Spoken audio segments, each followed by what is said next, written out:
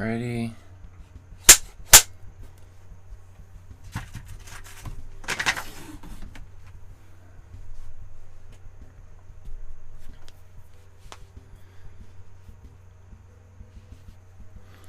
Check, check.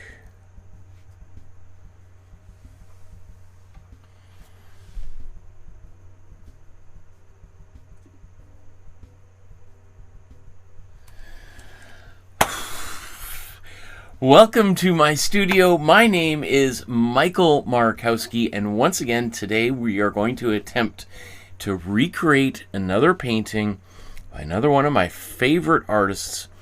Today we're going to be looking at Giotto, and this mural or fresco, more accurately, that is painted in Padua here.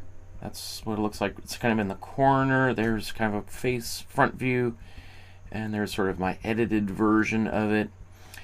This mural depicting one of the 7 virtues, this one being hope, or what you see up in the corner is, I don't know how you pronounce that in Latin, space. Anyway, it is hope in English. And we are going to attempt to recreate this painting. This is part of a series of works that Giotto did in the Arena Chapel, or the Scrovini Chapel in Padua, Italy. Considered to be his greatest masterpiece, not just this painting, but all, I think there's about 50 different images on the walls of the chapel there. And Giotto is, maybe by some, if you ask some artists like Leonardo da Vinci, would have considered Giotto to be the greatest artist of all time. And since today is our 400th episode, we are going to climb the mountain and hang out with arguably one of the most influential artists in human history, the artist that ushered in the Renaissance, that helped transition from the medieval style of painting into the much more realistic artwork that we came to know as the Renaissance, and therefore influenced pretty much every single human being that has ever made a painting ever since. So, for our 400th episode, let's dive in here and hang out with the great Giotto. Okay, let's take a look at the plan of attack here. We're going to talk about the difficulty in this painting. We'll look at the scale of complexity. Is this something you want to try doing today? We'll talk about materials required. We'll do the image transfer, Imprimatura. We'll talk about the biography of Giotto, and then you have to say, you can't just say Giotto. You got to say Giotto. And then we're gonna get the painting started.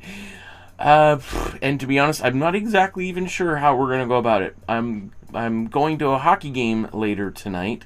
So I got to be done in a timely manner, which is stressing me out because I could talk for 5 hours just about Giotto's biography. It's complex to say the least. We'll get into it. Just before we do so, like, subscribe, hit the notification bell if you want to be super helpful, generous, to support the channel, to help the algorithm reach more people around the world. And after all, that's our goal, is to help as many people learn how to express themselves creatively and to turn the tide against the negativity that is flooding our airwaves and lives.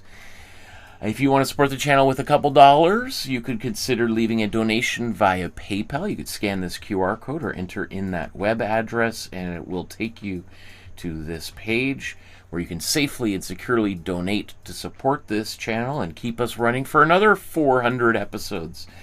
Wouldn't that be awesome? Other ways you could donate is send an e-transfer via email or a check in the mail, money order in the mail. The links to do that, to contact me via my email, you can go to our Facebook group or my website. Those links are down below. I don't put them here because literally every day I get some weird scammy message from some Russian troll, and I'm just trying to slow down. So I know it's an extra little step there, but I do appreciate the many of you who've gone that route. You can also leave a donation via Super Chat while we're here live as well. Nature's Tune says, whoa, it's nighttime here. Ah, interesting. It is, what time is it right here? It is just past noon at lunchtime here in Vancouver, and the hail just stopped.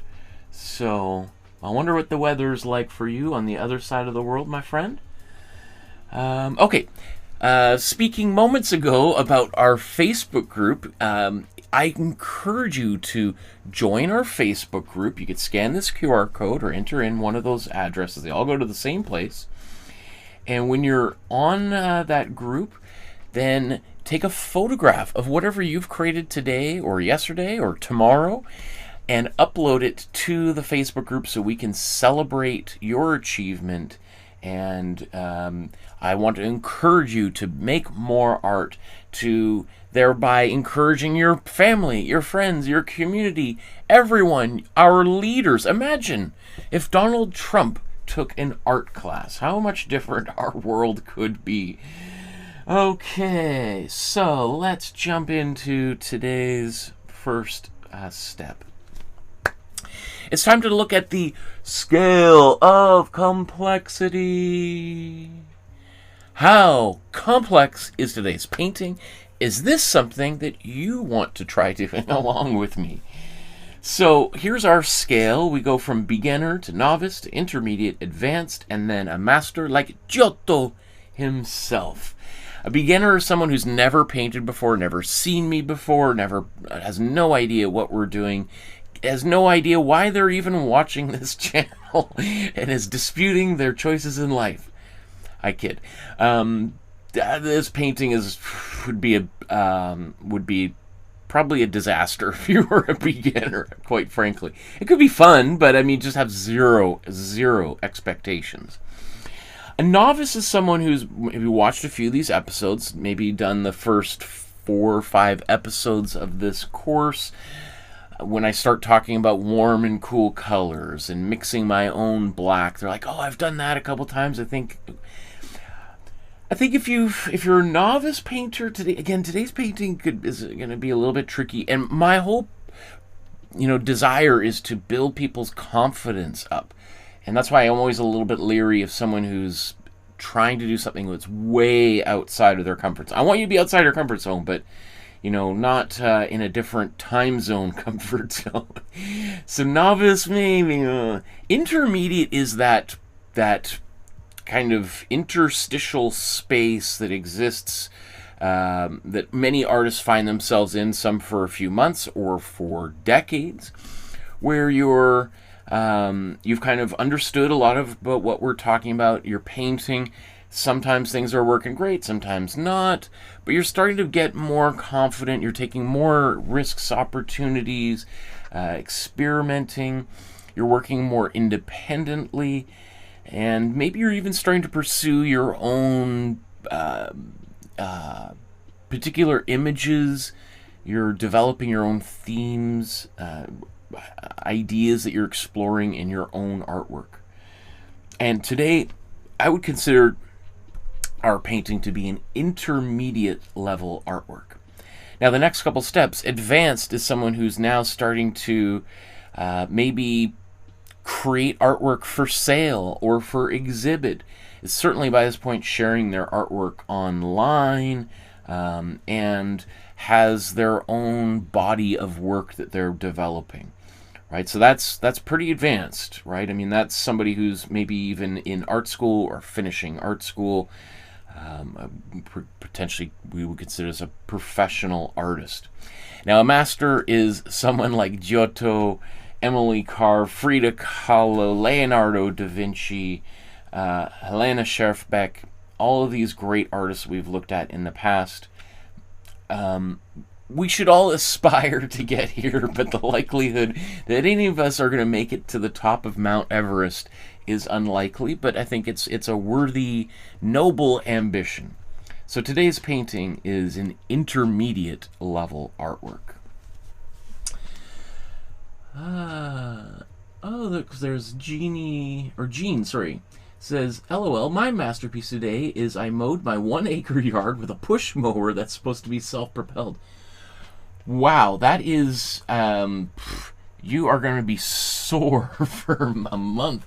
1 acres with a push mower that may or may not be self-propelled. That, I have tried to mow like a 1 meter square with a self-push, and I was like, whoa, my whole body's sore. Christina says, oh Gene, I need to do that too, trying to let the bees enjoy the purple nettle before I start mowing for the season. Oh, do the bees go into the grass?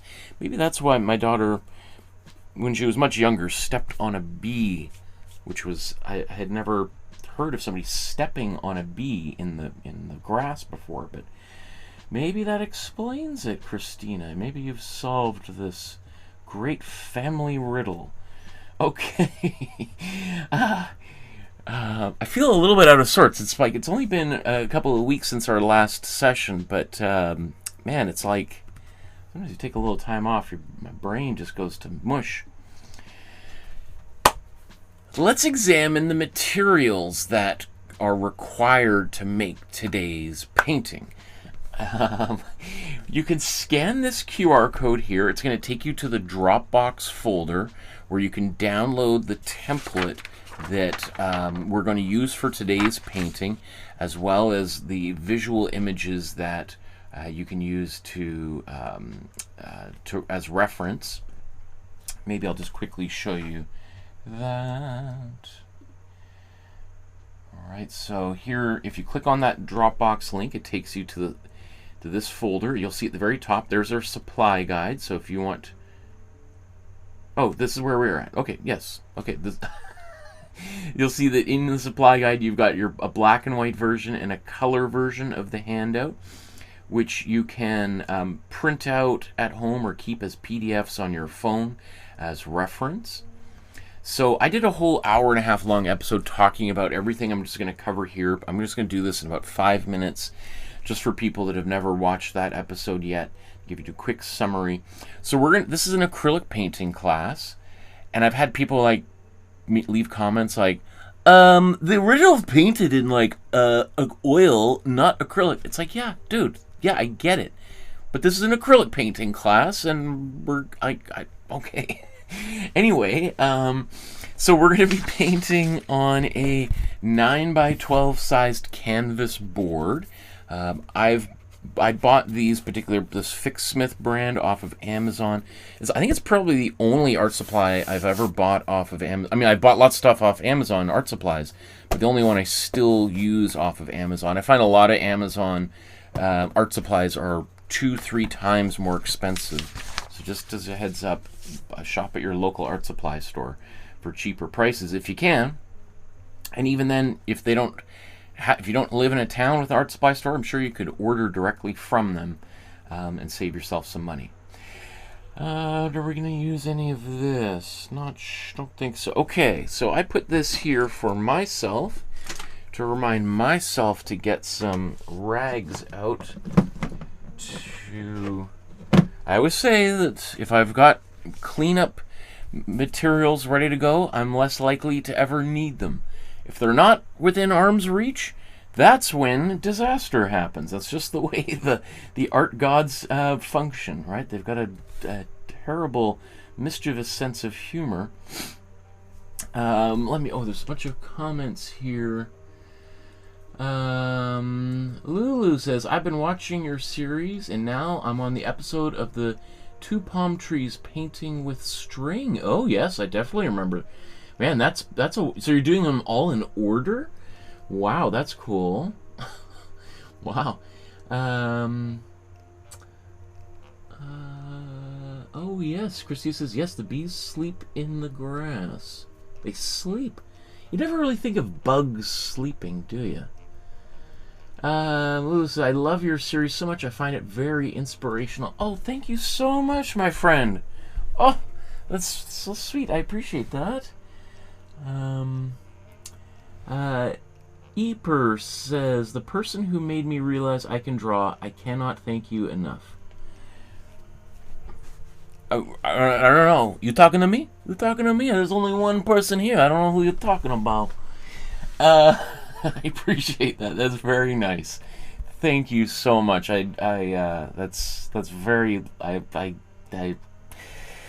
I'm at a loss for words. I appreciate that. That's very generous compliment. I appreciate that, my friend.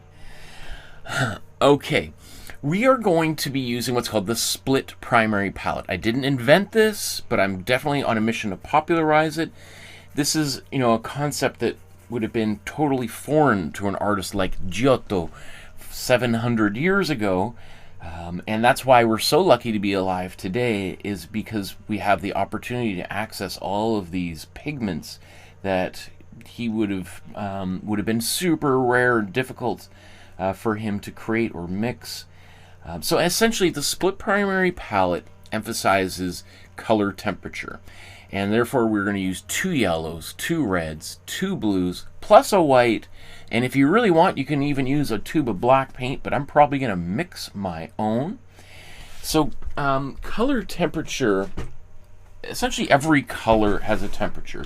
Some colors are warm, some colors are cool, and learning to identify whether a color is cool or warm becomes really, really important to be able to express yourselves creatively, because it helps you mix the colors you want. So the reason why this is important is cool colors appear to recede while warm colors appear to advance. So all you gotta have to ask yourself is, where is the color that I'm trying to paint? If it's in the foreground, it's going to be a warm color. If it's in the background, it's going to be a cool color. Now, there are plenty of artists who have switched things around just to see what works, and because artists are contrarians by nature, and if you tell somebody it's supposed to be like this, they're going to be like, yeah, I'm going to do it like this. I'm going to show you that it can be done. And the art history is full of that. Well, what if we do it like this? What if I don't use any yellow? Right? So, let's talk about paint that. So I'm going to use this Amsterdam brand of paint. I'm not sponsored by them. I've never been given any free supplies by anybody at any time. So you're getting my honest opinion about what I think an artist, especially a beginner artist, should use to make a painting. And if you want me to continue giving you the unvarnished truth, unpolluted by advertisers, then consider supporting the channel, so you know that I'm giving you honest advice and not something I'm being paid to say. Anyway, this is what I would suggest if you go to the art supply store, buy Amsterdam paints. I'm going to go through this list of other brands here really quickly. Now, again, all of this is listed in the PDF that you can download that lists all the different brands of paint. These are my suggestions on what you should get for all these brands. So if you're like, oh my god, he's going too fast, I got to freeze frame, I missed it, just download the PDF. It's all nicely organized. You can then print it off on your printer at home, or stay a little bit late for after work and print it on the boss's printer. Now, there are 4 brands of paint that we've used in our community and have discovered are not very effective. That's Fevicryl, Mary's, Peebo, and Museum Color. Peebo particularly egregious because they're the largest paint brand in the world. They're like the McDonald's of acrylic paint.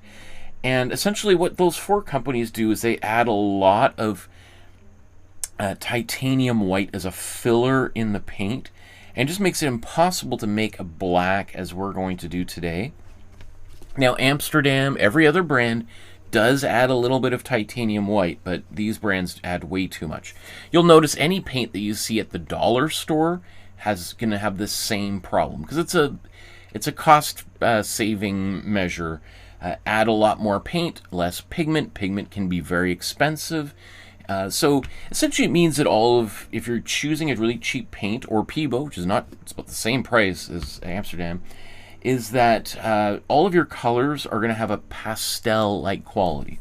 And hey, if you like, nothing against pastel, if you like pastel, Peebo is your brand. Okay. Let's go to the next step, image transfer. Now, let's take a sip while I debate the plan here. Well, let's share with you the first thing is to download the free template that I'm going to use to make today's episode, to take today's painting. You can scan this QR code or enter in that web address to take you to the same place. It's totally free, totally anonymous. I won't know that you were there, that you downloaded this file, and that you used it to make your painting. So, Mr. Trump, you don't have to worry that I am going to out you as suddenly doing something creative. It's our secret. No one will know. No one will know. So if you download or click that link, this will take you to this page. Our master study folder here, which lists again all of the basic supplies, and then the first 3-4 episodes that talk about how to mix color temperature and value modification. And then you see there's another 400 or so folders that list all of the greatest artists from all time, and more to come.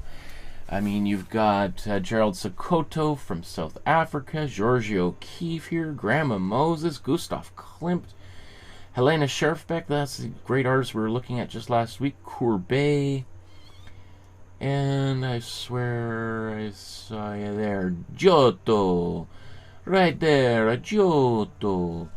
And here we've got 2 versions of the outline that I did on my iPad Pro using the Procreate app. We got a JPEG and a PDF version, and then 2 versions of the image there. So let's just take a look at the files in that folder. So here's the outline that you can print out.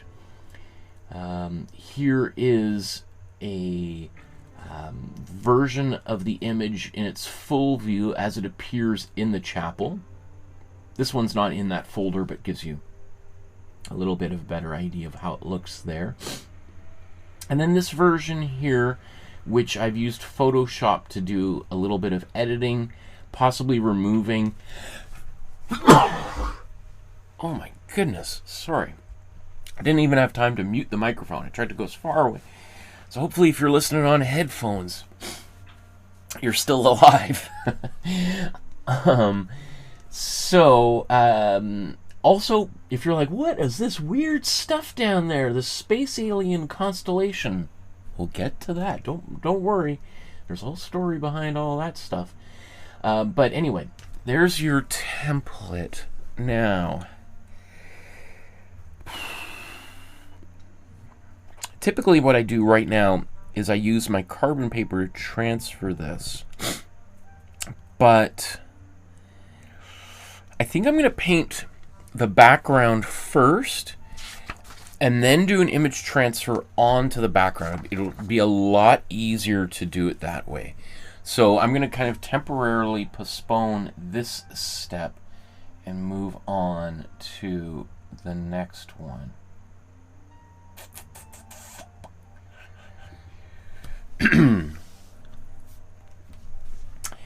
Okay, so my first step here is what's called the Imprimatura. Lots of great Italian words in today's episode. In fact, I meant to do a bunch of these episodes because I'm going to look at a bunch of early Italian Renaissance painters in the lead up to and during the Olympics in Milan that just ended last month. But for various different reasons, life gets in the way and I wasn't able to do it. So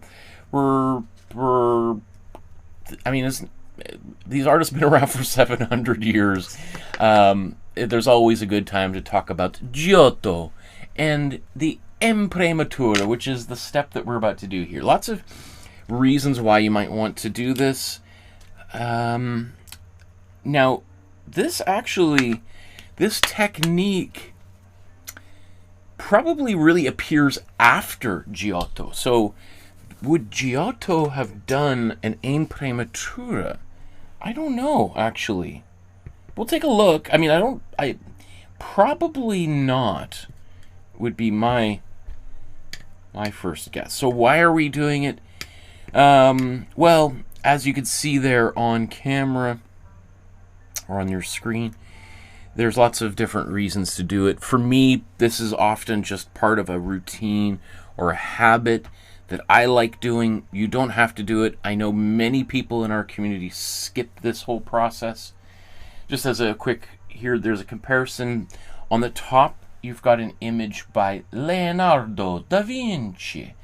And you can see he used this kind of warm yellow, rusty brownish kind of stain to start his paintings.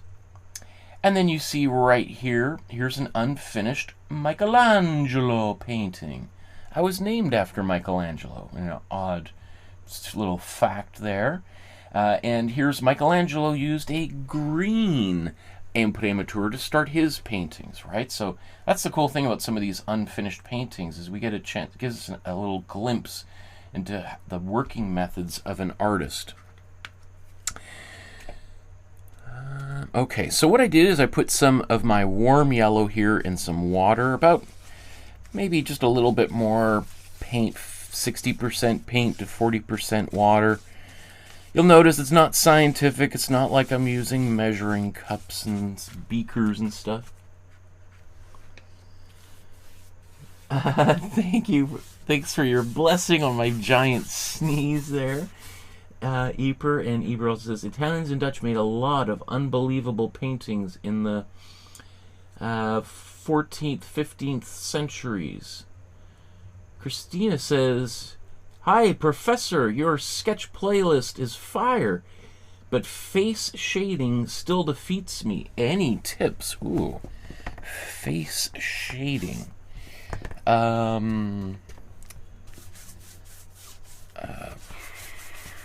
Well, what can I say about that? Okay, well, first things first, let me just kind of talk about what I'm doing here. So I'm applying this stain, really more as a stain than a painting on this surface here. I add water so that the paint soaks into the surface and gets into every little nook and cranny of this painting.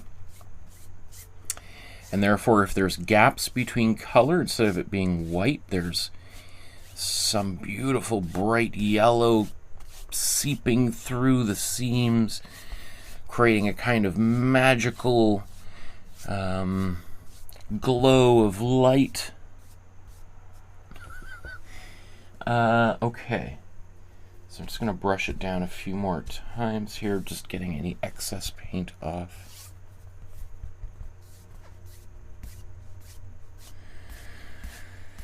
Face shading tips. Well, the face is a really maybe arguably one of the most complex forms on Earth. And so it has all sorts of different planes, or surfaces that are kind of going in different directions, and they're going to catch the light differently. And so, yeah, it can be really tricky to do that.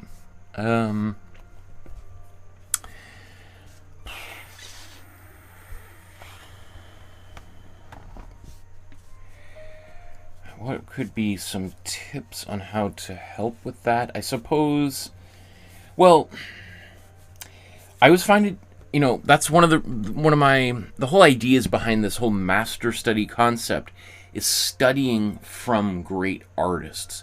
And that's the way every great artist, including Giotto, his teacher may or may not have been a Shimboi.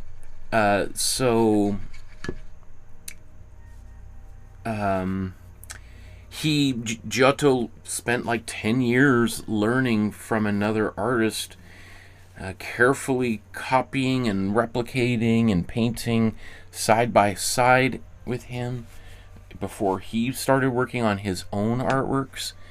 So I would suggest looking at art drawings of faces by some of your favorite artists in order to and then try to redraw, replicate some of those images, so you could start to kind of see how they solved the same problem that you're currently working on. That's the long story. What is a short circuit tip that I can offer you?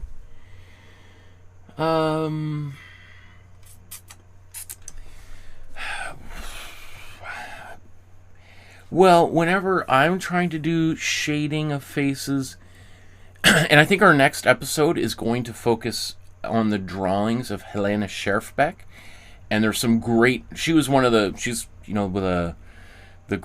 arguably the greatest artist from Finland, especially modern artist, and she did some exceptional drawings. She was like a child prodigy, and we're going to look at some of her drawings in our next episode, and that might be good to see because she's an exceptional person to study from. Her ability to model the shape of the human face. The long story short is, I think the lines you use or the shading should sort of follow the shape of the face, like as if you're carving into the surface. So line like the side of the face, those lines kind of curling around, as opposed to just doing it all in diagonal lines. Now, Leonardo da Vinci did a lot of drawings with straight diagonal lines. So what, for every bit of advice I can offer, there's an artist who did the exact opposite. So it's hard to say, but maybe tune into our next episode and draw along with me, and maybe that might help. To help you with the shading of the face. Mr. Jupiter says, congratulations, Michael. 400 episodes. Epic. Awesome. 2 degrees here in Gatineau, Quebec. Overcast and hazy. Today, as I mentioned a little bit earlier, we had some hail. This is the first year in record, well, in I think 43 years in Vancouver, we had no snow all winter long. I don't know if it's 43 years since we started keeping records or 43 years since the last time that happened, but hopefully over there in Quebec, the overcast and hazy is the end of the winter season. I know you guys can get pounded with snow and cold weather in the fall and winter, so hopefully it's all sunny skies from here on in, my friend. Okay. Let me blow dry this real quick. Oh, I forgot to turn this on.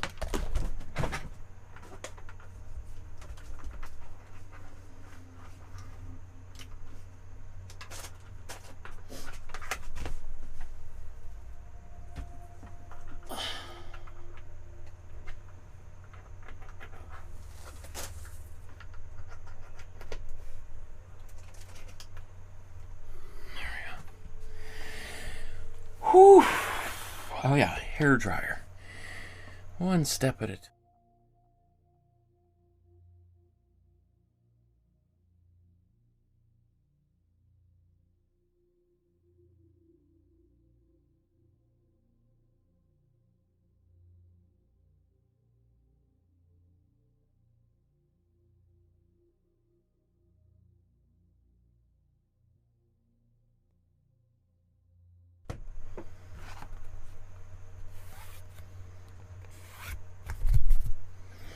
So I'm just going over here. Notice how as I'm rubbing that on, it's getting any of this excess paint off.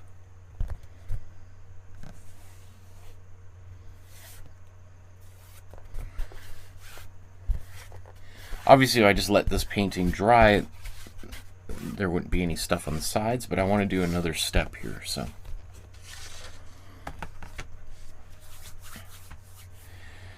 Right, what is it that I want to do now? Okay. I want to do something. I just don't know what it is. So let's do... I'm going to jump ahead in order here.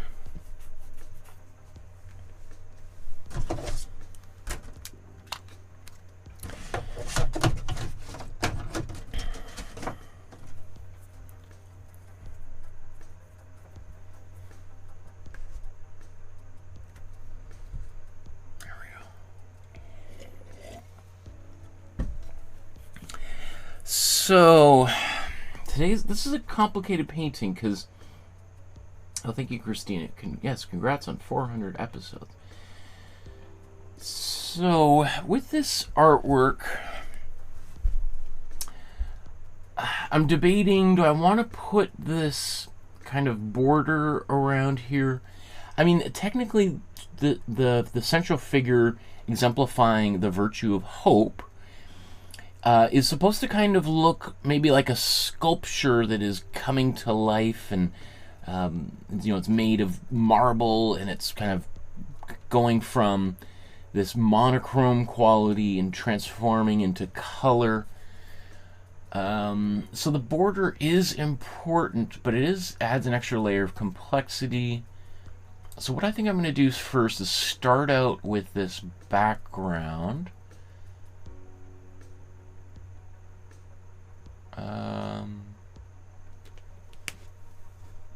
Sword Fighter says, hello my friend. Okay, so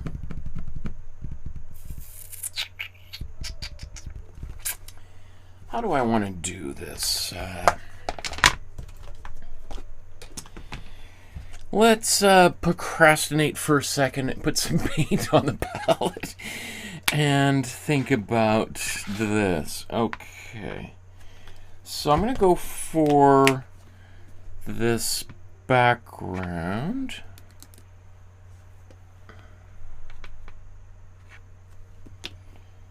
But how are we going to do it? But how we're going to do it is the question, my friend.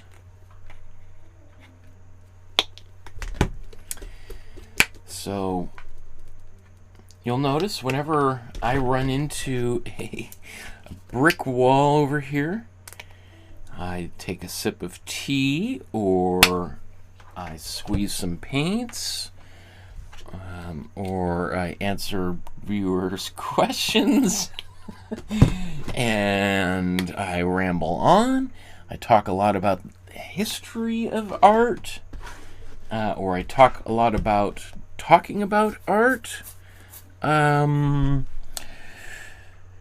So let's do this background color, that's stippling.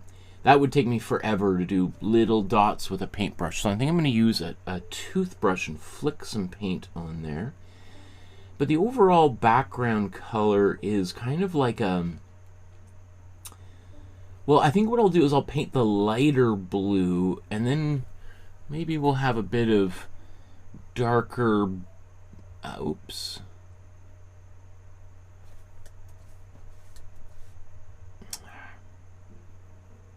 Maybe I'll have a little bit of darker areas interspersed. So for this really dark blue, should I do it on here?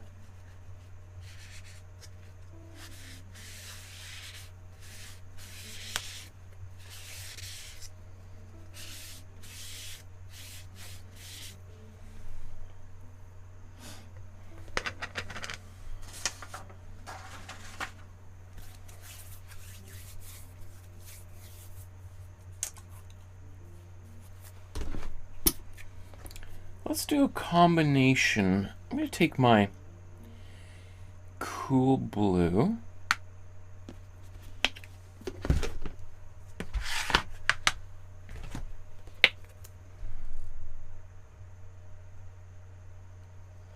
Put a little bit of white for opacity.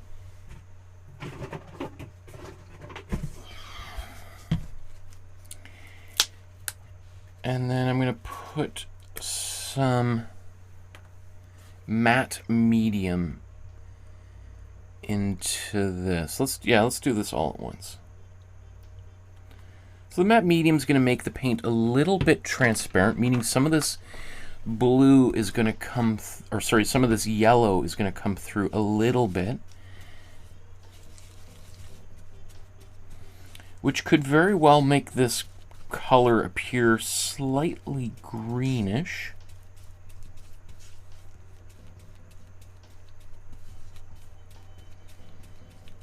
Which I don't mind personally.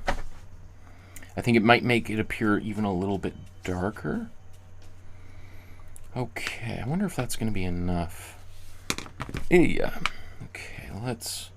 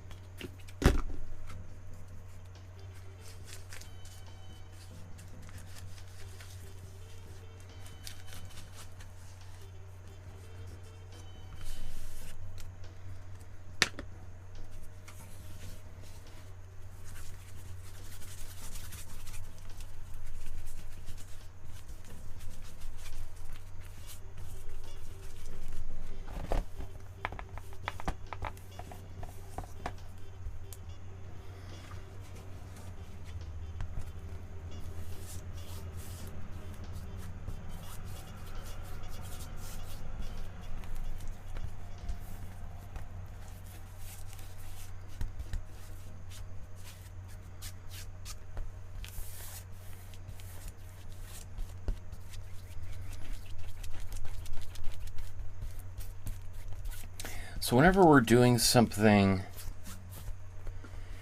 like this, I find when we use matte medium, it speeds up the drying time quite dramatically. So you gotta kind of work quickly,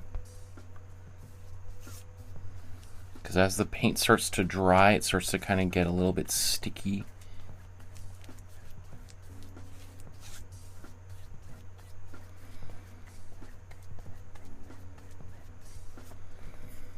Okay. So how about I'm going to do that?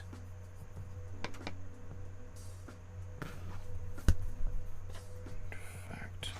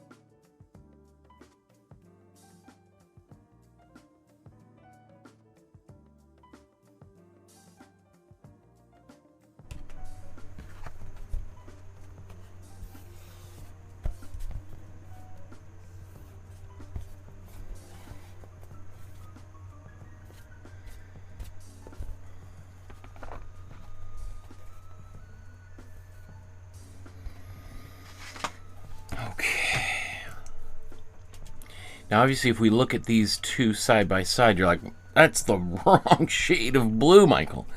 Yeah, but I kind of want. I'm just building up. I want to create kind of a density of blues that kind of have a depth to them.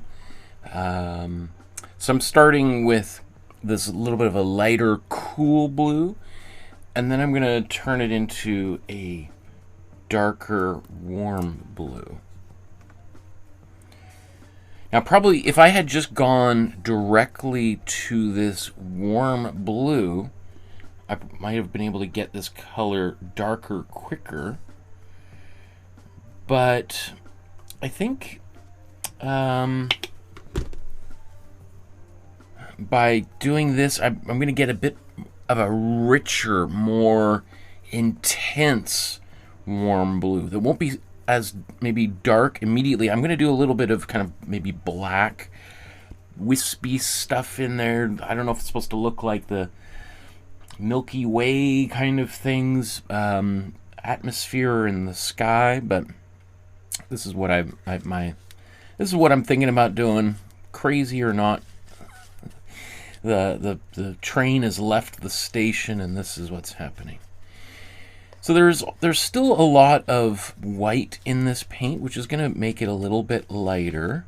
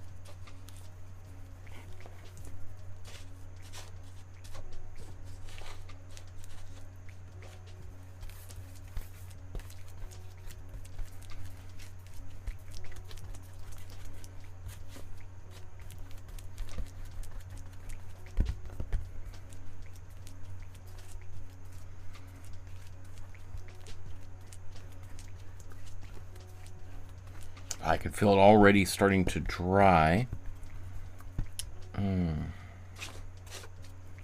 Here I thought I just had way too much of this left over, and I'm gonna run out. Ah! Ugh.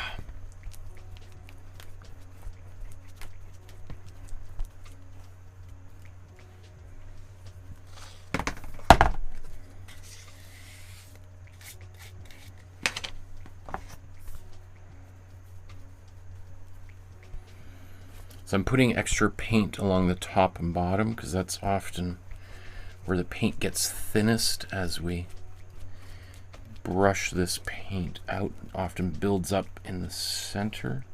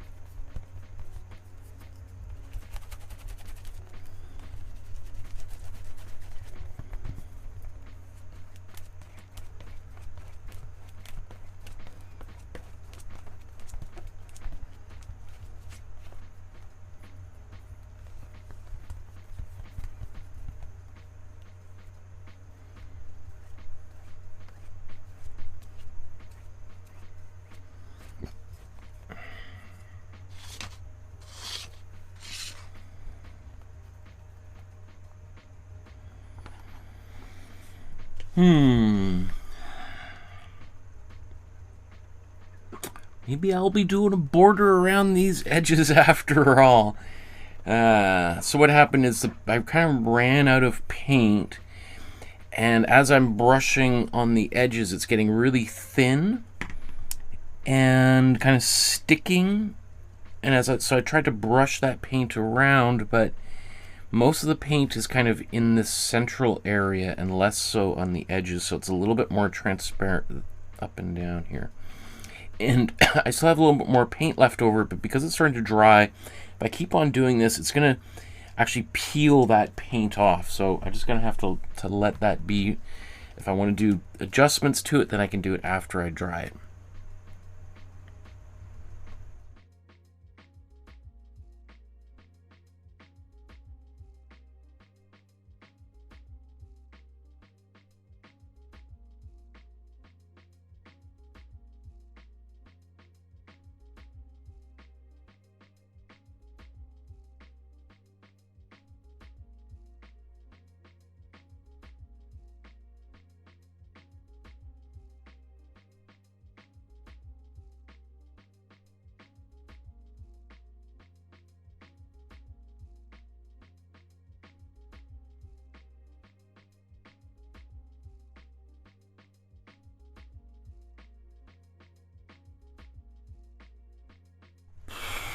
Okay, how do I want, Okay, so again, if you look at the original and you look at mine, you're like, okay, it's still the wrong color. It's way too bright, way too saturated.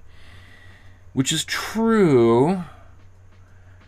I'm planning on going darker, but I guess I gotta say, this blue is so beautiful. It's so intense because of the layers of color underneath.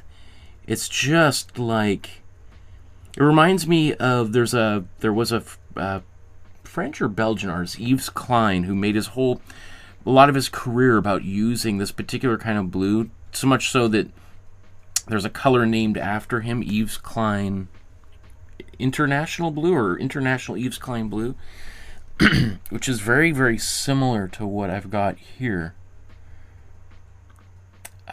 Do I want to get darker? I think this image could look super cool in a super saturated blue like that, though.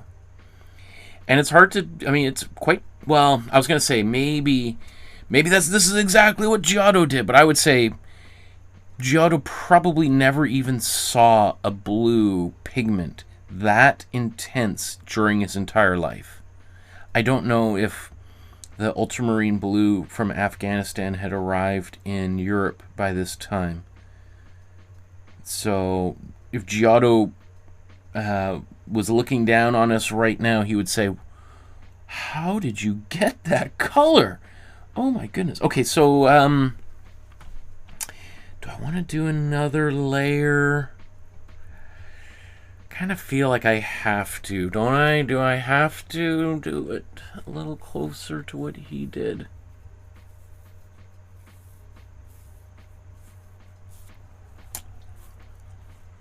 Maybe I should. Maybe I should. Okay. If I was you painting at home, I'd probably be very happy with this result, and I might just let it be. But since this is a painting class, I should try to kind of teach something. Okay, so maybe what I'm going to do next is mix my own black. So I'm going to take my cool blue here, this equal amount of cool yellow, maybe need a little bit more. Let's mix these two fellas together. And together they combine to make this beautiful saturated green.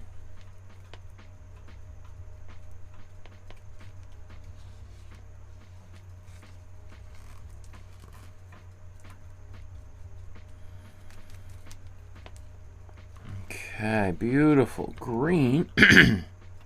However, we're going to mix this bright red in here. Maybe we need a little bit more.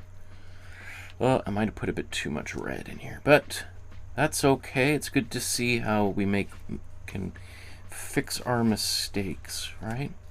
Yeah, too much red. So that means that this color, instead of going black, which is what I'm trying to do right now, it goes brown because there's too much red in there.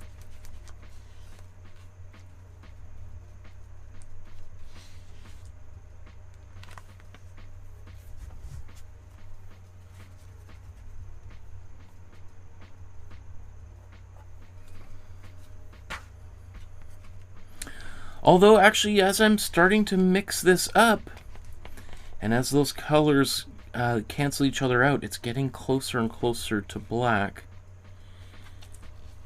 In fact, that's pretty close. I mean, it's definitely a little bit more on the brown side, but not as much as I actually anticipated, or was fearing, I should say. Let's put a little bit more blue back in here. Okay, now we're talking. I think that's...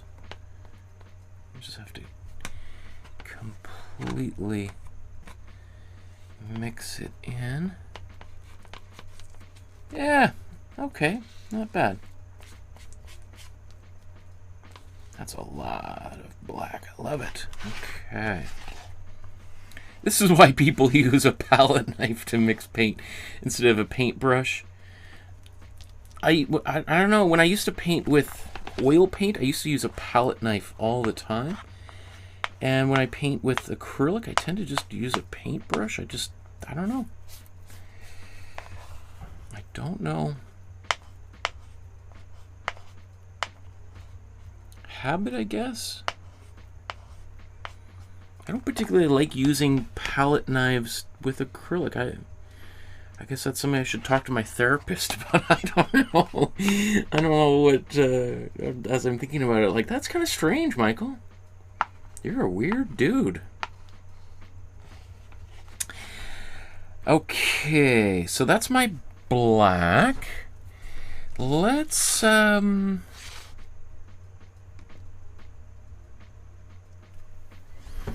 let's take this warm blue, my ultramarine blue.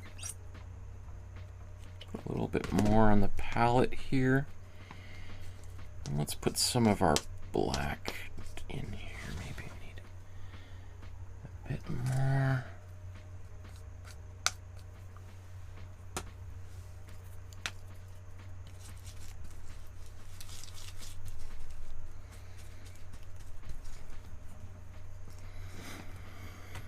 Okay, now if I just use this color in its full opacity, it's gonna probably be great, but I want to preserve some of those beautiful colors that I painted in earlier layers. So I'm gonna make it a bit more transparent here. Now, is that enough paint?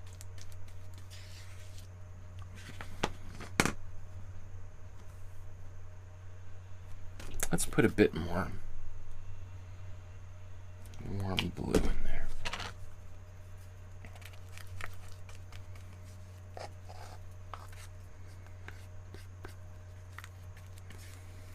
Oh, that's so beautiful. I just love color.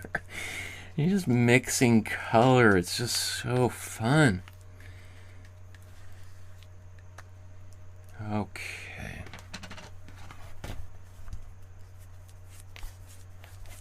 So this is definitely still not dark enough, but I don't even know if I want to do the wispy stuff in the sky anymore now that I'm actually using this paint.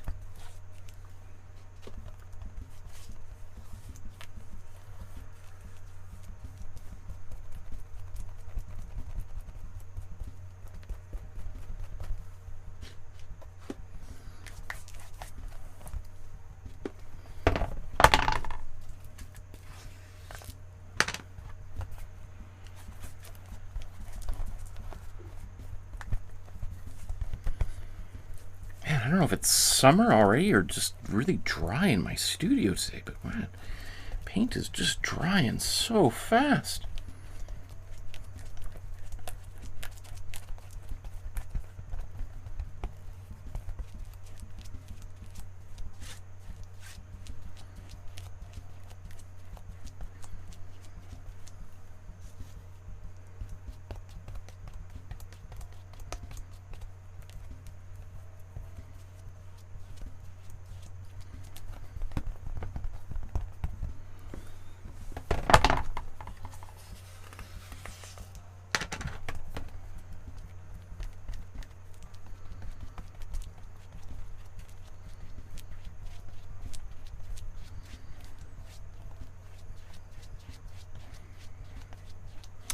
You know, I should have mixed more paint.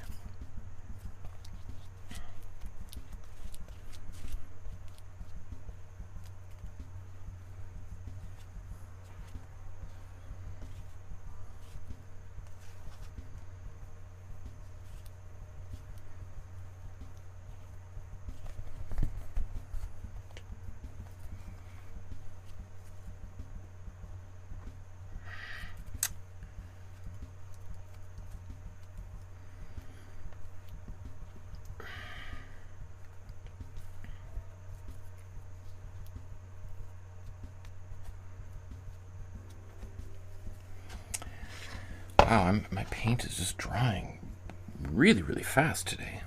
Okay, so that's, again, not the same color, but I really like this color. It's not as not as saturated as the previous blue, but it has still got that great depth that I'm really, really into. I might do another layer over top of this, but because the paint is sort of behaving kind of strangely, drying so quickly, I'm just going to clean the brush off in hopes that, you know, it's possible that because everything's drying so quickly that the paint on the brush has also dried and getting kind of stiff and not behaving the way I want it to. So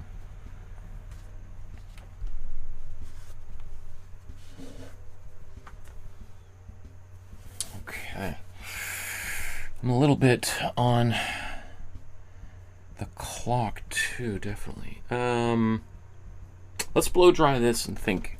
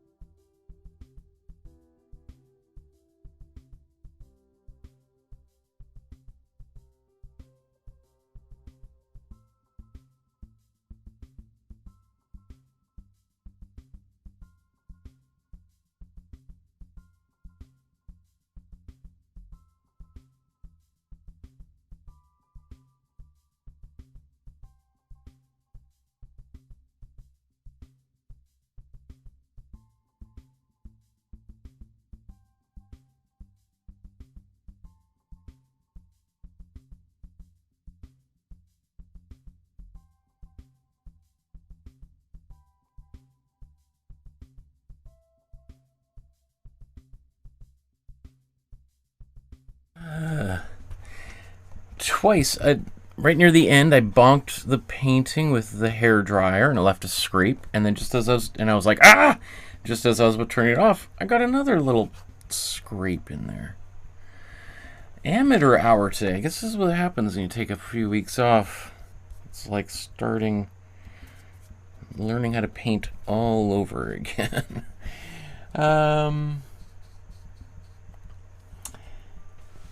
Oh, wow. Where we see Stephanie there. Stephanie, hello, everyone. I've been... Oh, bunny... I was like, hello, I've been bunny-proofing my flower garden. I was like, bunny, what? Okay. Bunny-proofing my flower garden. They ate all my sunflower sprouts. I'll plant more. C'est la vie. Springtime in Arizona is super... hot, so I can't blame them for indulging. Is that hot, super sweaty? Thanks so much. Christina says, thanks so much, Professor. I'm excited for the Helena Sheriffbeck episode. Cool. Okay. Christina says the blue is giving me starry night vibes. Oh, I love it. Yes, beautiful blue sky in that Van Gogh painting. Stephanie says, how's your project going? Stephanie asks, what is the image below her waist in this painting? Is it some sort of constellation? Good question. I'll answer that question here in a little bit, because that was definitely a source of my own interest. So we're on the same wavelength there, Stephanie. And Christine asks, how was Edie after jumping off the diving board? Oh, great. Well, let me...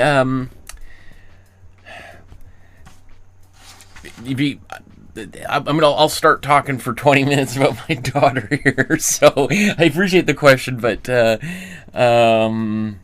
if you really want me to get sidetracked, then I'll start talking. Just like any parent just loves talking about their kids. Oh my goodness, blah blah blah. Oh, my kid is so special. Blah blah blah. Well, so okay. Let's see. What do I want to do now? How about I just want some kind of, I want to have this sky be a little bit funkier. So, maybe I'll,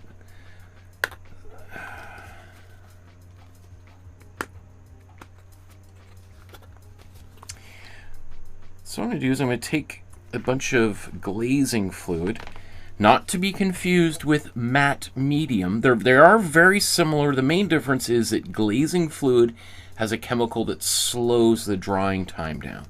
So that's what I'm going to use here to do a little bit of blending. Let's take a little bit of blue. I don't think I'm going to go solid black. So let's put a bit of blue.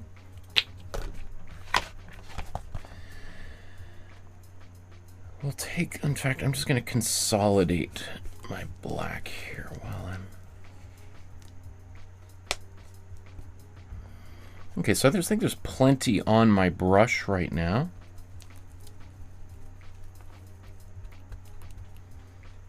It should look even darker, which is the goal, maybe. Well, let's see. Now I'm going to get this into... Take a lot of this, mix it into my glazing fluid. I wonder if this is still going to be... we'll see. I wonder how subtle this is going to be. It could be potentially almost too subtle.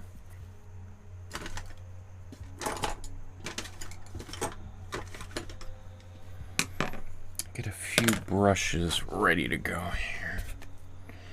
And now I'm going to just try to remove a bunch of paint off of the brush. I don't want it to be too wet.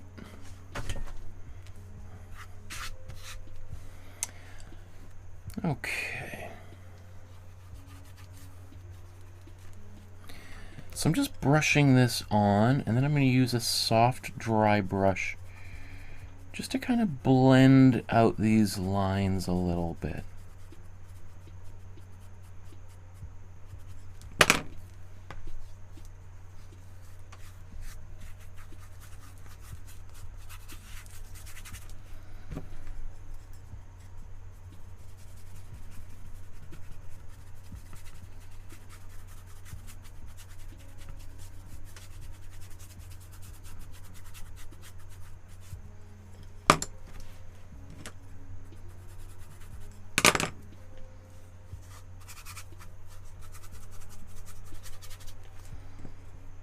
I don't know, is this a bad idea? I'm not sure if I like how this is looking right now.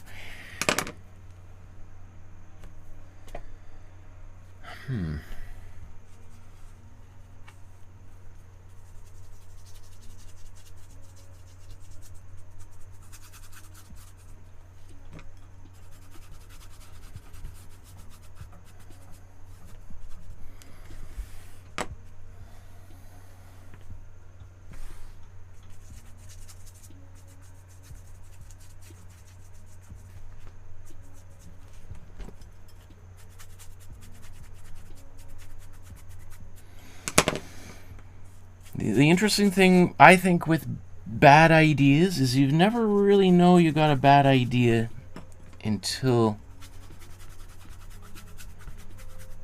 you say it out loud or you paint it. Right? But then you never know if you've got a great idea in the same way. You gotta, as Gretzky says, you can't score unless you take a shot, or you miss all the shots that you don't shoot. I can't remember. Somebody can find that quote.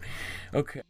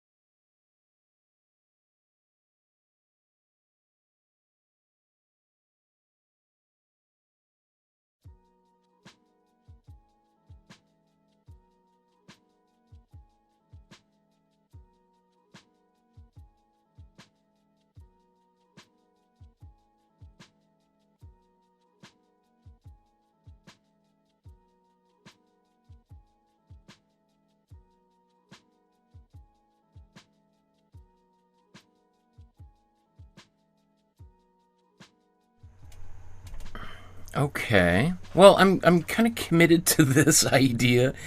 Whether it's working or not is a debate for the ages. So, I'm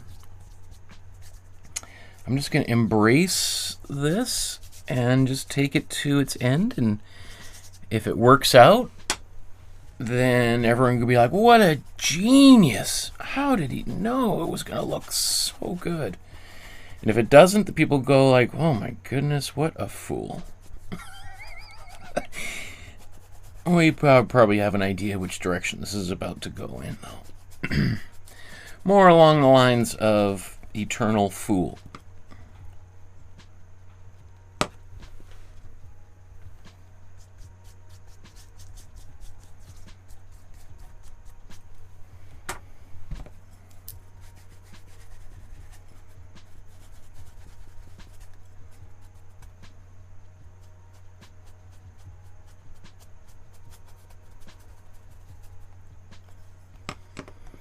So essentially what I'm trying to do is just create the illusion of kind of some depth, that there's some parts of this that feel kind of a little bit closer or further away, in the same way that in the original we have some areas that just, you know, have a little bit more black and light. I mean, I'm not exactly sure how that happened in his painting, why it's a little bit uneven. I mean, this is a 700-year-old artwork, so a little bit of discoloration over that period of time, considering these are all pretty organic pigments, you know, like made with egg whites and stuff, and ground up berries and bugs and all sorts of stuff. So, but actually, you know what, now as that's come along, what I'm doing is I'm looking at these two paintings side by side and trying to squint my eyes so that I'm getting rid of any detail, maybe getting rid of some of the reflections. And as I look at them, I don't know about you, it almost now seems that this painting is a little bit darker than the original. So what I'm trying to do is here, I'm trying to look at the value contrasts, the contrast between light and dark. I gotta deal with that. It's a really harsh light coming from above there. I don't like that. It does almost seem darker than the original, but maybe that's because I don't have this next. Well, is it the next step? Is I'm gonna use a toothbrush to flick some like little stars all over there. But before I do that, I think I need to determine, do I want to put a border on here?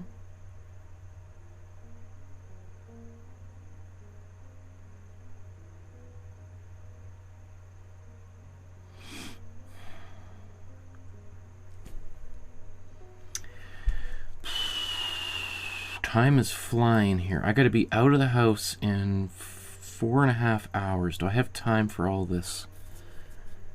Ah.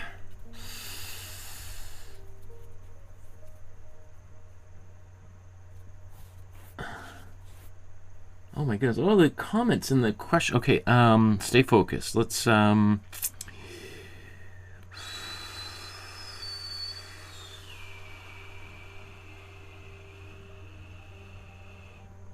so, just trying to think of my plan of attack here. Do I want to tape this down?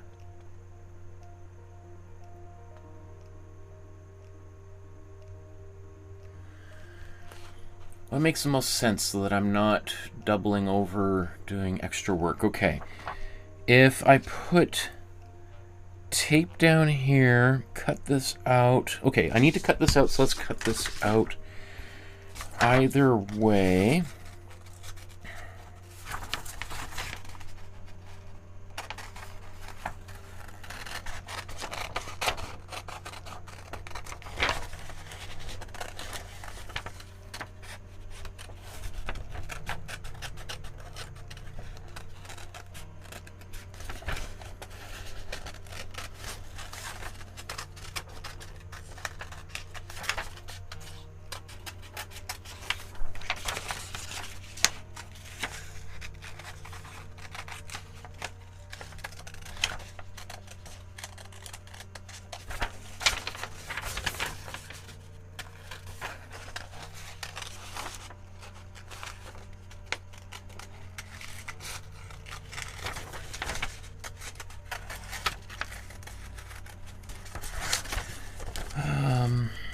how do I want to do the border?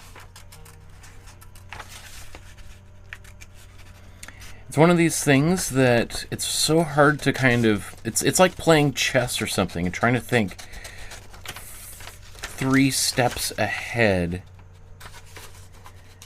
And I don't know about anybody watching, but you know, it's the problem of having a small brain is that I have a hard time thinking about the step I'm currently on, never mind 2, 3, 4 steps in front of where I am.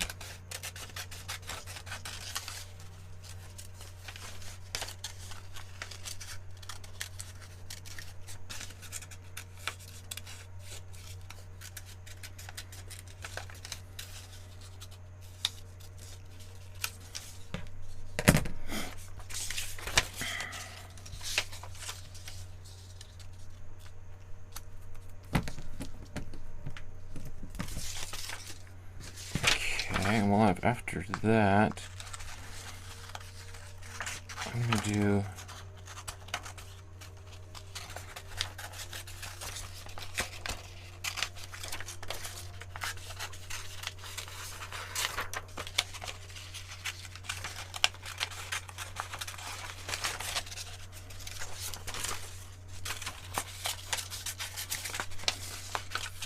I don't know if this step that I'm doing right now is going to make any sense later on.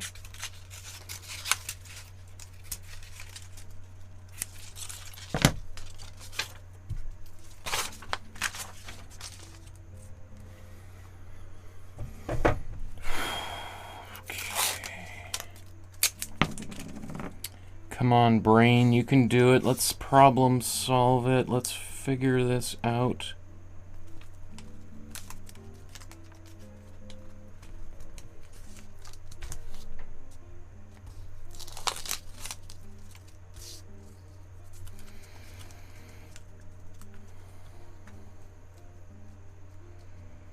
It's like if you've seen the movie The Martian, or the book written by Andy Weir, talks about we're gonna science the heck out of it.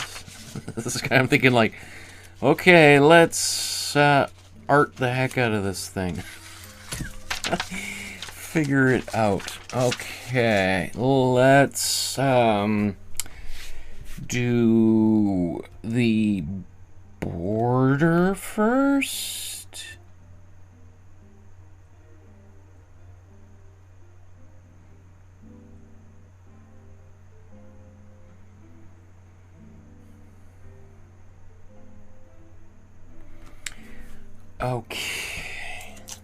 let's just imagine. So if she's kind of coming out of the border there,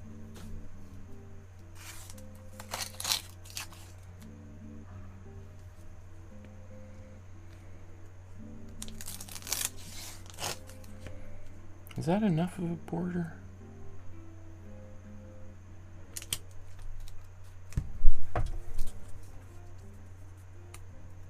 Is that too big of a border?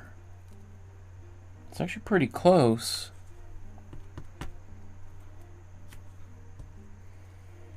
That's a lot of... That's a big border. It's a really big border. I don't know if I want it that big.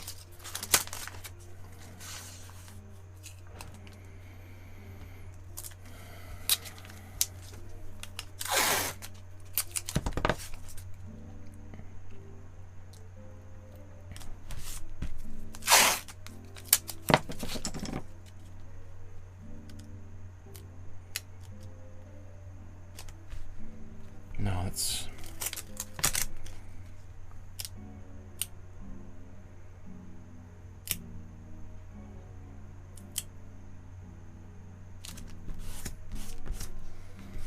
Let's basically go... How big is that? It's a little bit smaller, but that's not that much smaller, Michael. So that's a big border. But he used a big border.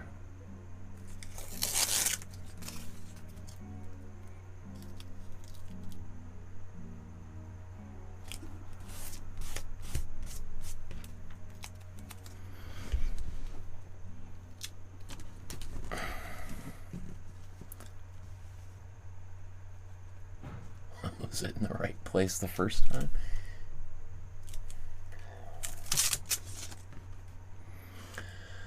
I'm also having, can you imagine, if anybody remembers my George O'Keeffe skull painting we did years ago, and the traumatizing,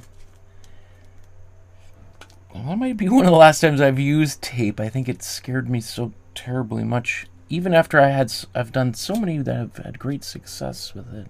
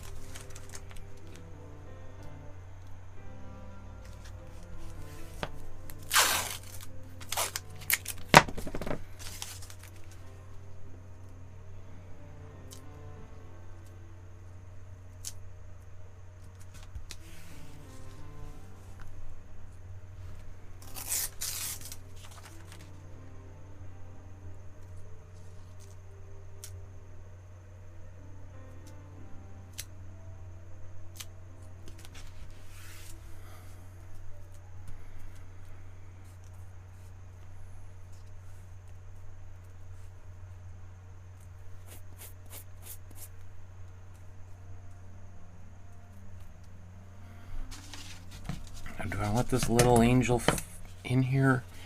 I've seen depictions of this painting that just entirely crop the little angel out.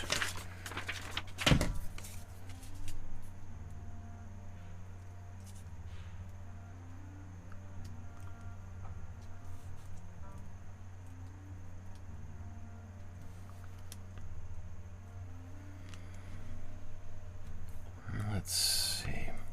So if we imagine those being the borders. Okay.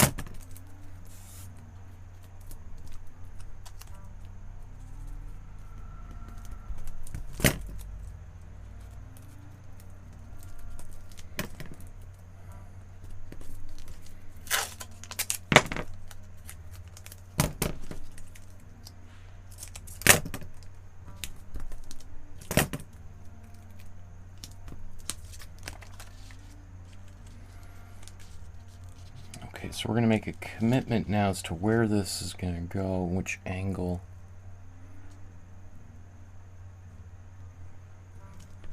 Is that close?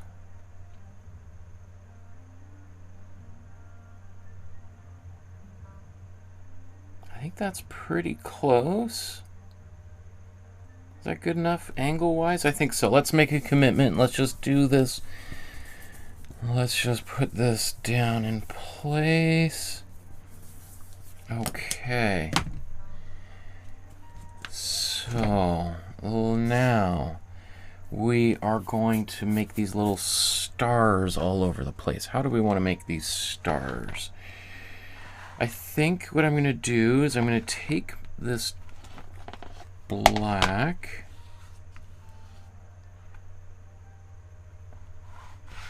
Let's put this here. So this is that kind of black that I used previously to do those kind of, and let's put some white in here.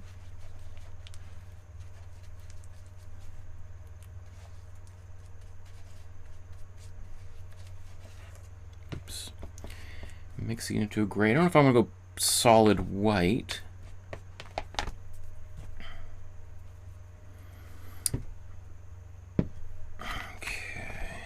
How are we doing this?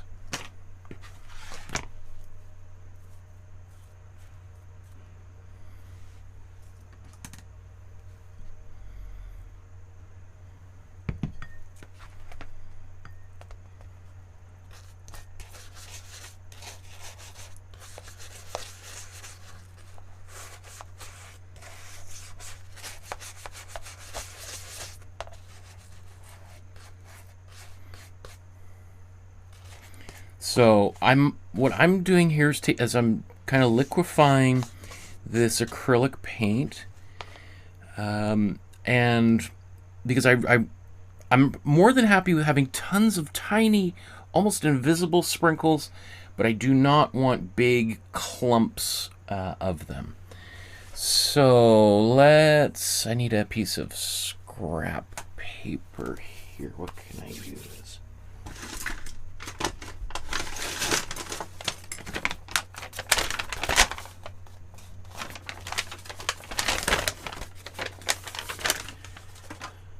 Just something a little bit bigger.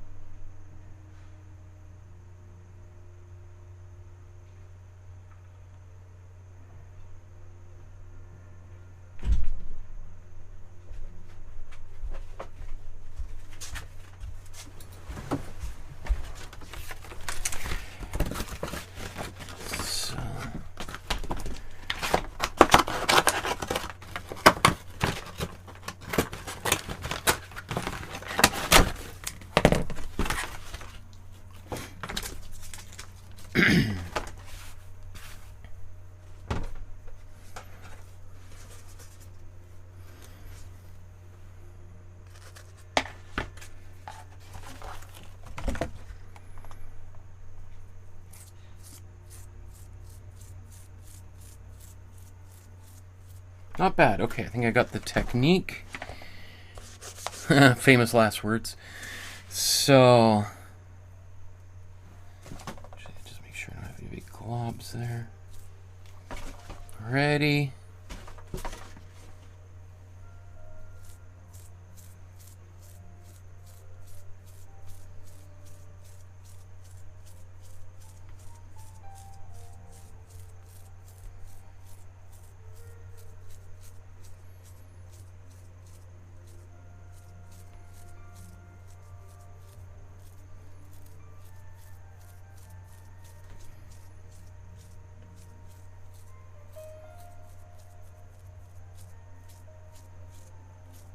Maybe let's zoom in just so you can see.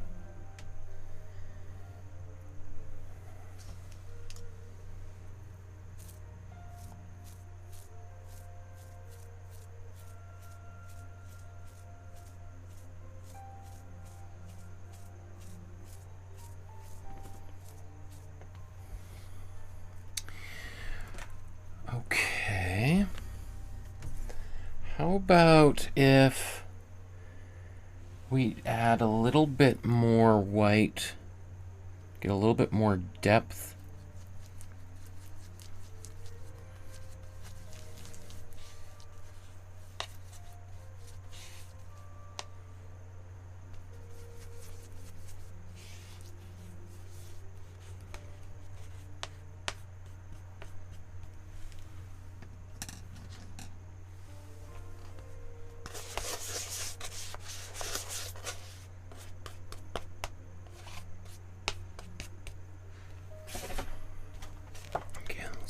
Practice here. Okay, let's maybe zoom back in.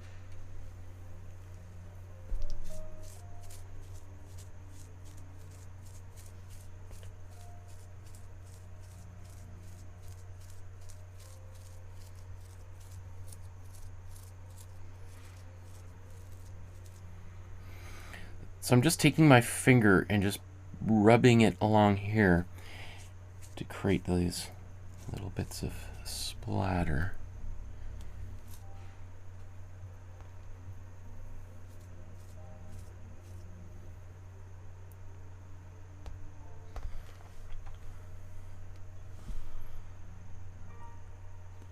Almost, I think I'm gonna do, you know what, let's zoom back out.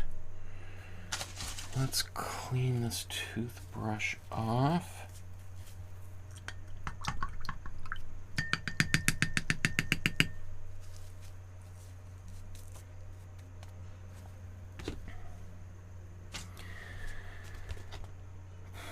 Let's take some just pure white, dip it in the water here.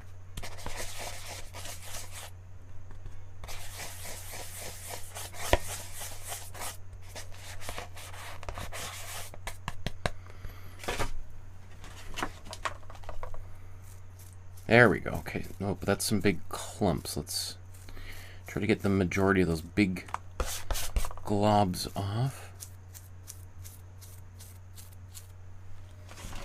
Okay.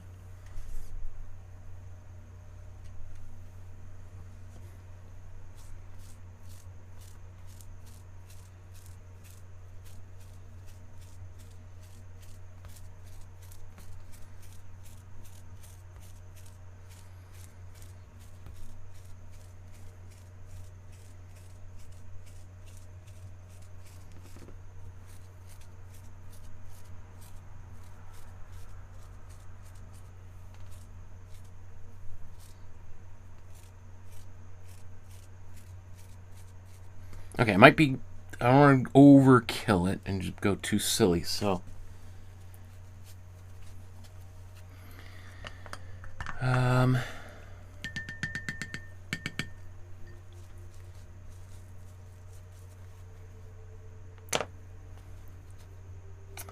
One little area that I'm worried I might regret is not having the patience to cut around those hands and it just being kind of blank there.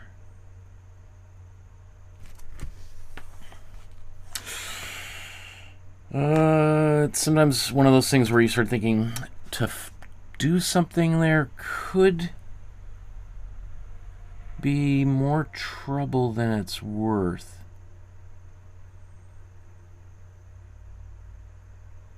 I can always do that later, I think, if I get really determined that I didn't do enough there. So,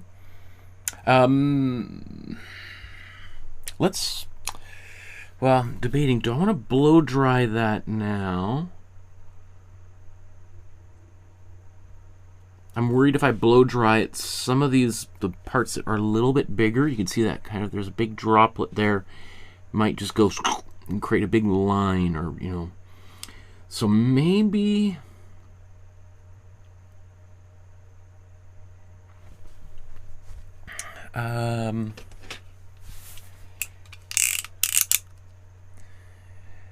let's try to peel this off.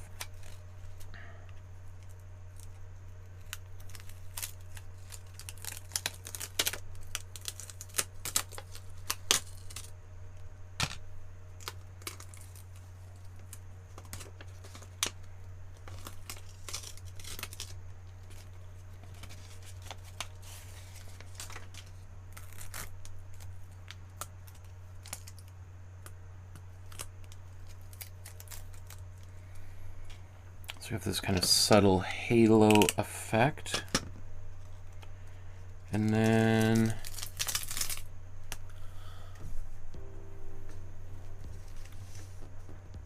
oh, that's kind of cool, actually. Rather than just toss those out, I'm just gonna keep them to the side here. You never know.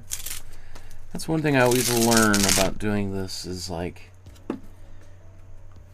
if I don't have to crumple it up and throw it in the trash right now, then let's just sit on it and wait.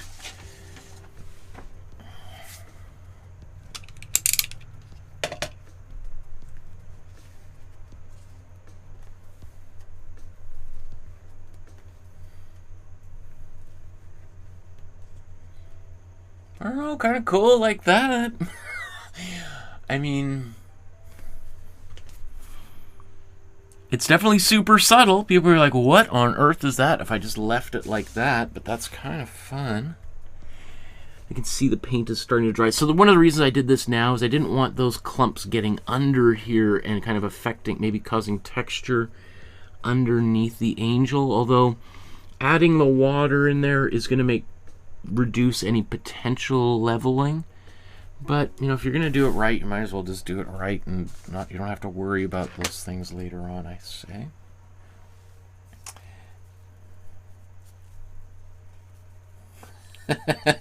I love the comments in the chat. You guys are so sweet.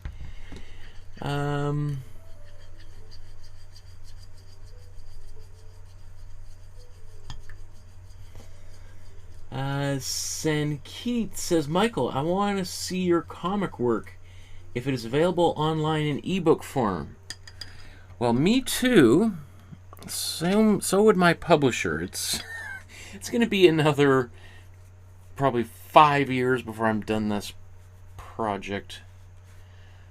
Although I think over the next little while, one thing I might do is do episodes where I'm just working on my comic book online here, as opposed to paintings by artists like Giotto.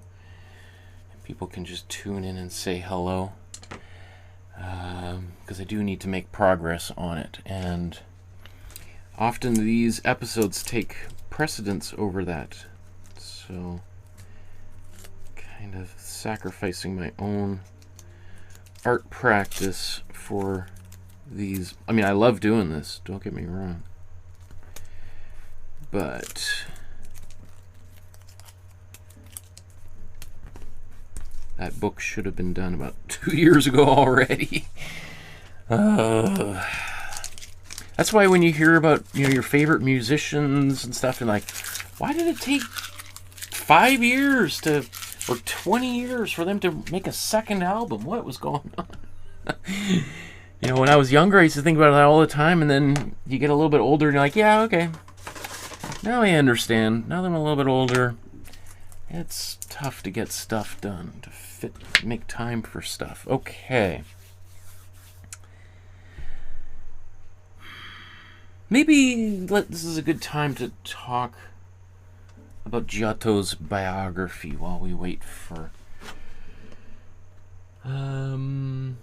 Stephanie says, I like that you show us your process. I've seen other channels and they talk to you like you were a child. This looks so cool. Oh, thank you, Stephanie. I mean, that's a big part of my philosophy is wanting to create more transparency when it comes to the creative process, so that people have some idea of at least a possible way that you could use to make a painting, or potentially see the wrong way to make. I think people see a lot more of how exactly not to make a painting on this channel than how to make a painting. But even then, that's helpful. Sometimes it's nice to see, you know, if there's a fork in the road or crossroads, to have, like, why don't you go first? You go, and then if everything's great, just, you know, send a note or come back and get me. If you happen to fall off the side of the earth, Well, it's been nice knowing you. Sometimes it's nice, and you're like, I guess I won't go that way. So I'm just helping to provide directions, sometimes in the negative. Gene says, stop, it's perfect. Okay, appreciate it. Yes, I think I almost went a little bit far there. I think you're right. Okay, so...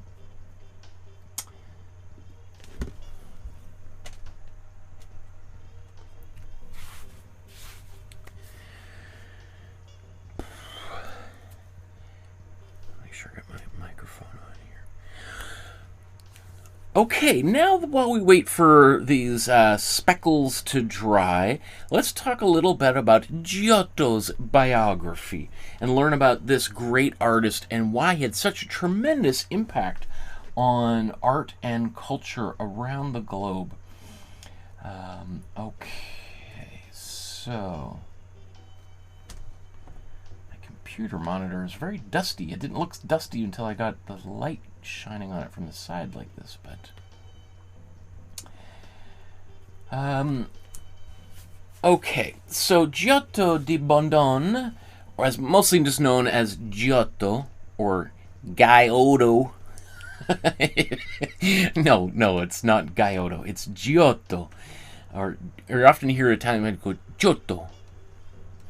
Was born in and around the 13th century, in 1267. We're not really sure exactly when he was born, where he was born, what his parents did for a living. I mean, Giotto we're going kind of, quote, so far back in art history where, I mean, Giotto is really one of the first artists that became known as an individual master celebrity artist. And that's why we don't really know much about his early life, because back in the day, people didn't really care about who the artist was. They weren't known more so than you would know the cobbler or the blacksmith or the sheep herder. You know, they were all kind of anonymous craftspersons, and kind of interchangeable, because they're all kind of working towards a very similar, they're all working in a similar kind of style, similar goal. In fact, part of the goal is to kind of fit in. You're not really, the idea of trying to outdo or change or modify or stretch the boundaries of what art could be didn't make any sense back then for visual art. In fact, that would almost be kind of, not heretical or blasphemous, but how would you, I don't know if there's another analogy to describe it, but it would be kind of like uncouth, unseemly, like, it's sort of like trying to be the greatest cook at McDonald's or something. People are like, it doesn't make, like, what? Why? What are you doing? Like, you don't work at McDonald's and try to innovate the way that the cheese is applied to the hamburger patty. It's sort of like, what? Like, no, this is the way it's done. Just do what you're told. Like, you're supposed to make this particular kind of painting, just make this particular kind of painting. Like, what are you're overthinking it. Just, right? But Giotto is one of those, is maybe even arguably the first artist to go like, I think there's a better way of putting this cheese on the patty, and by darn it, I am going to explore this new direction.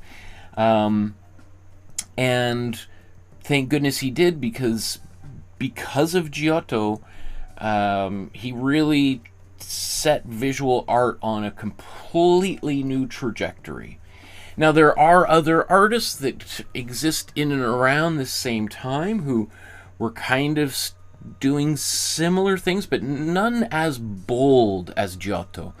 And once people saw what Giotto was doing, saw the success that he was starting to have, all of a sudden a bunch of artists are like, you know, why am I trying to do what the not my grandfather, but the guy that I've been studying under, the master, I'm the apprentice and the master, why am I just trying to do exactly what he's done? Why don't I try to just make my own kind of, come up with my own style? That wouldn't have happened without Giotto. So, again, trying to, you know, every article and thing I've read about Giotto over the past few weeks has been, you know, you read one and you're like, okay, I guess I figured it out. And then you read another one and be like, what? No, that's the exact opposite. So you'll, I think here on Wikipedia, what do they say? That he was born on a farmhouse and that his father was a sheep herder.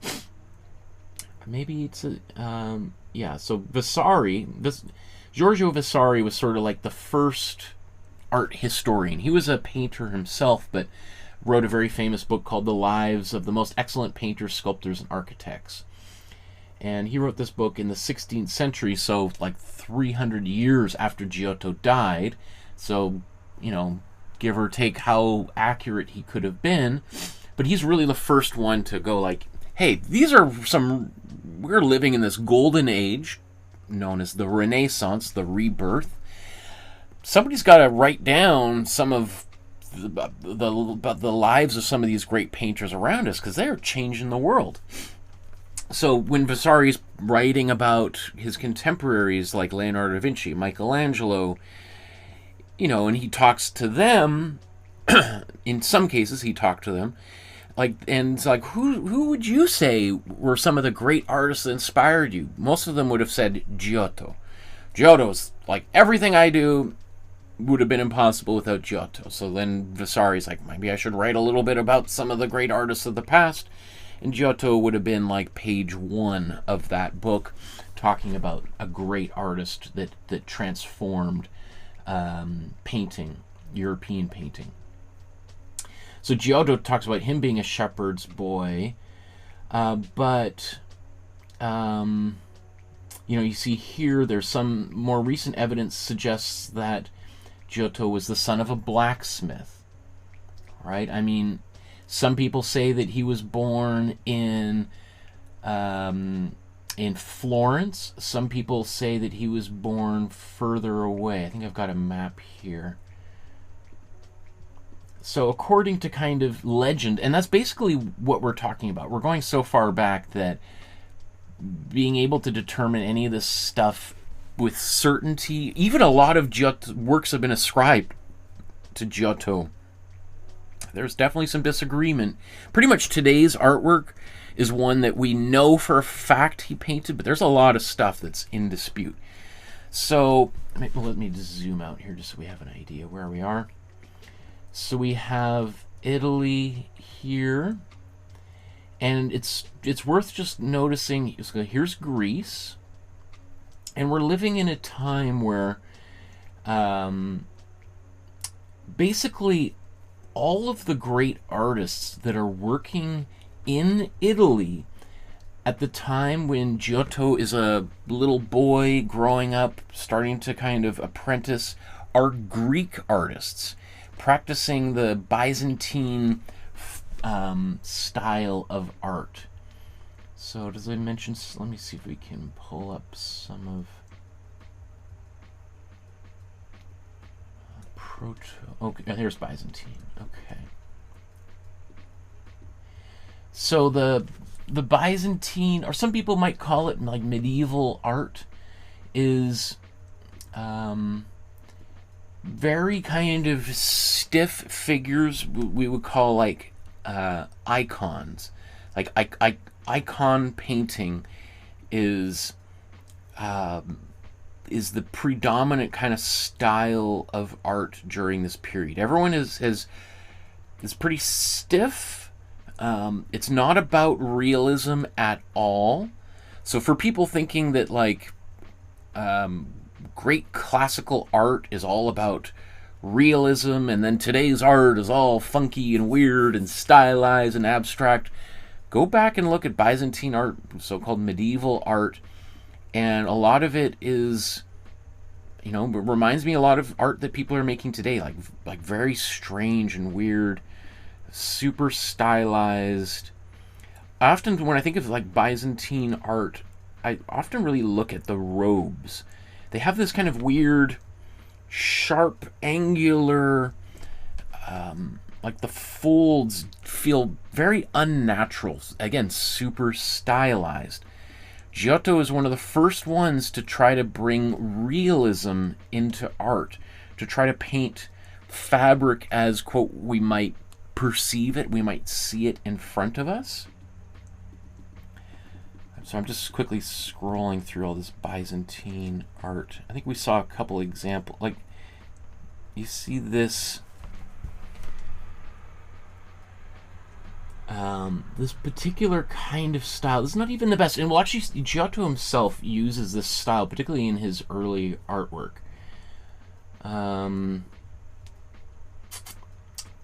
So where was I going here? Okay, I was going to show where he was. Okay, so a lot of the great artists, or the not the great artists, but the artists who were popular with the church and wealthy donors who were building their own chapels and hiring artists, they wouldn't go and find local artists. They would bring them all from Greece, right? So that's another big thing that Giotto helps transform, is making Italians respect Italian artists and understand that, yeah, those Greek artists that we've been looking at for 1,200, 2,000 years, they are great. But, you know, we got a couple good artists in the neighborhood here. Maybe we should give them a shot. And instead of just having them being assistants on artworks, and you have like Greek artists kind of as the masters, and you just have some local artists mixing the paint and sweeping the floors, we're giving these Italian local artists a shot at some of those big commissions.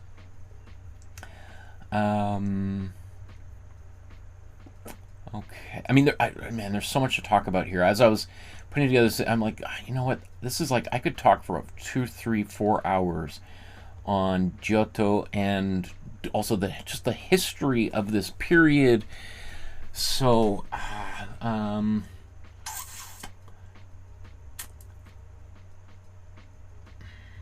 fact, I'm just trying to, like, okay, so another example would be Sciambui was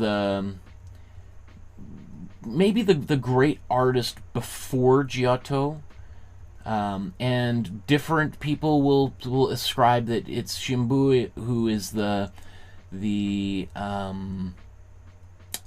teacher to Giotto, and then some other people are like, no, they had nothing. I mean, they might have been contemporaries. They probably knew one another, were friends, but Giotto didn't study under Sciambui.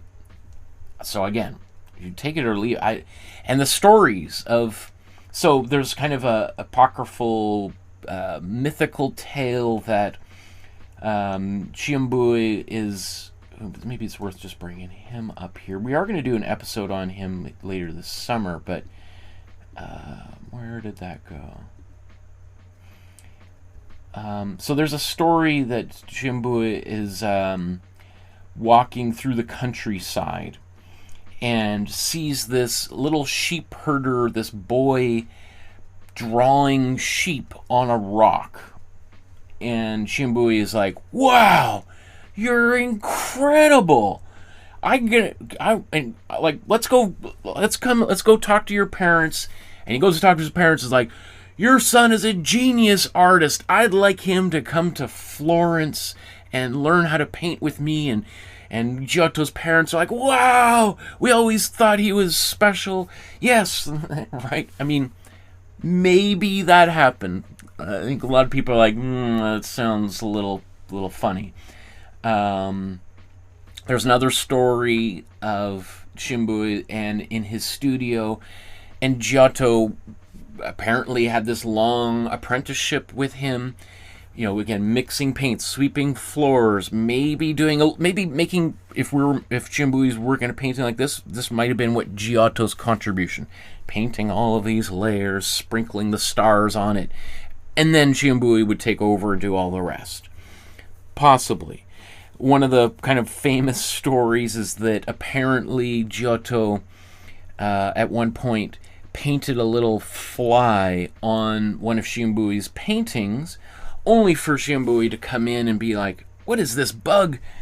and tries to flick it off, only to realize it's not a bug, but it's a painting of a bug.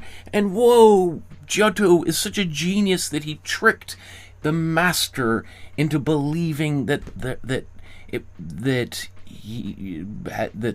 was a real bug on his own canvas. I think Vasari himself told that story. A lot of people are like, that is about as ridiculous as possible. And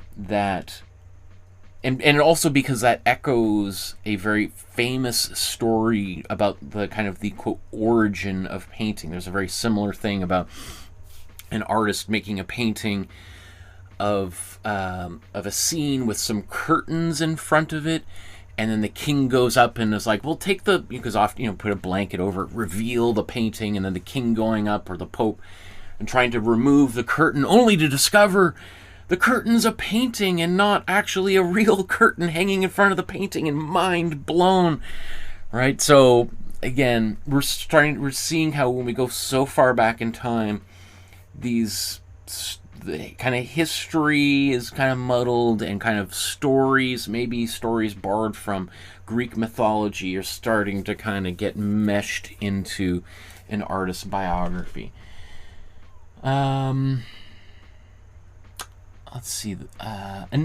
Another very famous story, probably also, again, fake, but right, so here we see earlier sources suggested Giotto was not Shimbui's pupil. And that story I was just mentioning here, this Pliny the Elder's whole story about this early Greek painter painting. Well, here's one: the grapes. The birds tried to peck at them. I mean, again, that whole story of artists being fooled by the realism of painting is the arguably the origin of painting, in terms of like the mythical origin of painting. I just don't have time to go through all of his great early work. Let me see. There's also another famous story about... Okay, so this is another... This maybe be the most famous mythical story of Giotto. Oops, let me just move this over here.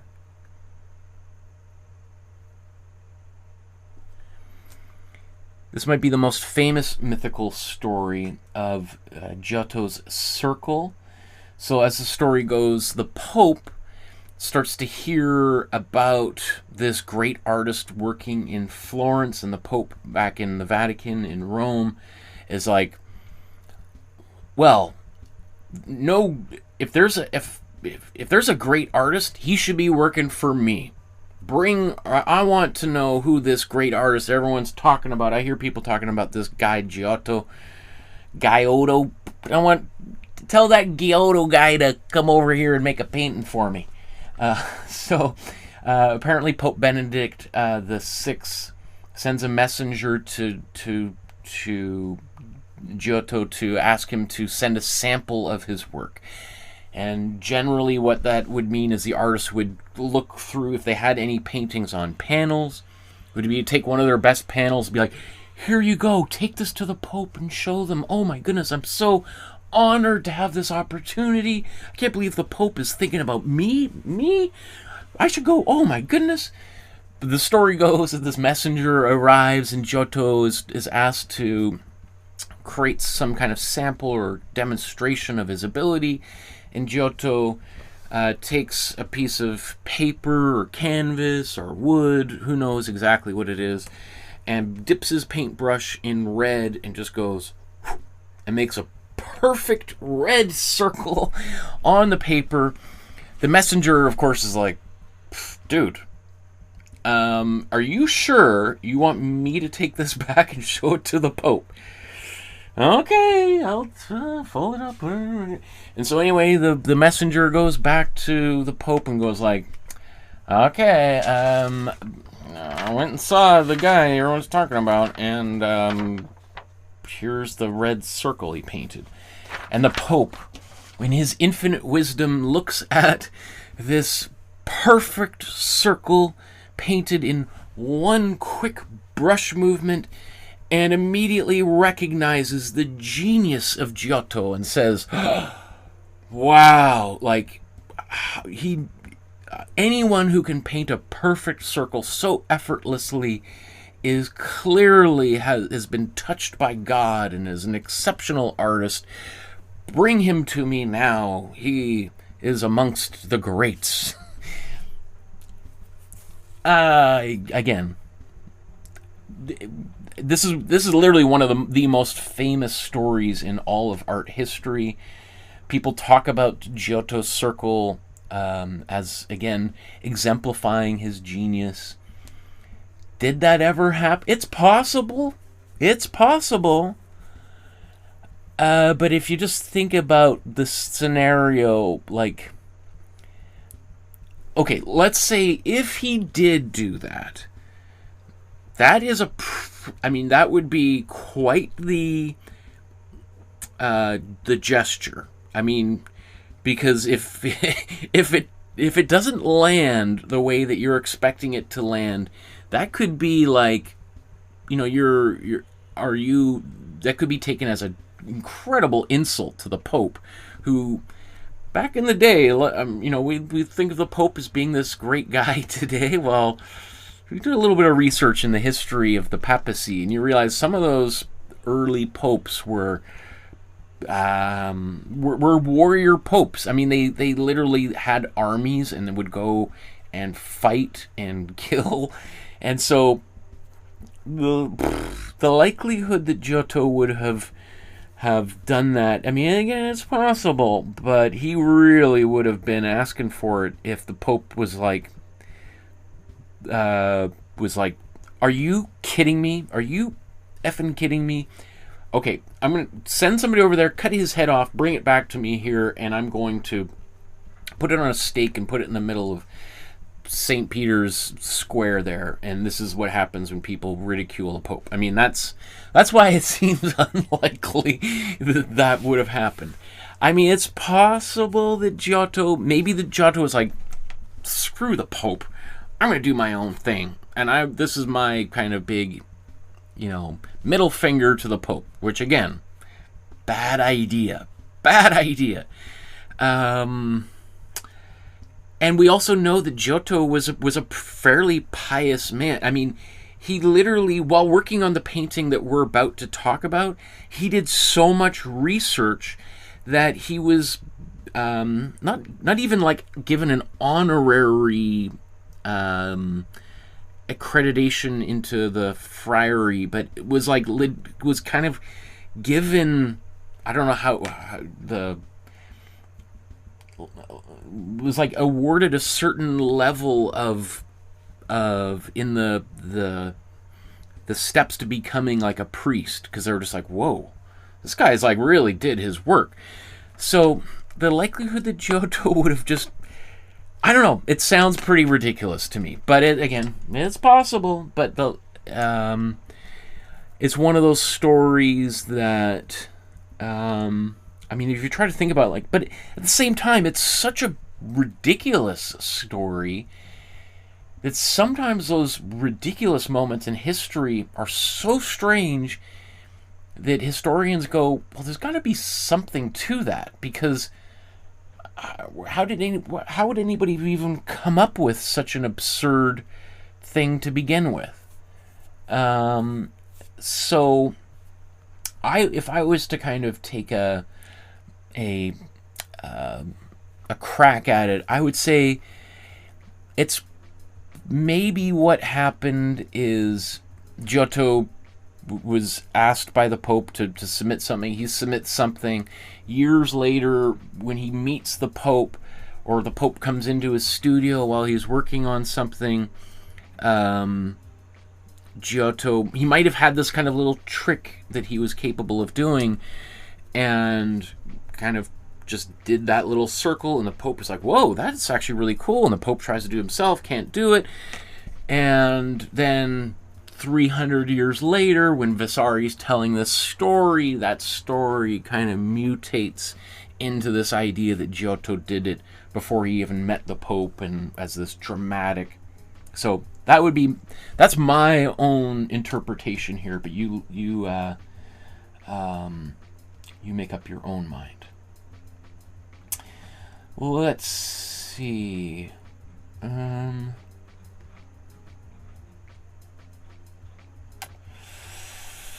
Yeah, I mean, well, maybe why don't we skip over this artwork for a second, because today this is like his big masterpiece, and let's just he did tons of work. I mean, let's look at his wiki art page here. In fact, I'm just gonna scroll down here. You know, today when we think of Giotto, he's definitely not like I've been to many of the cities, like Florence, particularly Rome. I haven't been to Milan or Padua. I've been to Venice. I don't know if there's any stuff in Venice, but Giotto is kind of, he's one of those artists that the majority of tourists do not have on their list of things to do, is to go check out a mural by Giotto. And I'll freely admit, when I was in Florence, my itinerary had little to no Giotto posts, sites that I wanted to see. I wanted to see all the big hits by Botticelli and Leonardo and Michelangelo and the other Ninja Turtles, right? Botticelli was not a Ninja Turtle. Raphael and Donatello were, and also happened to be great artists. But I think the more you start kind of looking into art, you start realizing the kind of the genius of this man. And you know, again, you look at paintings like these that are on the screen right now, and you're like, oh, okay, well, I don't know, it's fine, sure, I guess. But if I saw this on an art gallery wall and there was the Mona Lisa on the other end of the room, I'd just beeline to the Mona Lisa. But within the context of their creation, paintings like these are, you know, extremely unusual. Like, first of all, Giotto is also one of the first artists to really incorporate geometric perspective in his work. He's right there on the bleeding edge of geometric perspective. So all of this architecture that we see here, even the idea of painting kind of landscapes in any way, is pretty unusual. Again, if we compare this to the Byzantine artwork that he's transitioning the world from, they are quite different. I mean, they're subtle shifts, but Giotto is kicking his foot through the door that had been closed since, well, maybe never. Maybe it had always been closed. I mean, you have Greco-Roman art from the, you know, prior, you know, 1,000 years prior to the birth of Christ. But you didn't painting itself never achieved kind of the realism that we see in the Renaissance, the rebirth, this return to classical art. A lot of early painting is kind of mosaics, you know, some fresco mural painting, but pretty stiff. So sculpture was definitely way ahead of painting. But the realism, the shading. I mean, in fact, that's a beautiful one right there.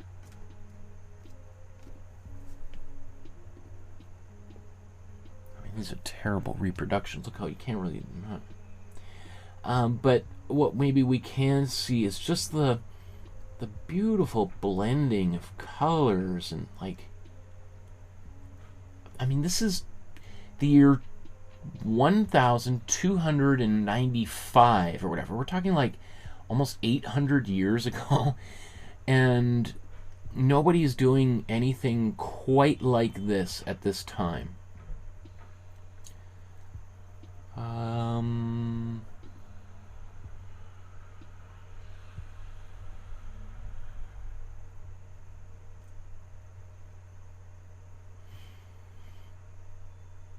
So Giotto at this time, he's going around the Florence, Padua area, and did I forget to show kind of where he? Okay, so I think I showed this. So here's Italy, Greece.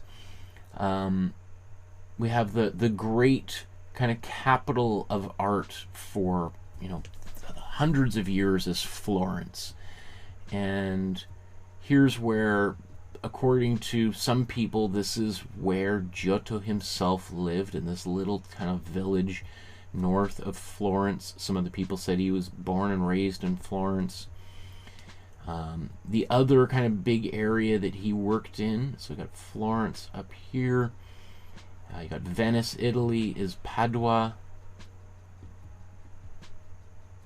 Right up here, and so this brings us to today's painting. This is where his great masterpiece is. But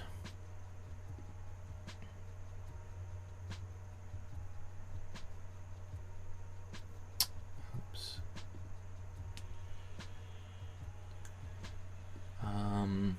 So he's kind of traveling around, like at this particular time in art history. What you have like really, really wealthy.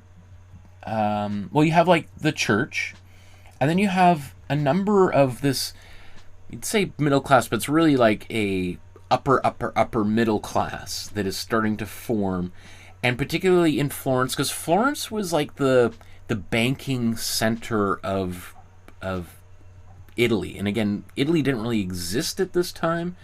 Florence was like a city-state. All of these, Padua, Venice,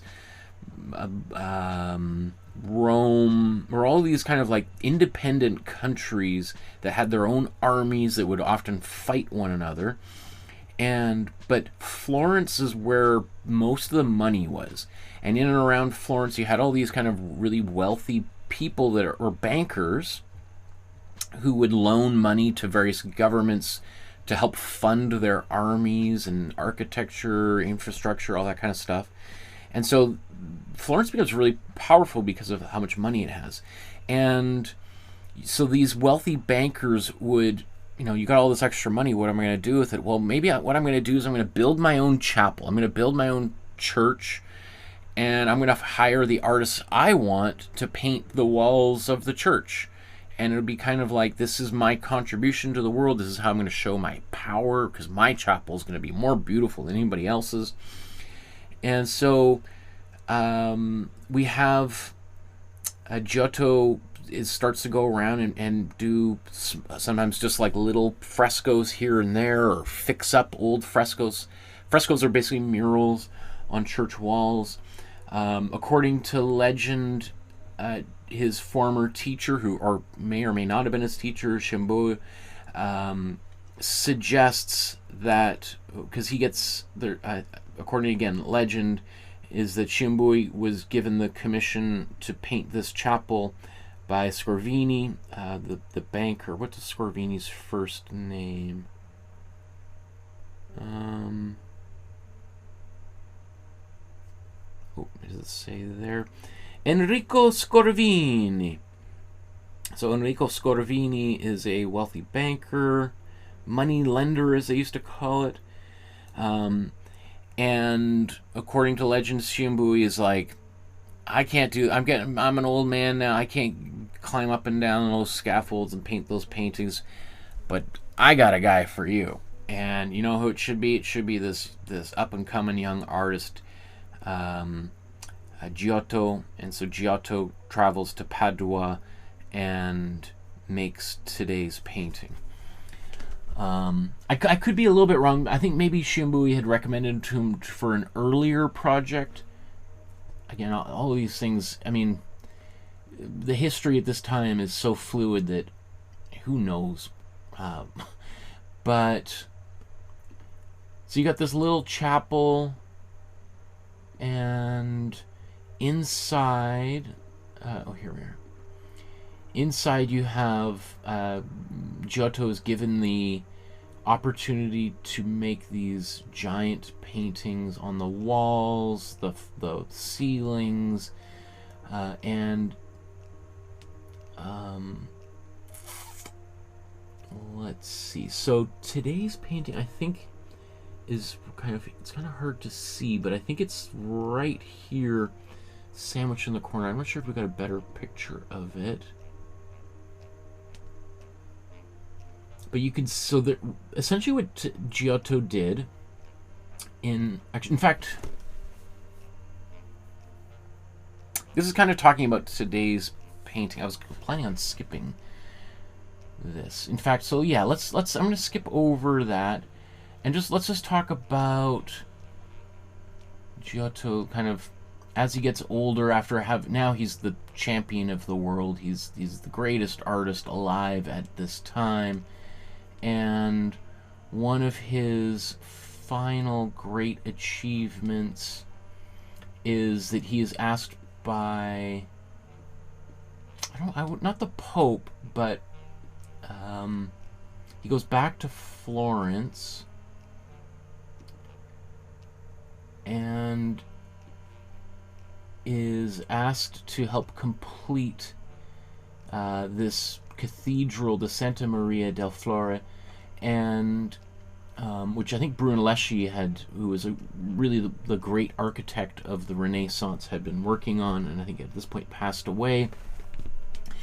And for some reason, the idea of hiring the greatest painter of the time to complete this cathedral that had been started by the greatest architect, somehow for somebody it made sense to hire the greatest painter to do this. And if that sounds strange, well, it happened again and again and again. Michelangelo being the most famous of a great sculptor being hired to paint the ceiling of Sistine Chapel, and then Michelangelo towards the end of his life is hired by the Pope to finish St. Peter's Basilica, the big square, the vaulted ceiling, all these things. So, but again, apparently Giotto really threw himself into this final commission. It's now known as, even though this the what do you call that,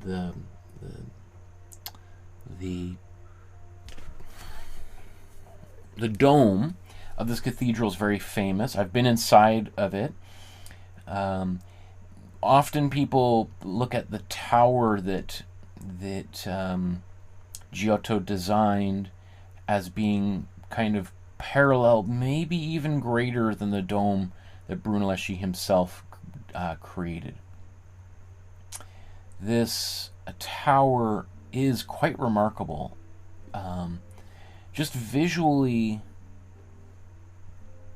the detail, the patterning and everything is just so wild. I mean, it does mirror the patterning that's on the building itself, but it becomes even wilder. I mean, I think Giotto is like 70 years old when he's working on this. And he carves himself there are these low, maybe it's these ones here, these reliefs on it. Basically, however, Giotto dies, I think, I can't remember if it's this band here or this one up here. Only the first couple floors are built by the time Giotto dies, and the rest is finished over like the next 20 years. or 10 years or something after Giotto dies. All of this beautiful detailing, and becomes, this famous tourist attraction. Again, it's not the most famous, because Giotto's not seen or thought, by the general public as so important these days, but that becomes kind of his crowning achievement. And because by that time he was so famous, we do know when he died. He dies on January 8th, 1337.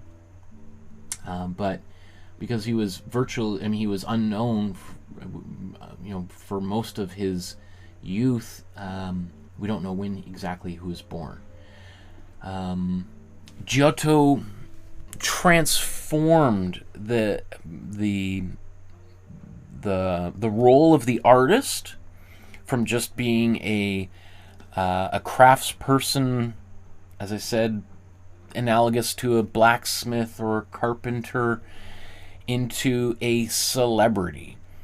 By the time Giotto dies, he is seen as one of the great living humans.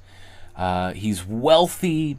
He's able to he owns like a country estate. He has 8 children. I think he had 8 children by the time he was like 20 years old. His poor wife. I mean, like, so he's prolific in every aspect. And let me see. Yeah, I mean, I think here we could see I think this kind of sums up a lot. The fact that Giotto painted the Arena Chapel, that's what we're talking about today, and then was chosen to paint or to design the bell tower, which we just looked at, are among the few certainties about his life. Almost every other aspect of Giotto's biography is subject to controversy. His birth date, his birthplace, his appearance, his apprenticeship, the order in which he created his works, whether he painted the famous frescoes in the Basilica of St. Francis in Assisi, and his burial place. I mean, so again, pretty much everything about this artist is in debate. So if you're watching right now, I'm like, no, he didn't do that, or that wasn't done at this. Well, I don't know. How do you know, right? I mean, I could say that Giotto invented French fries. How are you going to prove? I mean, nobody knows, right? So, but I want to move on to just talking specifically about today's painting, and then I'm going to get on my horse and paint. So I want to talk specifically about today's artwork, because this is this painting that we're about to work on is part of a cycle or series of frescoes that we know with certainty that Giotto painted and is considered to be his greatest achievement, his masterpiece. And so this painting that we're the aspect of it that we're going to paint is entitled Hope, and it's the mural number 46 of, I think, about 55 murals that were painted inside the Arena Chapel, otherwise known as the Scrovegni Chapel, and in Padua, Italy. Oh, that's not right. It's not 120 meters. That's a big painting. Yeah, it's not that big. We'll take a look. That's an error on my part. Here we'll just take a quick look at some images. So here we have the you'll see here the Hope in the corner here. Here's kind of a front-on view. I kind of photoshopped the borders in place, and here's the version that I did that kind of removed all those borders. And then this strange imagery here on the bottom. Of course, that was one of the first things I saw, and Stephanie remarked about it as well. It's like, what on earth are we looking at here? I couldn't find exactly what these images are intended to depict, but essentially what this is graffiti left by early pilgrims, visitors, soldiers, who visited the chapel mostly in and around the 14th, 15th century, in the 1400s. And while we might look at that today as being terrible, horrible desecrations, ruining this masterwork by one of the greatest, if not greatest, artists in human history, scholars today have see this as being very important evidence of kind of how people interacted with artwork 500, 600, 700 years ago, and have preserved this graffiti, this ancient graffiti that was scrawled on top of this fresco, or probably scratched into the surface. So while they could have restored this painting and painted it out, they have chosen to preserve this strange... I mean, like, you tell me, what on earth do you think you see here? I mean, oops, whoa. I mean, Stephanie herself remarked, it looks like strange constellations in the sky, and that's what I thought at first. I was like, what?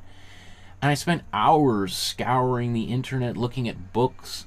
Most of them didn't mention anything, although I finally found some information in a periodical search through Emily Card, the university I teach at. I have access to like scholarly journals, and there's this group called the Graffiti IT that is doing work on frescoes and heritage sites around Italy, but particularly this is kind of one of the first ones, because there's a lot of this kind of graffiti in the... Obviously you can't add new stuff today to it. They got barriers and you get in a lot of trouble, but it is kind of interesting. We see this same sort of stuff if you look at documentaries of the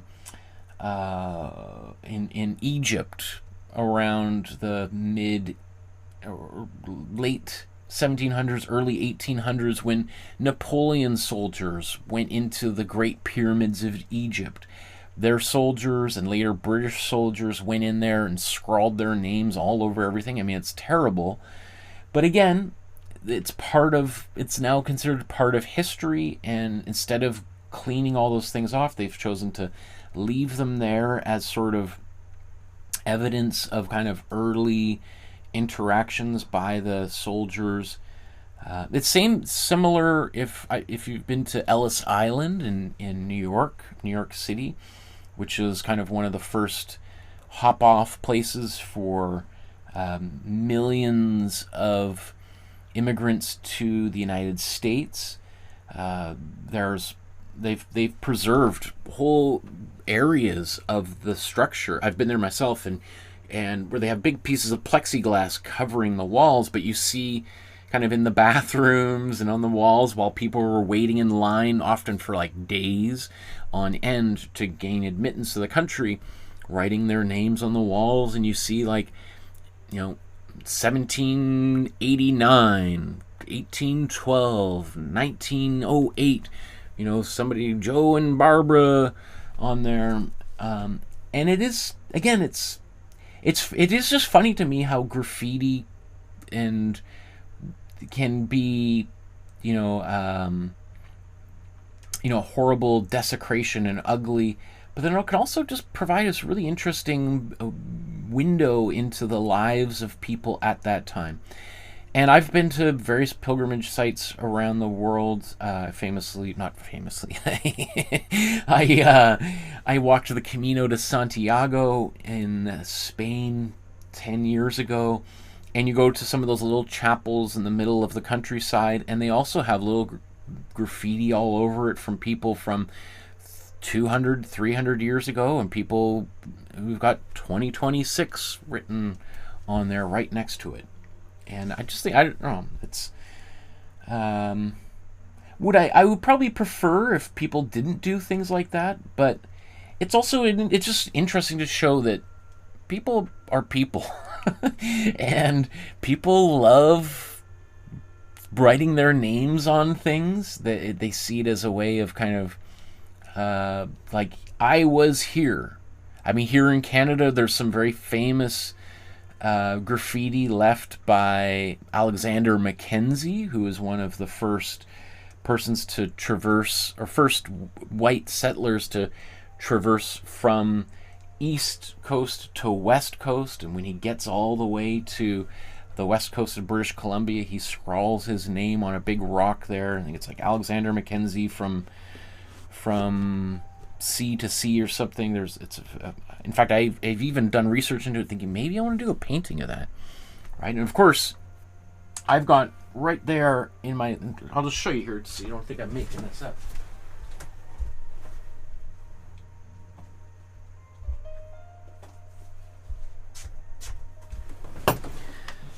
Because I'm always doing research on future paintings. Like, I've got a ton of books, pretty much every book at the Vancouver Public Library on cave painting, because that's something I'm thinking about. Maybe I want to do, now that I'm going back to Giotto, maybe we should look at some of the people who are even before Giotto, right? So I'm thinking about cave painting, which is, again, people putting their hands on the walls, drawing the animals they see. As an artist, it's cool to me to see that there is this human need to draw and express themselves, and so it's super cool. Okay, anyway, what else do I want to? Let's go. Started this. We were talking about the chapel. Okay. I think today's painting, I guess I said.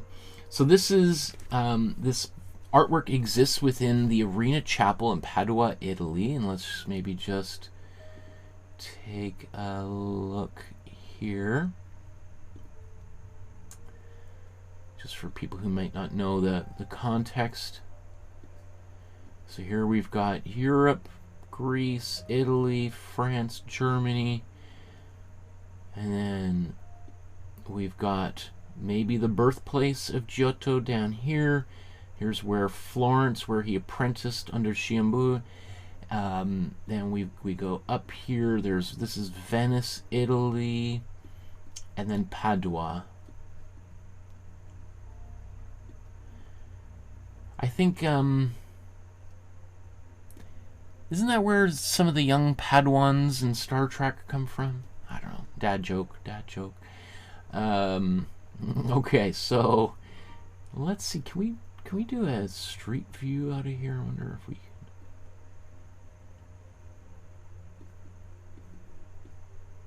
can. Okay, so you see here's what the chapel looks like from the outside. It's in the middle of this park. And then we were looking at some images.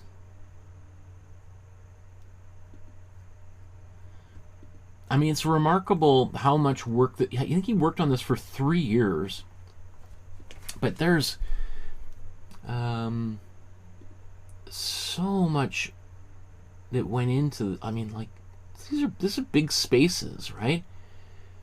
And for one artist to do this, I mean, I'm sure he had a little crew of people helping him. So you'll see that essentially what he did is he's telling stories from the Bible about the life of Jesus, all the way from birth to death. So he's illustrating a little bit of Old Testament, mostly New Testament stuff, and that's basically what you see, these like full color artworks that are kind of maybe arm's length high and above, right? So they all kind of start around there, all those big bright colors. And then kind of from like arm's length down, we see, let's just show it here. We see these, he's trying to make it look like there's all this marble, and that these kind of sculpted figures are kind of, they're low relief or bas relief, which is trying to create the illusion that they're actually sculptures on the wall when in fact they're just paintings. And actually, we're looking here. This is so on one side, he's got virtues, the 7 heavenly virtues, and on the other side is the 7 deadly sins. And they're kind of mirroring one another. And they're also acting as like the foundation for the story of Christ. Right? So he's saying that, like, all that is great, all that is heavenly, is based on these 7 virtues and vices.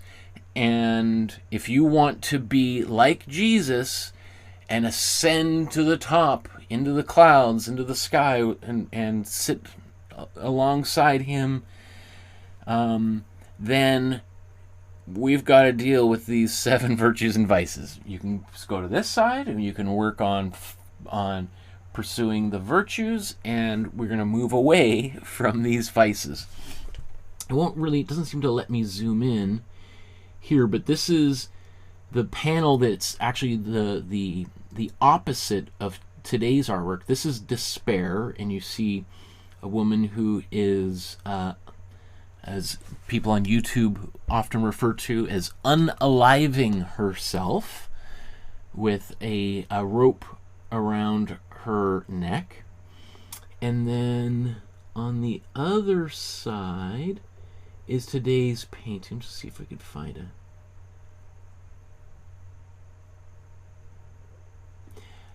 Well, maybe we'll look at, I wonder if one of the first images in this series has it in the corner.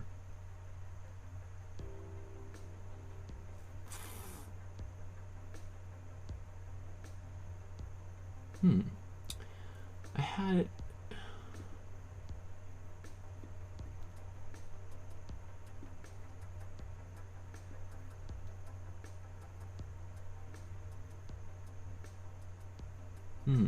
How come I can't find it now? Let's see. So, okay. So here's today's painting. You see that what we were just looking at. So despair is here on the right, and on the other side is hope. Hope and despair, right? It's this didactic kind of good and bad, yin-yang,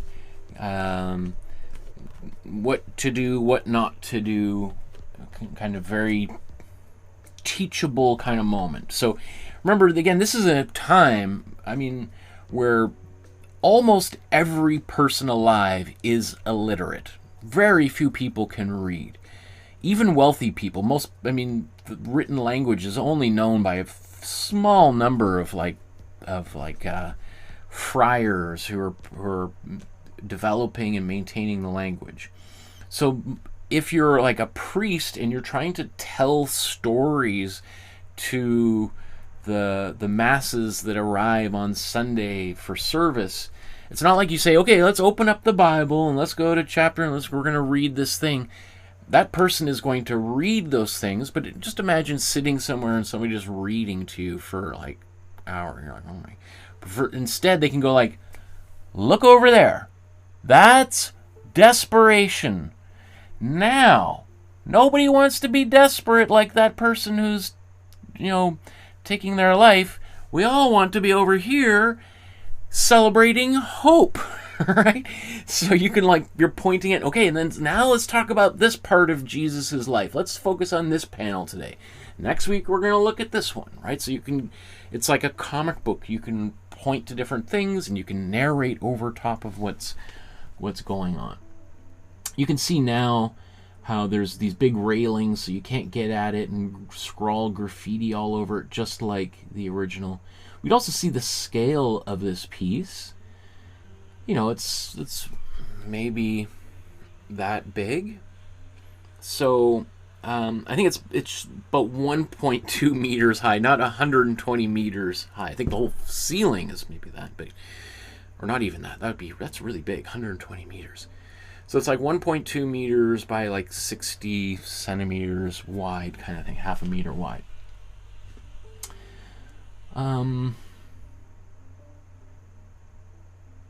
Again, not a lot of people are going out of their way to go see this artwork, despite the fact of how critically important Giovanni, I saw this, Giotto is in terms of art history.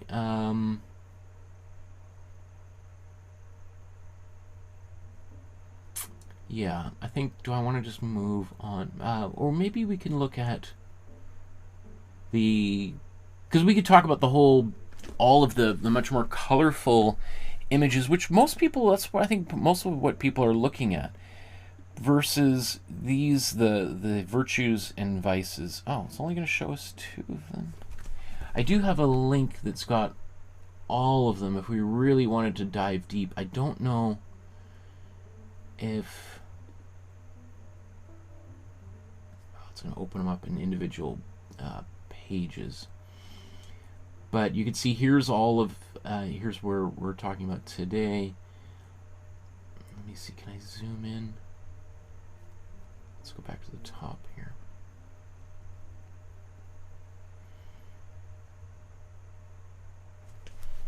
In fact, let's Giotto 7 virtues.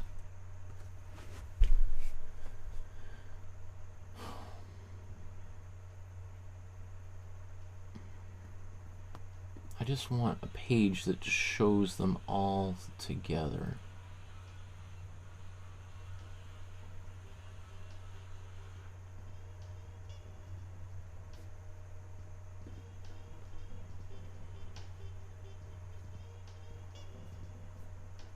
Oh, oops, why is that? No.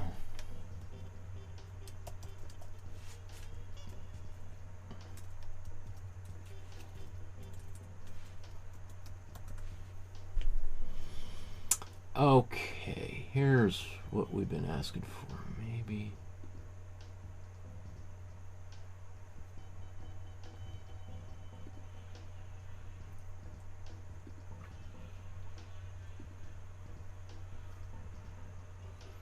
Ah.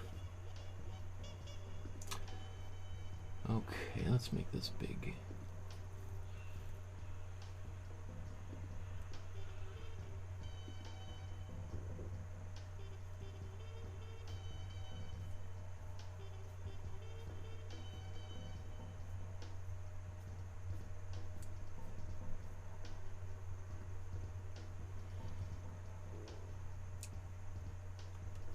So there we've got Prudence. It's not showing them all. Weird.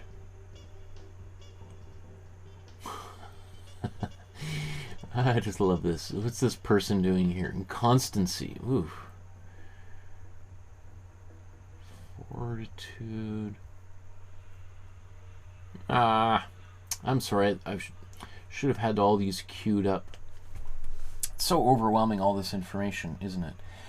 I guess let's say, how can I wrap all this up? So, the Scavini Chapel, or otherwise known as the Arena Chapel in Padua, one of the great masterpieces, undoubtedly, in the history of art. One of the most influential artworks, and obviously Giotto himself being one of the most, if not arguably the most influential artist of all time, in that he is kind of the grandfather of modern art in a way, even though he's like also the grandfather of the Renaissance. But we wouldn't have modern art if we didn't have the Renaissance. So we're kind of going back into this like family tree, and Giotto would be maybe arguably at the trunk of that tree. Everything kind of flows, grows from him. It might not appear that way to some people, but you know, I think if we really look at the transition of his career from painting pretty stiff Byzantine medieval kind of artwork towards the end of his life, when he's painting figures that that aren't too dissimilar from what Botticelli and Leonardo are painting when they're just getting started, the change is so radical that man, you wonder like how different life would be. Like, just imagine if we didn't have Leonardo da Vinci or Botticelli or you know, those kind of high Renaissance or early high Renaissance artists, how that the rest of art history would have unfolded. You know, it's like it's like an episode of Back to the Future, you know, where Biff becomes the president. It'd just be, and it all comes back down to Giotto and these great murals, and obviously a subsequent work he did after that. But this is where he cemented his reputation as the king among kings. Okay, I think I'm rambling a little bit. I think I just want to get to painting, but I like this. 58DB says, "Gee, Michael, you mean Giotto didn't invent French fries?" I love it. Oh, there's Pascal. Says, oh, wow. Okay, there's so many comments here. Oh, wow. You guys have been busy. Oh, wow. Okay, there's a lot of comments here. I've been talking for a while. I'm just skimming really quickly to see if anybody's got a question for me.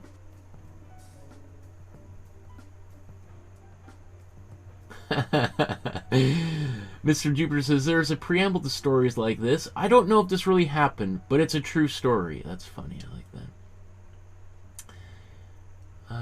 Pascal's making wedding paintings. I love it. Gifts for friends. Cool. I'm anxious to see what you've been painting lately, Pascal. Kathy's been painting only once or twice a month.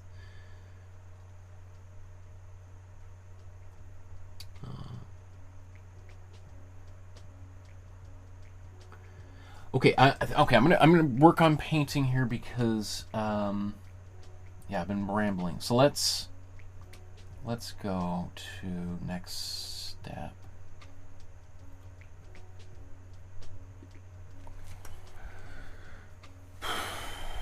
Okay.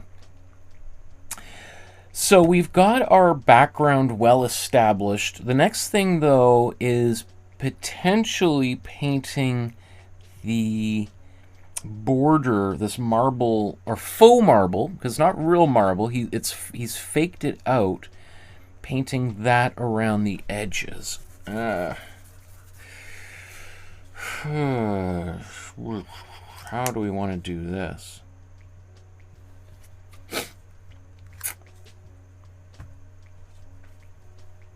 Okay, let's look at the original as well.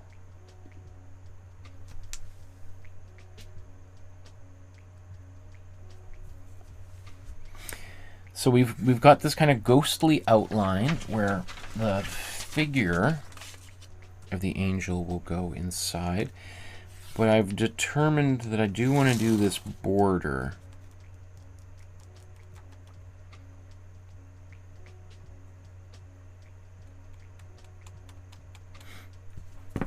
Okay, remember I said I preserved?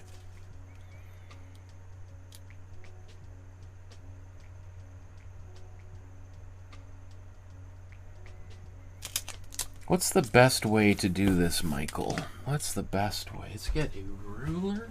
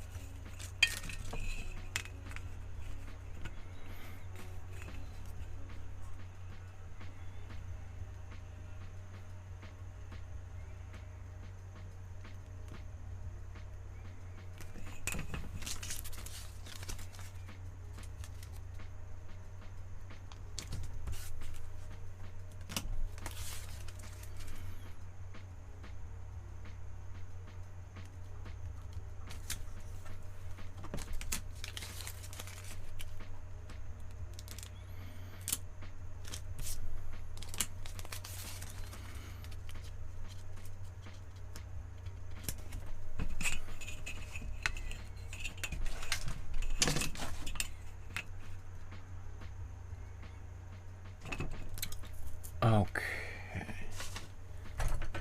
So this is 6 1/4 inches wide.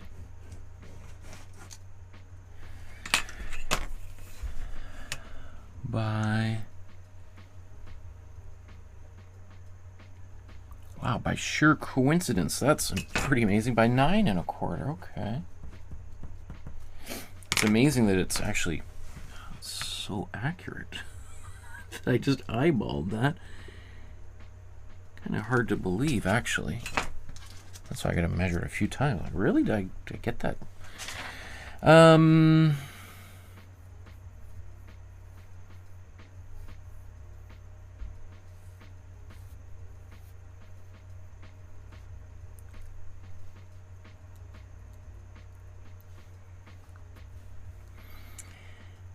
What's the best way to tape this down?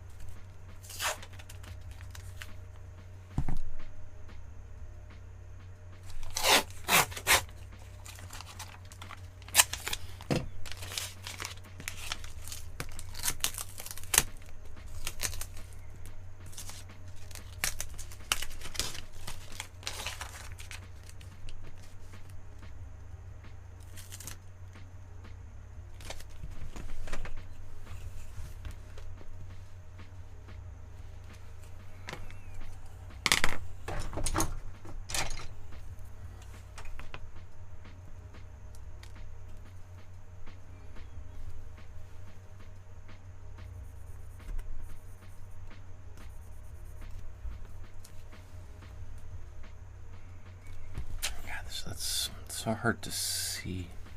All these shadows here. I gotta work on my lighting setup.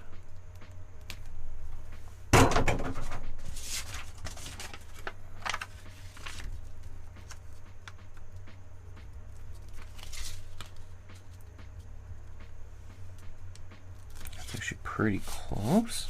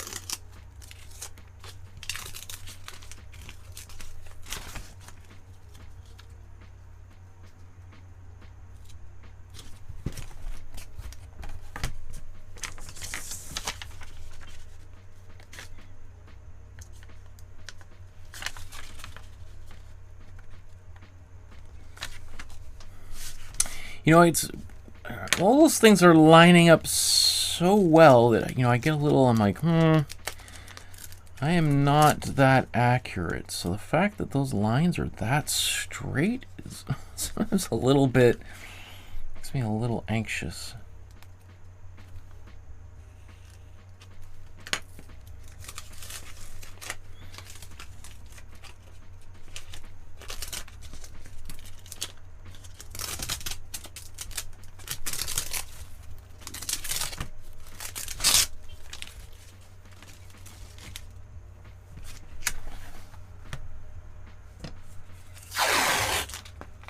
Like, that's not straight.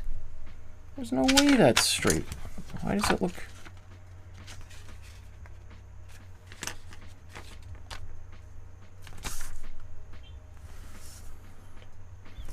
What?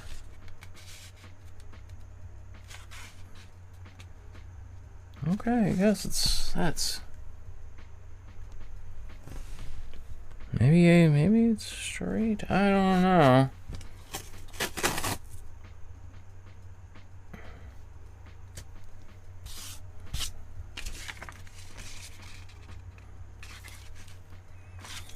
Okay, anyway, I'm just gonna go with it.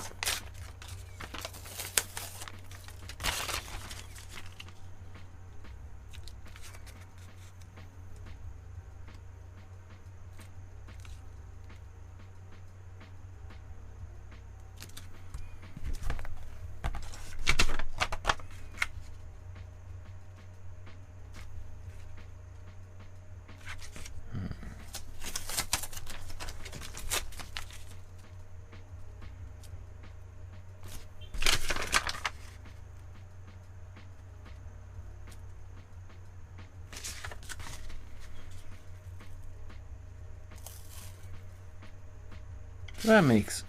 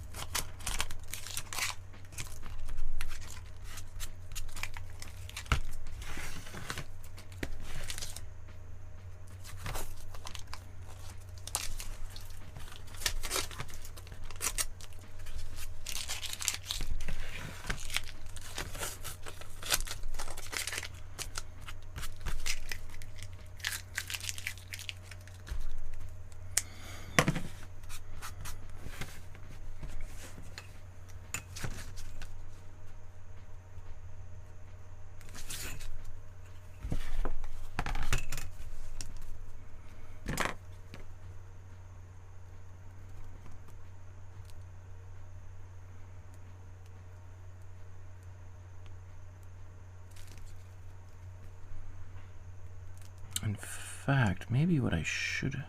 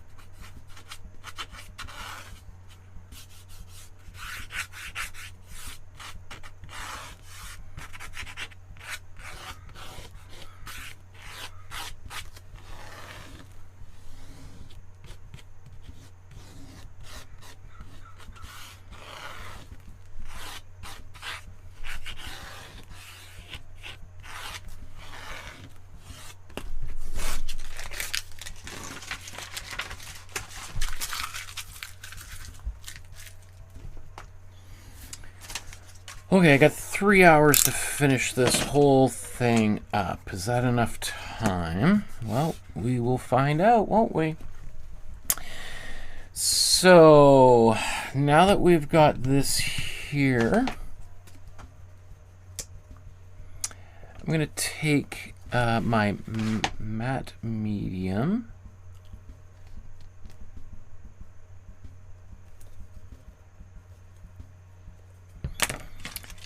Actually, you know what? It won't hurt just to cover this up.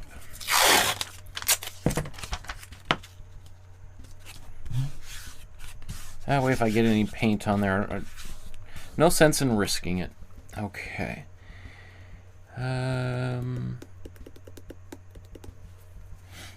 So I'm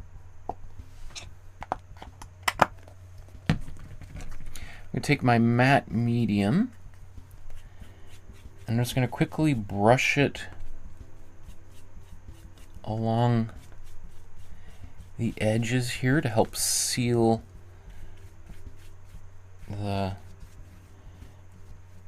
tape. You don't have to do this, and I've done experiments in episodes a few years ago where I did some with and without medium, and to be honest, I was surprised at how little difference it made.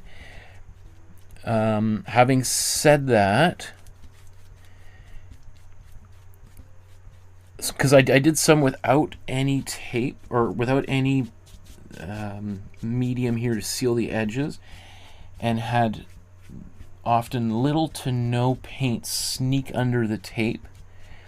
But I will say that the ones that I did apply medium, none of them had paint sneak under the tape. So while you have pretty good certainty of just using the tape and having no issues whatsoever, if you do use this technique, you're pretty much guaranteed to have nice sharp edges.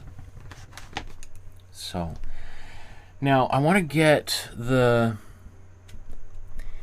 this kind of brown, well, not brown, kind of khaki color.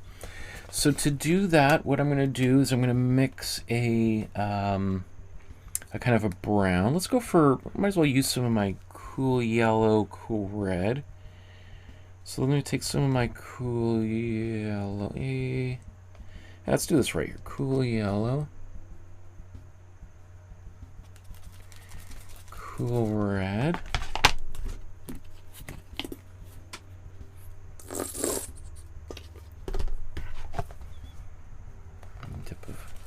That was too much. Cool blue, so let's put a bit more cool yellow, cool red into this mixture and get a brown. And I'm just going to mix it right into here. Oh, not on camera. Great.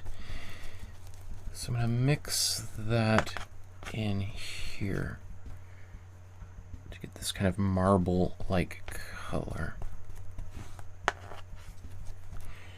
Now, I think it needs to be more white.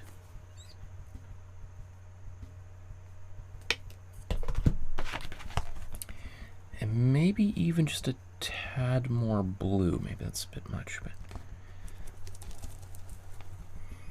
Because I don't want it to be too fleshy colored. I want it to be a bit more muted.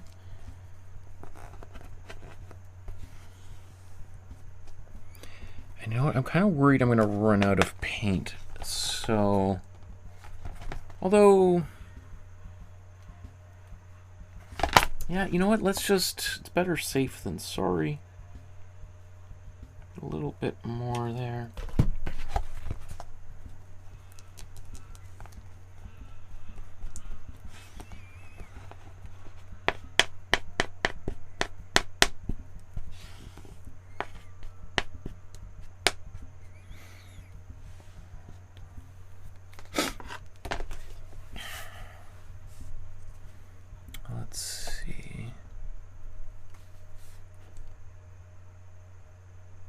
Yeah, I think good enough. Maybe do I want? I might. Let's just paint it. Let's just. I'm kind of running short on time, so let's. If I want to do any little flourishes, we'll do them afterwards. You know, this. Let me get a little bit of water dipped in here. This paint's kind of. Some of that white had been sitting around a little gummy. Okay.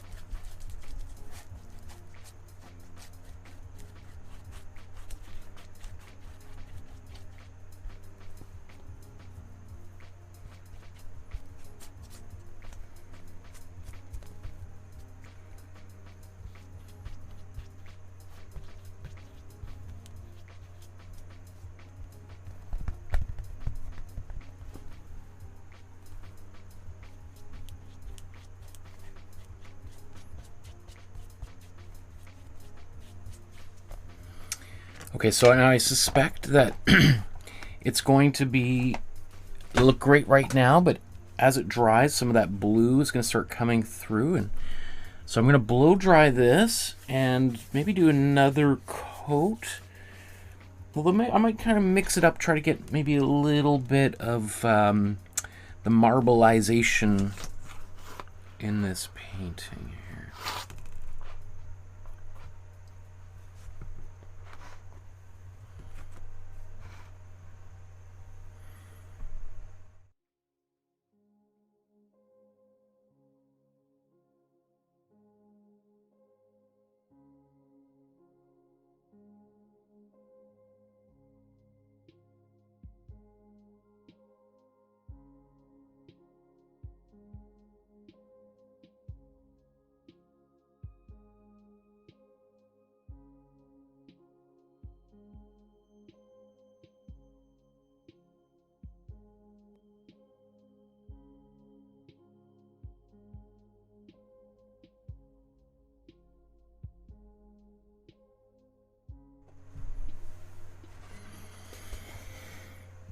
Okay, now this, as I said, I'm running out of paint, so I'm gonna, rather than try to remix it, I'm just gonna dilute it.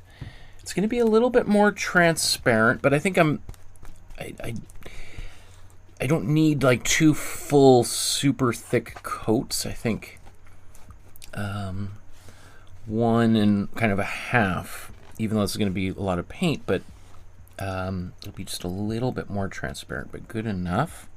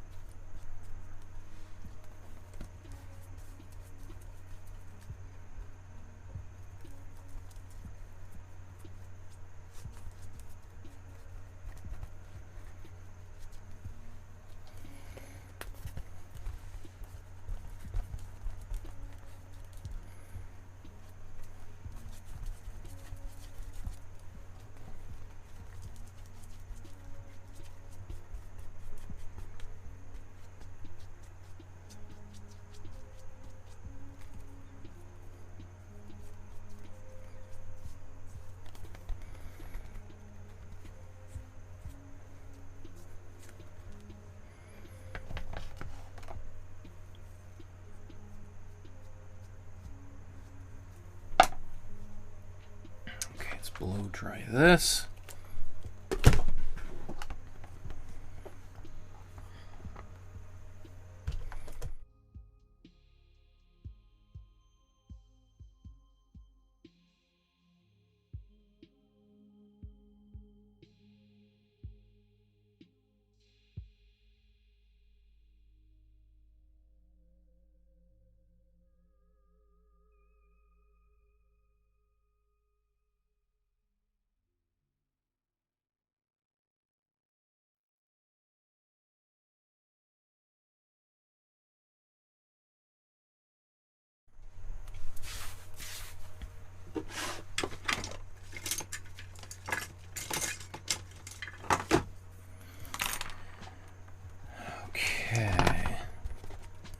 So what I want to do, I have to mix that brown again.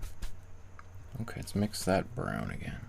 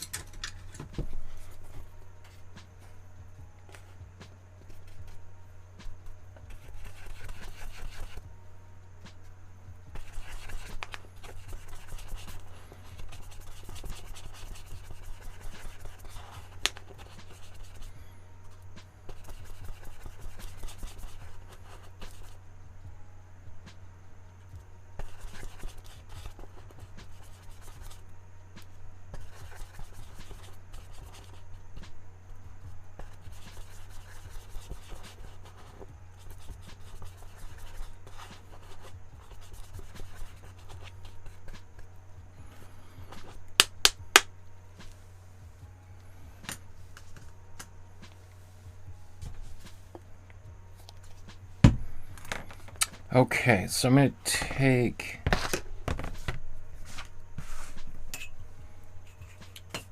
my glazing. Let's get this in the center.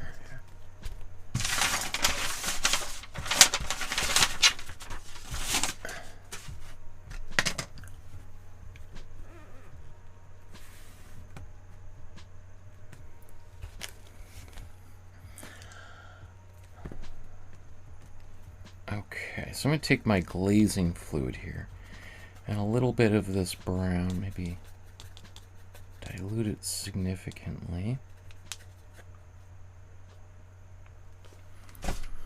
Let's look at the original real quick.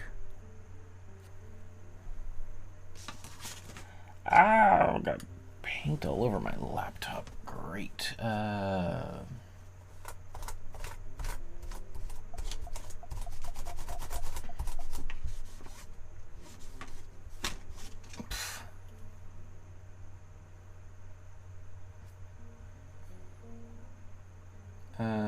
What just happened?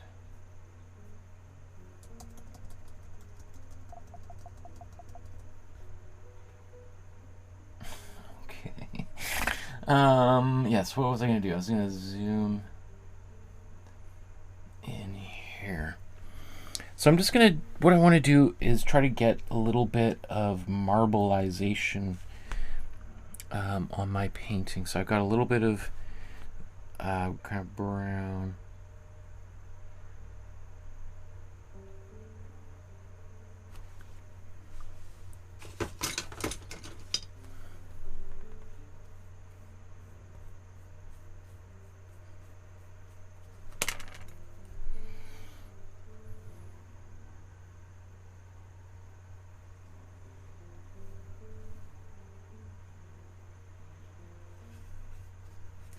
So I've super diluted brown, or not, yeah, dilute, I guess diluted, yeah. Very, very light transparencies using glazing fluid.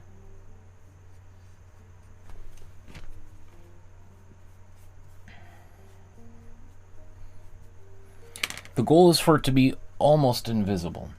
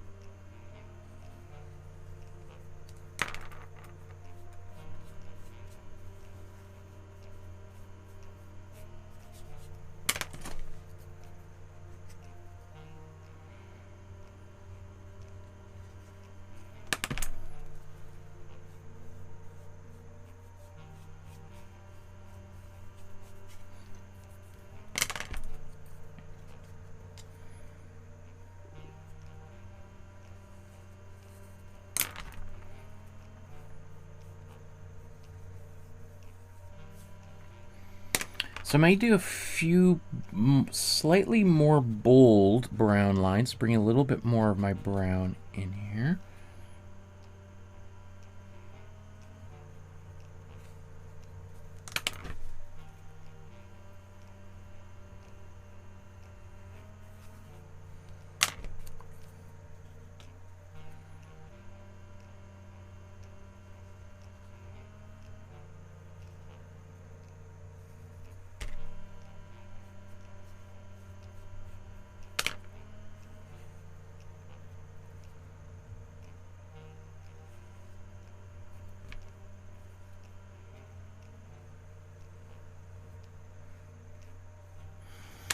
And so with Marblelization, I don't want necessarily that line to go straight across, and sometimes I want it to kind of appear and then almost disappear as it kind of disappears into the back into the rock.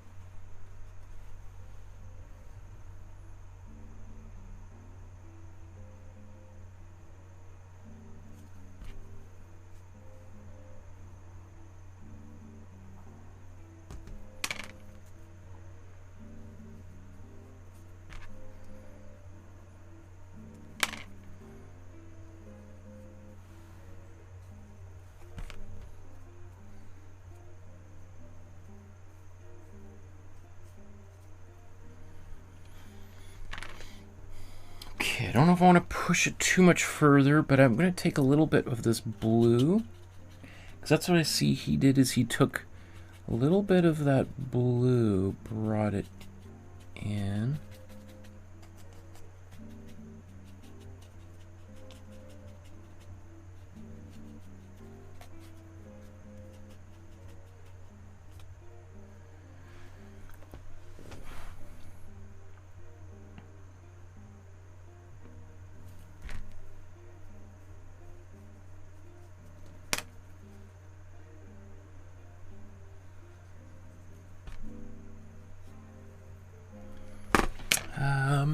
Let's see, maybe let's zoom into an area here so you can see how this looks up close.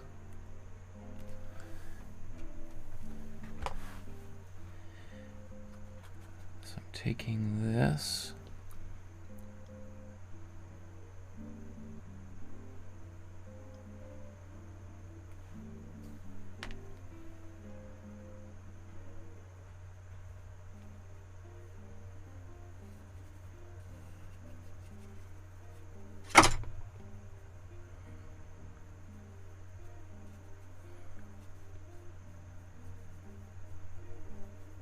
Great thing with the glazing fluid is if I feel like, it's too bold, I can just go in and just keep softening and softening until it kind of disappears a little bit.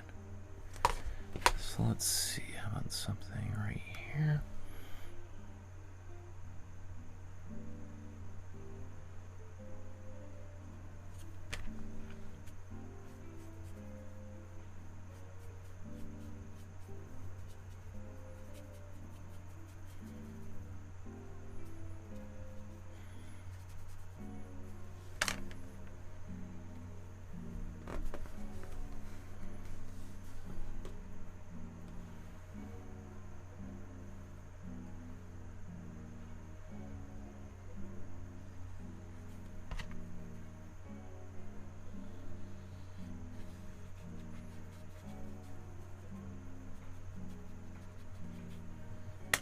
Okay, I'm starting to kind of maybe get close to overdoing it.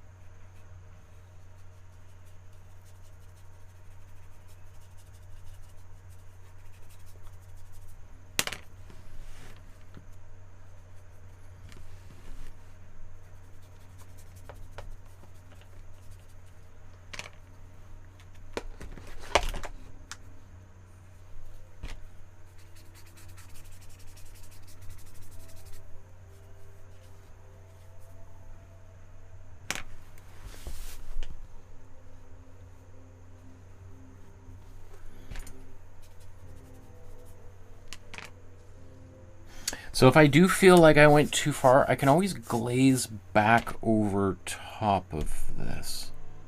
And it's kind of hard to know at the moment how successful this is because I got this big green tape right in the middle. So maybe it's time to take that green tape off.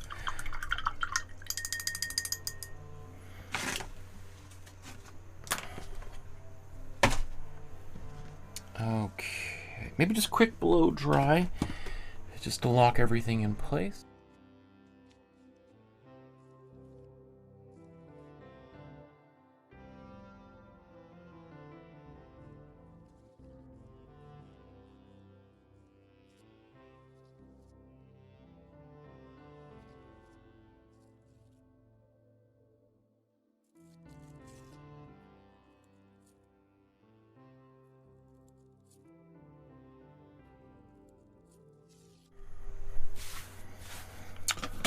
Okay, the moment of that we just realize how well or unwell this process turned out. So where should we start?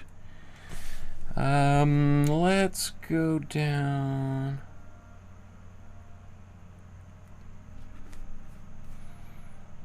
I'm just trying to think of. Maybe let's go right up to the top corner here.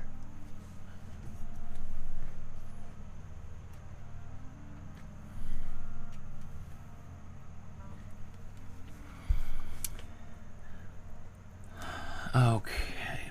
I was going to pick at this from the edge, but you know what? I've got, rather than having to pick at that, it might be best just, I can go right in here.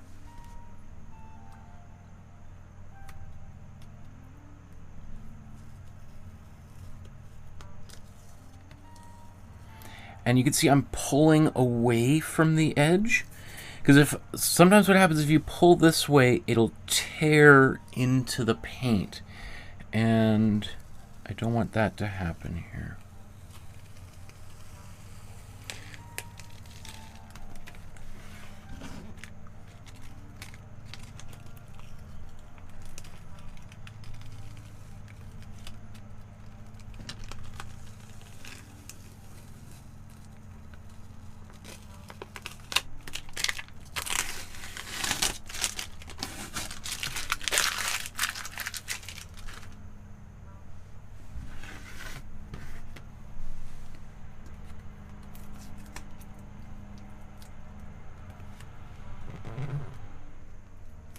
Some people, this is the favorite part of every episode, is the peeling of the tape.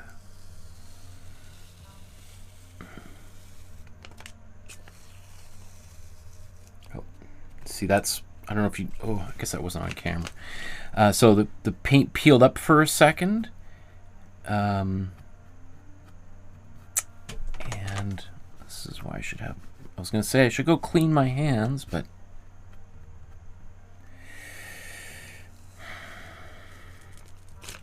ay, okay, so that's that paint peeling up.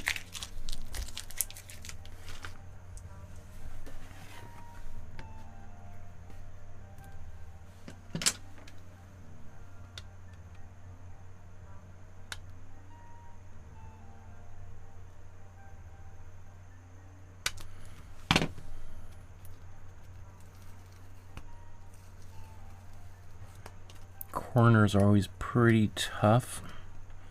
Good thing is I can always go back with an X-Acto knife and just cut that paint away because it's kind of just essentially floating along the surface there. It's not bonded to the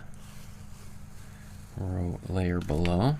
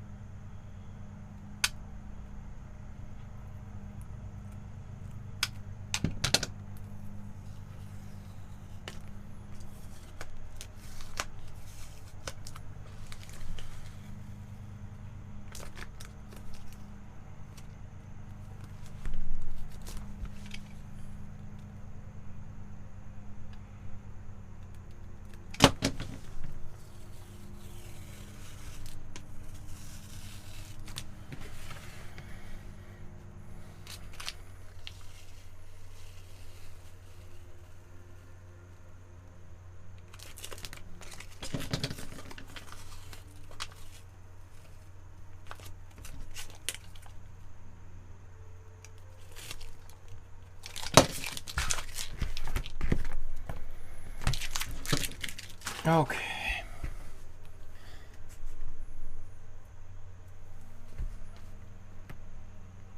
Oh, I guess it's this way around, right?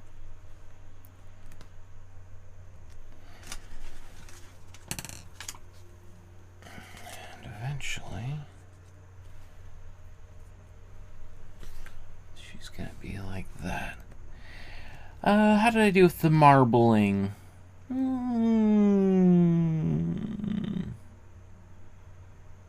Not bad. Maybe a little bit clunky. I guess on camera it's fairly subtle.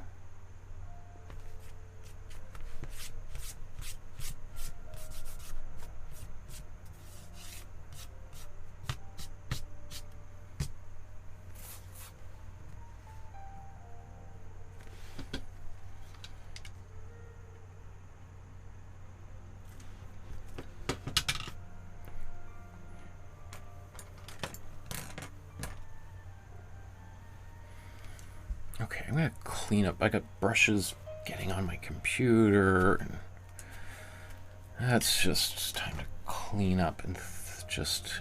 I was thinking about maybe doing a little bit of another layer of just glazing my white, that marble color back over top, possibly.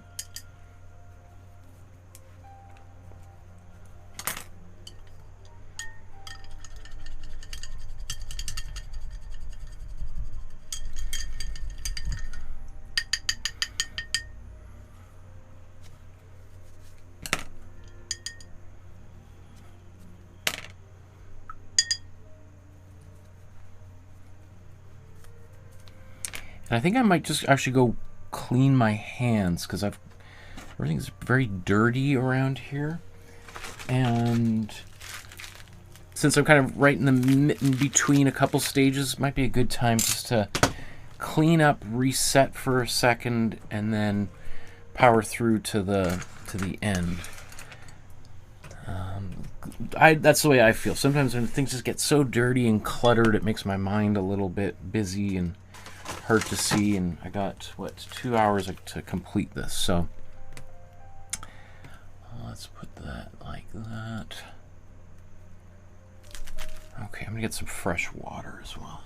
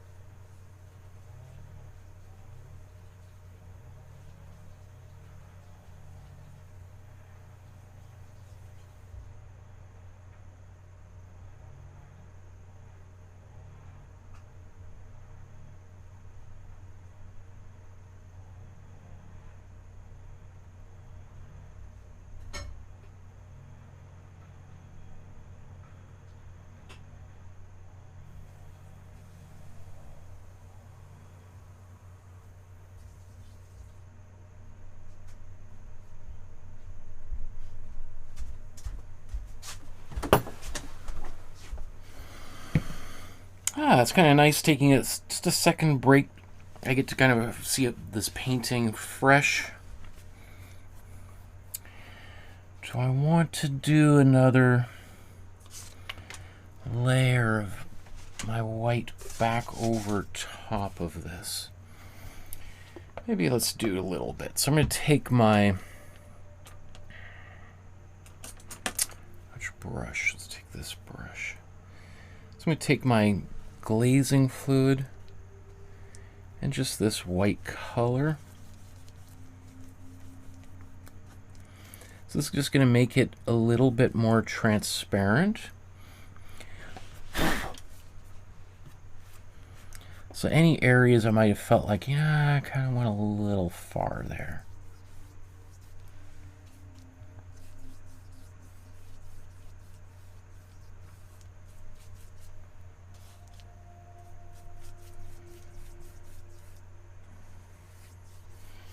You know what's actually kind of nice about this is it does sort of feel like it's almost adding a layer of what would you call it? Like it makes it feel like this is deeper into the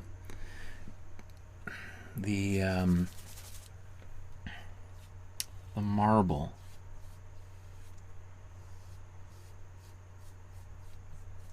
It's like a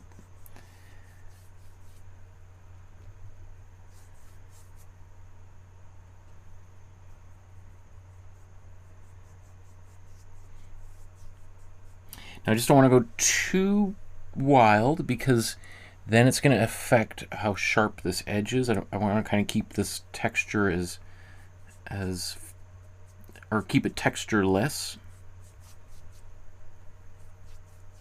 And of course, I certainly want to avoid that edge, but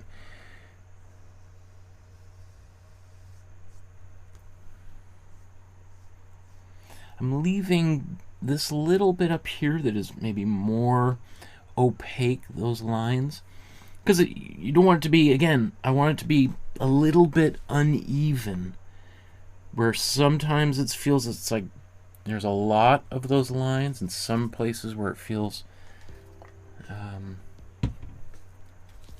like they're barely there.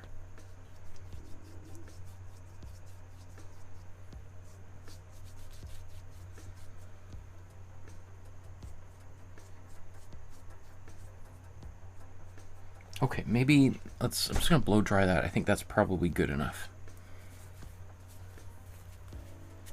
And then I'll move on. Feels nice to have nice clean hands after all of that too.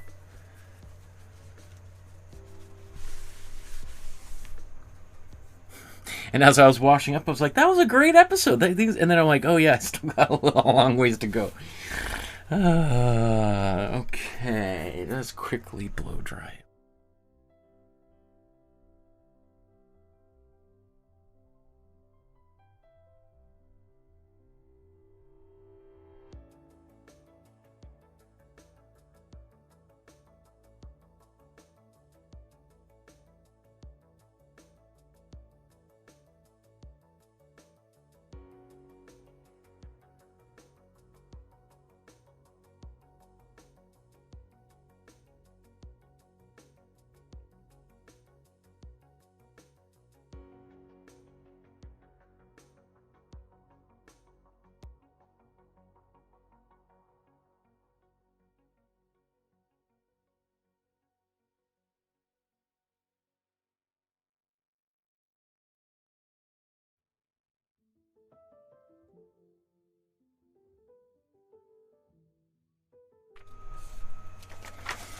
Great, it's like that time of year where people are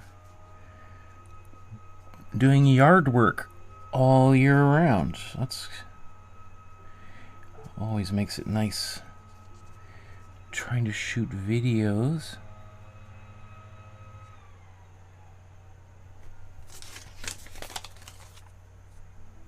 What have I done here? Why is it?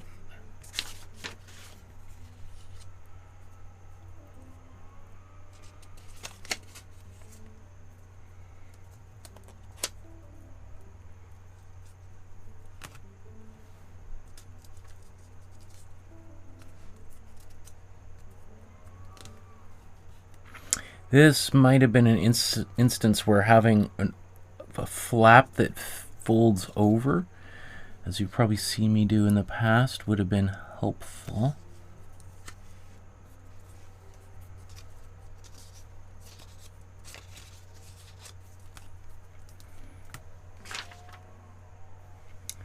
Let's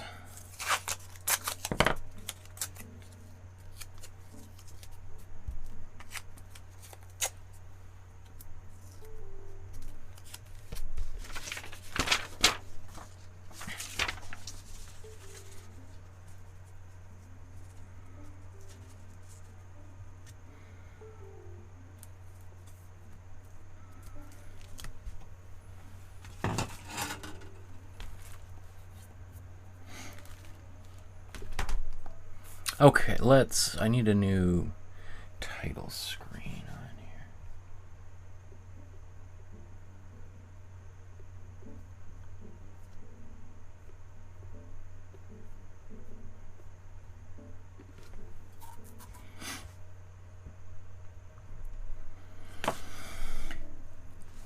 Okay, so I'm about to do my image transfer a second time.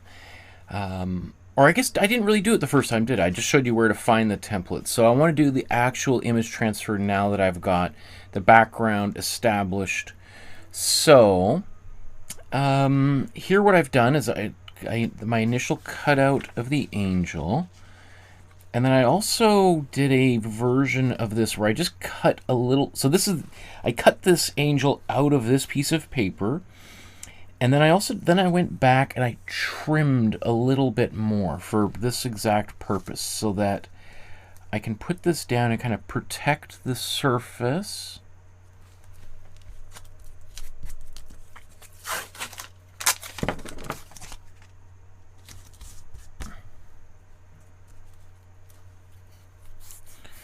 Now we are going to see, this is either really smart or kind of like, what? Why? How on earth did you ever think that that would work? So now, if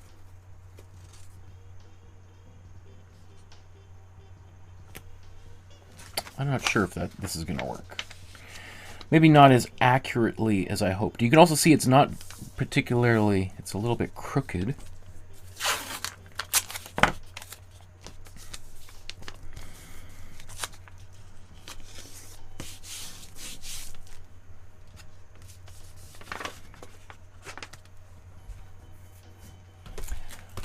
Okay, now I'm going to use my white carbon paper, which I'm going to use this one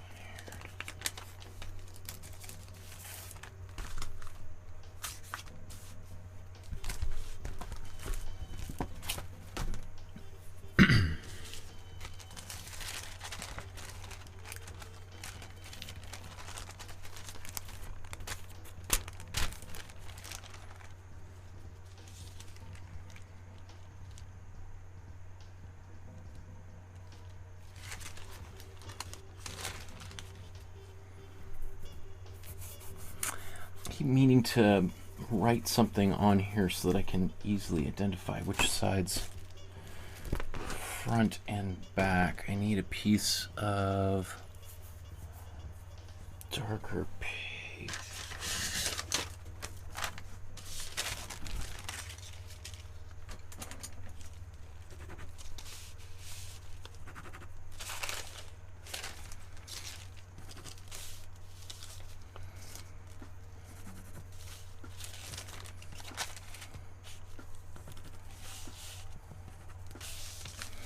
Well, I guess if I can't see it here, the only way to know is by actually just doing it.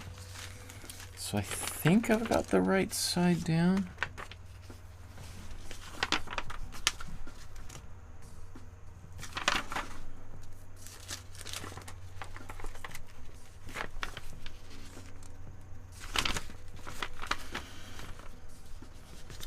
Okay. Oh, the reason why I have this window that I created here is so that it's helping to protect the surface. So if this slides around, I don't get charcoal or graphite or as little as possible accidentally just pressing on this. In fact, let me just see if I can make that happen. Let's see if I, or my fingers, creates like a little blemish there. Now you can kind of erase it a little bit sometimes, but if I don't have to do any erasing, because to fix a mistake, then that's a big win, right?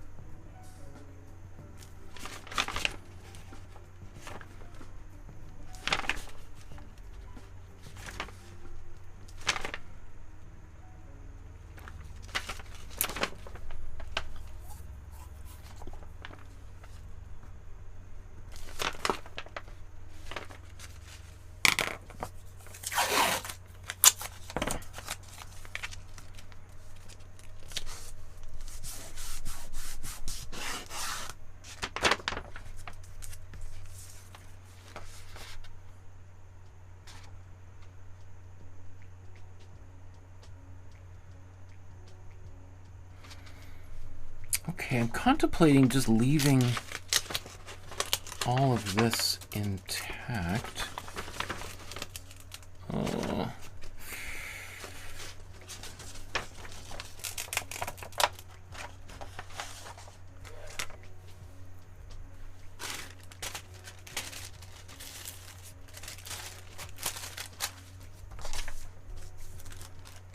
Just gonna make a note for myself. It says front.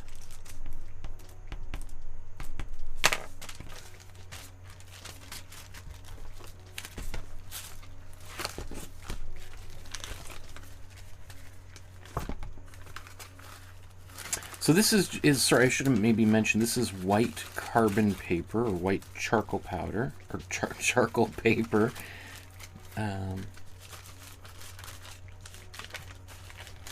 Or one is white charcoal, and one is white graphite. Again, similar things. To be honest, I don't know what the actual difference, I mean, chemically they're different, but results-wise, they're going to be very similar.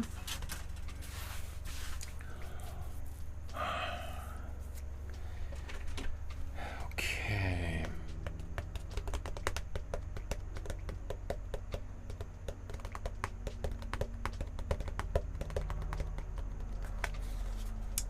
going to take the same color that I had before.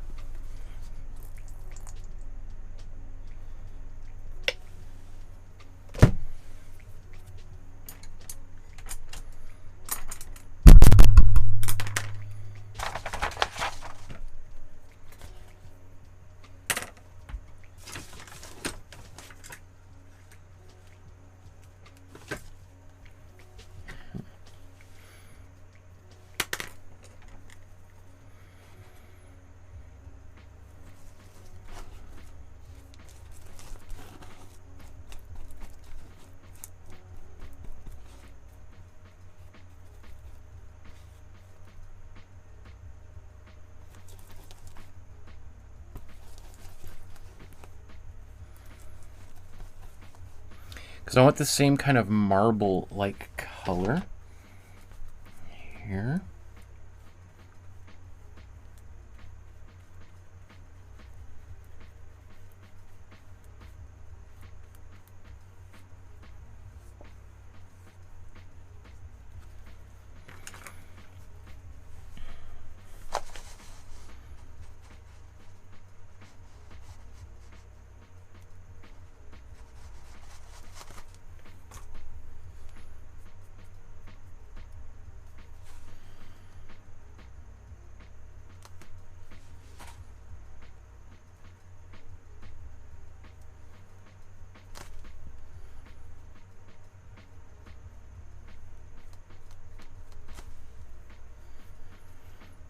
So notice I'm kind of painting maybe with a smaller brush to do my edges, and then I use a bigger brush just to soften those edges out.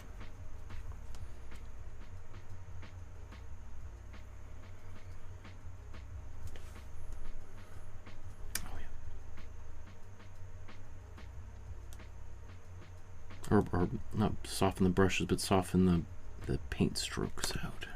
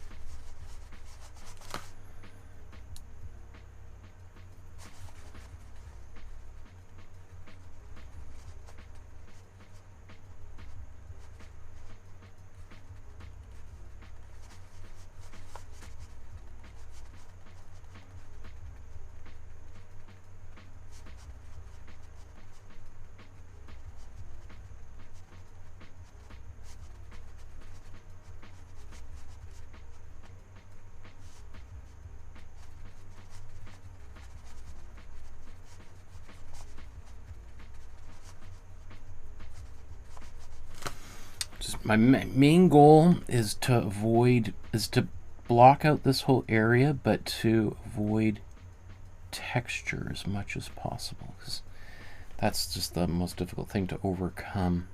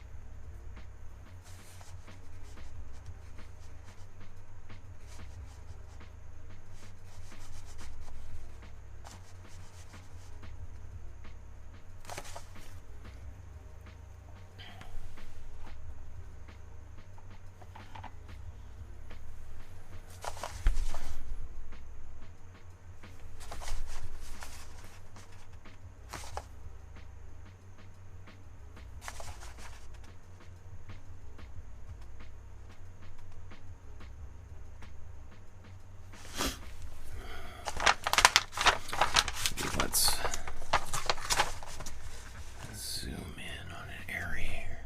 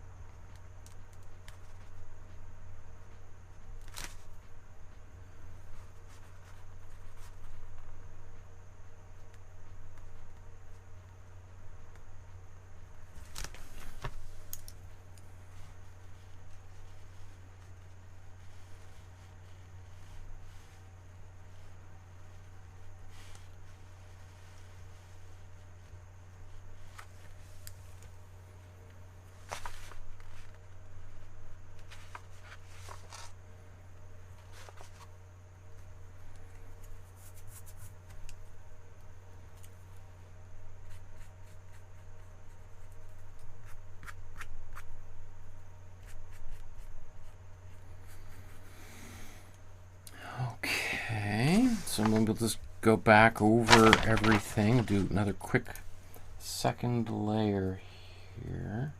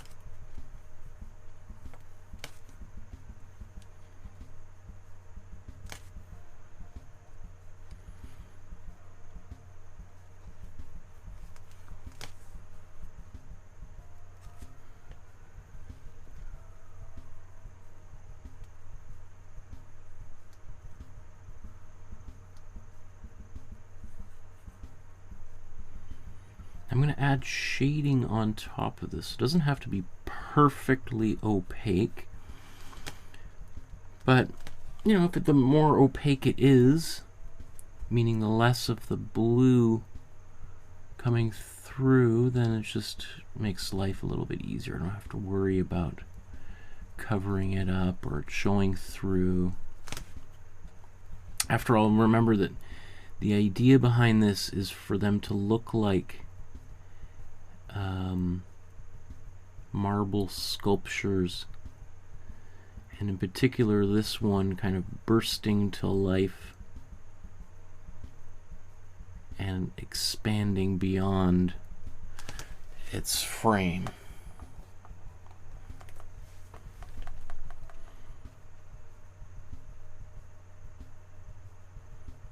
You know, so in a way this is like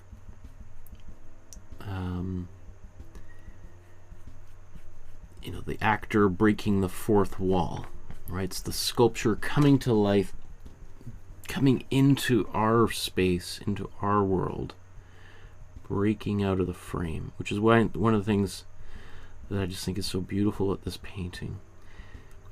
I was, as you can see from the template, I photoshopped a version of this without the border, and up until basically I started today's episode, that was what I was thinking of doing, just removing this border. Certainly would have saved me time, because you know, it took me an extra at least an hour to tape that border and paint it and all that stuff. But I think conceptually I'm happy that I've gone this extra little distance here, because otherwise I think we might be missing something important. Now, does that mean that anybody watching at home, that you're like, I really should paint the border, even though I don't want to, it's going to take longer? You don't have to do it. You can skip it entirely.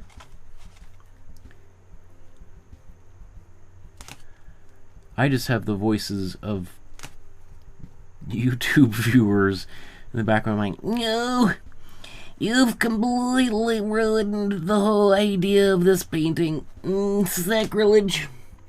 You are going to burn in eternal damnation for your heretical, blasphemous reinterpretation of the great Giotto's work.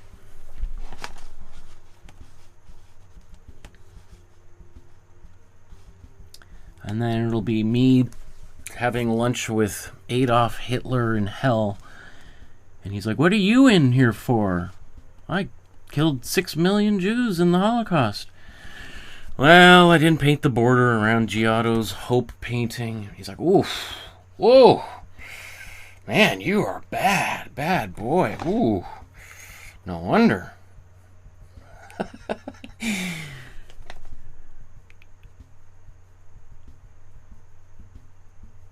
Hitler gets up and moves tables. He's like, don't sit with that guy. That guy is like the personification of evil. My goodness. You didn't paint the border. I mean, even I know not to do that.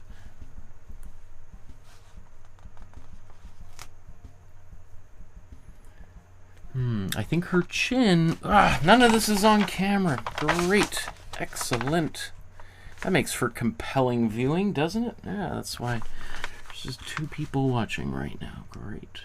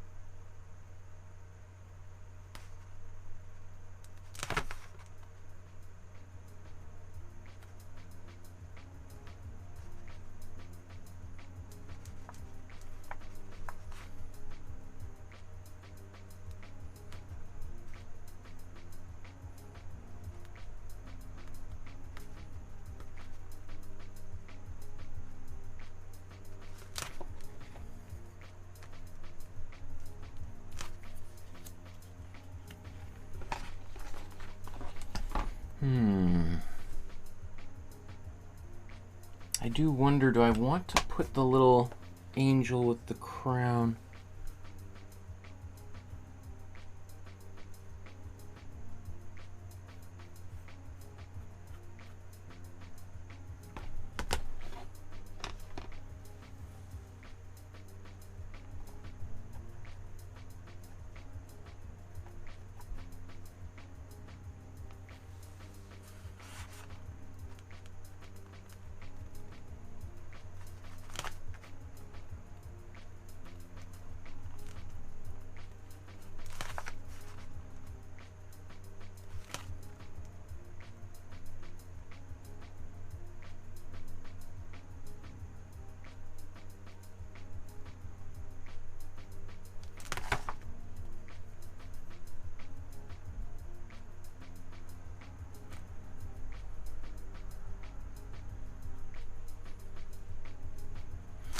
So by, of course, an incredible coincidence, there's a little star right under her nose there, which is making her nose look kind of bigger and oddly shaped.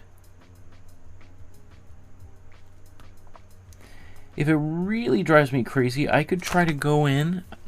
I've got some of the darker paint from the background, and I could try to repaint that out later on.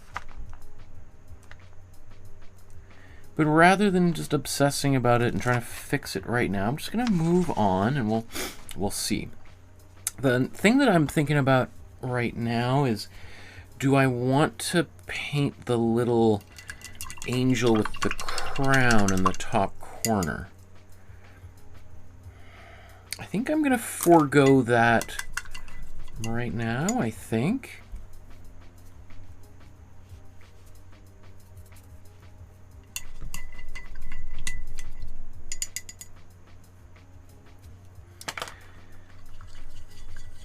Or should I paint it?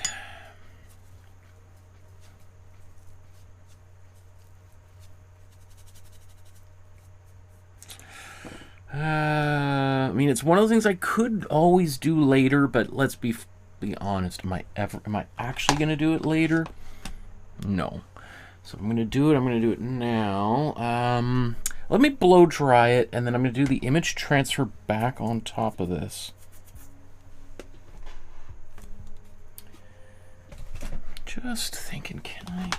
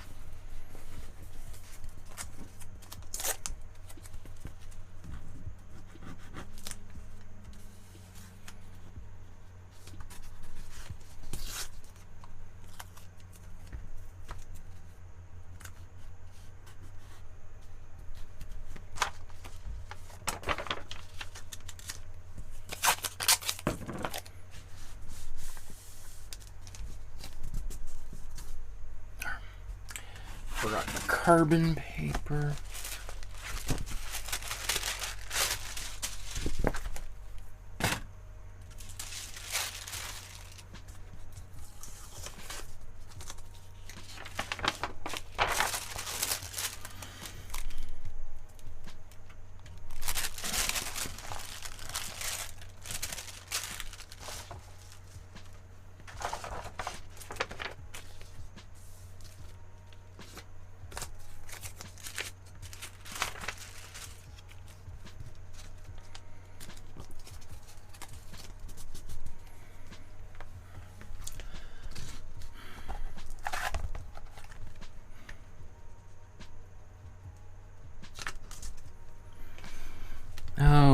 Okay, so now we're going to come back.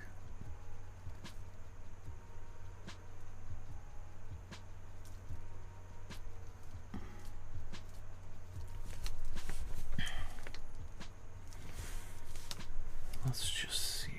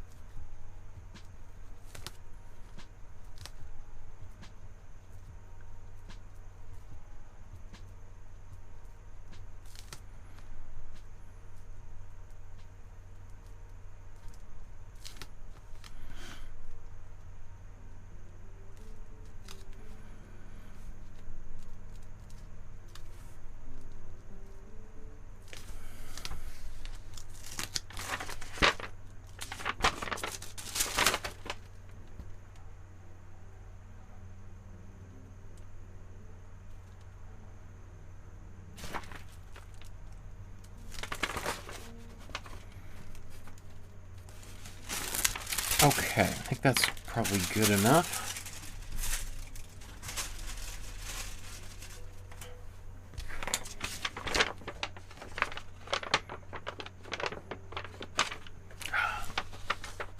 Ah, I can figure that out. Okay.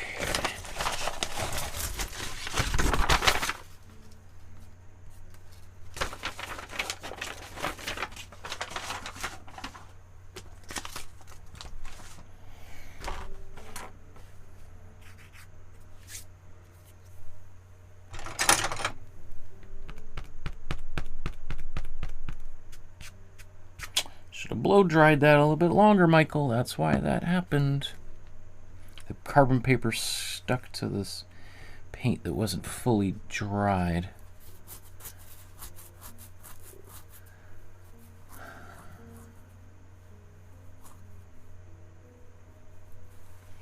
I don't know. Do I need to do that little angel there?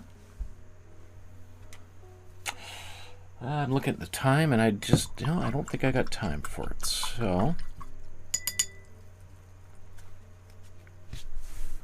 let's move on without the angel then. Oops. Some water droplets. Okay. What's next here? Let's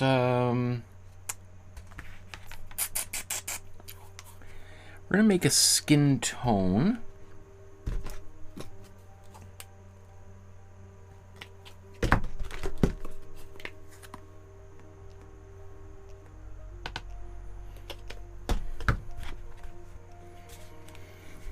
Okay, I'm going to my colors are getting pretty dry. It's really dry in here today. Ah, okay. Oh, look what I've done. Big mistake. Oops, not good.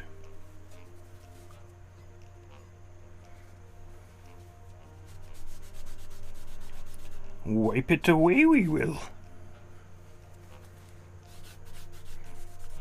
Never happened, did it? Ah.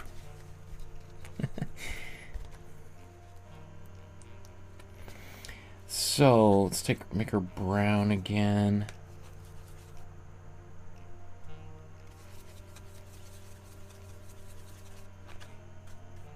Let's make a big mixture of it so I don't have to do this multiple times.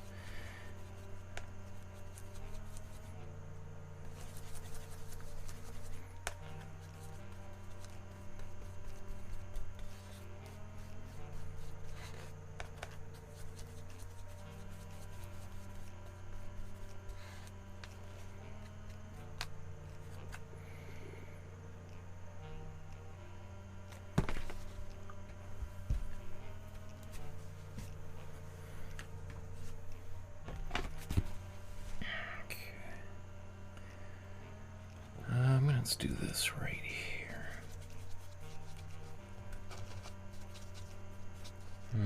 Needs a little bit more red, or sorry, a little bit more blue.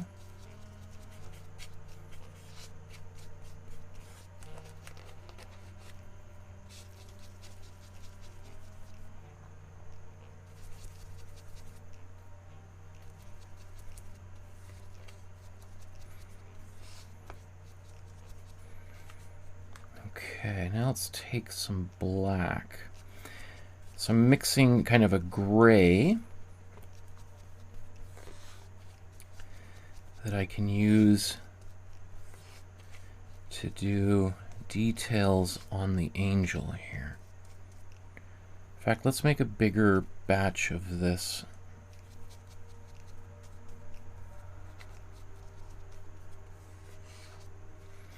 I'm mostly going to be glazing with it, but even then it's nice not to have to worry that I'm running out. So might not appear that I've made a lot, but for what we're about to do, that's probably good for at least next little bit.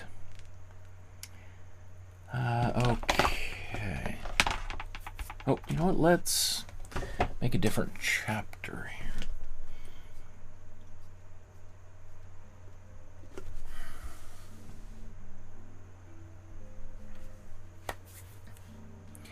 Okay, I'm really happy with where things are at this moment. I've got the background pretty much set in place. I've got the image transfer of the angel, or the central figure of hope rising up towards the heavens here. And now I've just mixed some gray that I can use to start going in and painting the details in the angel here. So let's just look.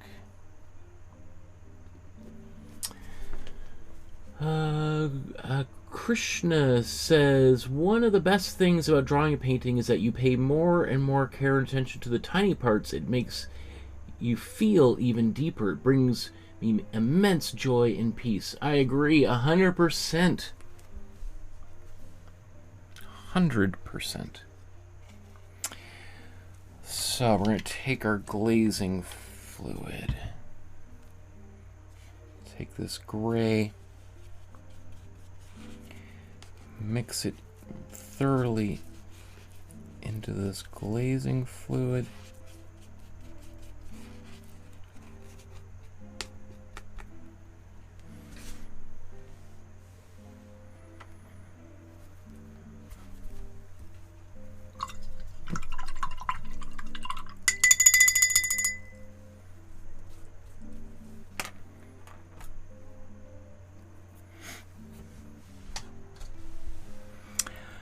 I need another soft, dry. I'm gonna get a bunch of these soft, dry brushes for blending and smoothing out edges.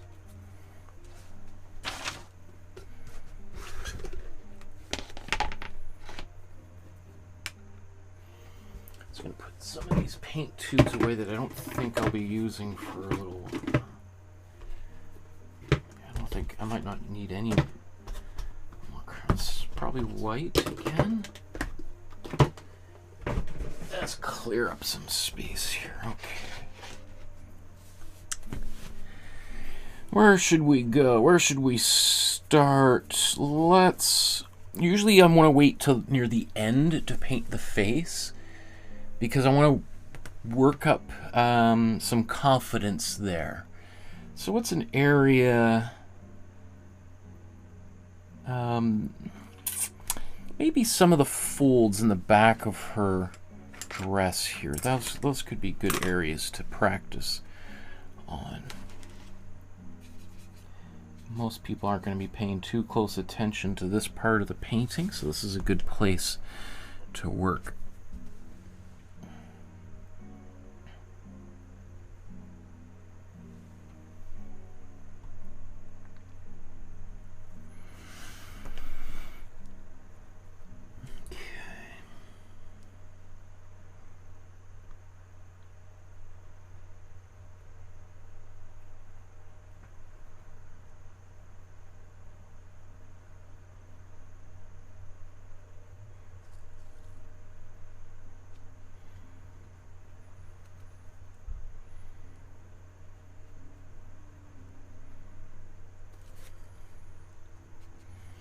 So I'm trying to incorporate a little bit of this black stain here from the carbon paper.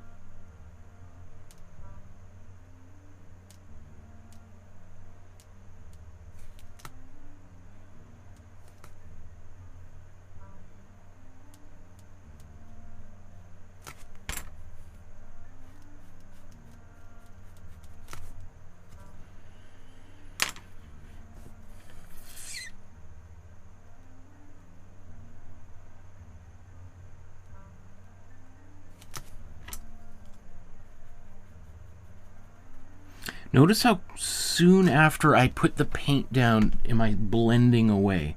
When I do in-person classes, I notice people will apply glaze, and they'll do, like, let's say everything I've just done before they even pick up a brush, and by that time everything is dried. Right? So yeah, the glazing fluid slows the drying time down, but not by much comparatively.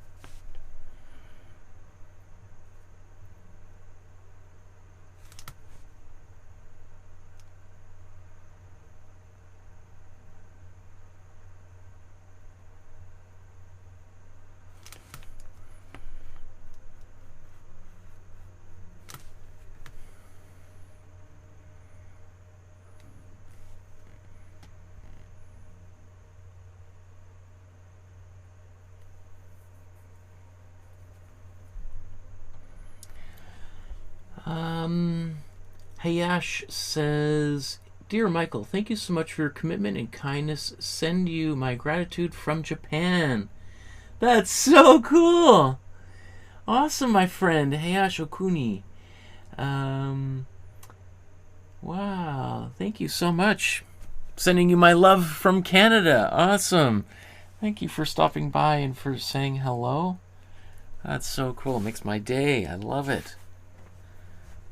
Awesome. Now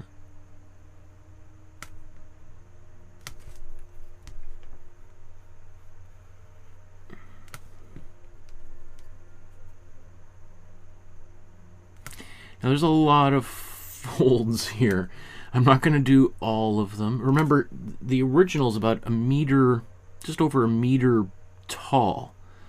This is 12 inches tall.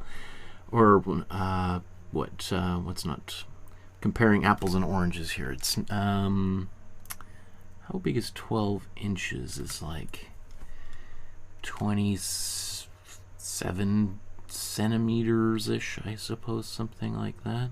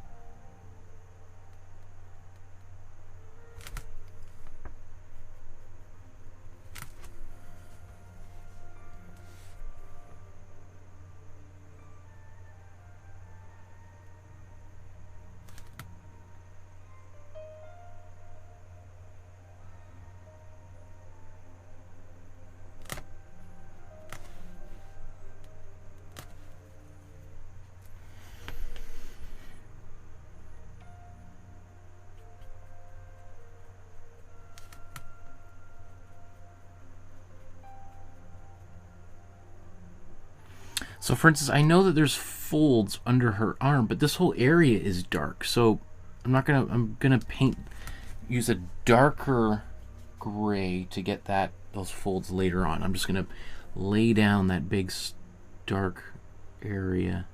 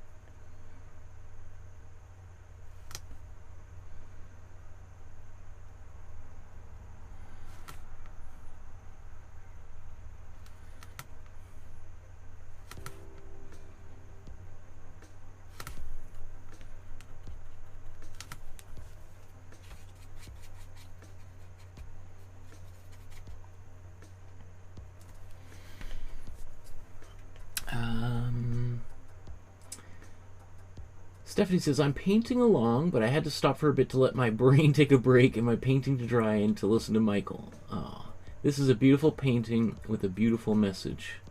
Oh, thanks, Stephanie. Yeah, I absolutely, 100%.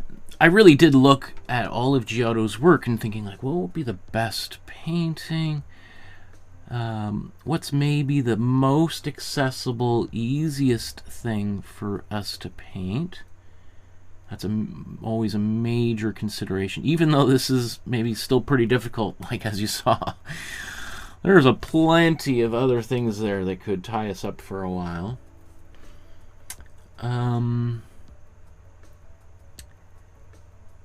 But this painting and the message of hope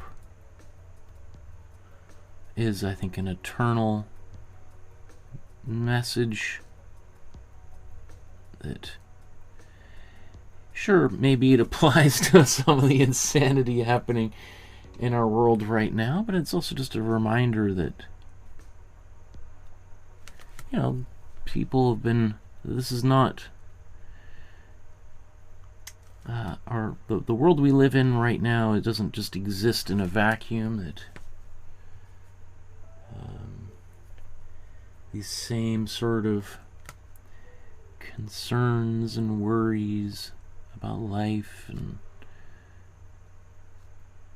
have been shared by people across the ages. And just like them, we will get through all of this together as well. That...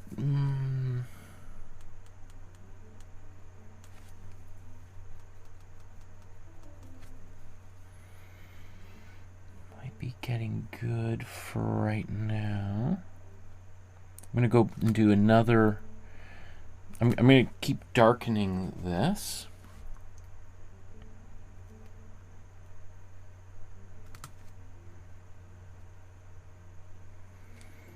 So maybe there could be some more folds back down on her legs here.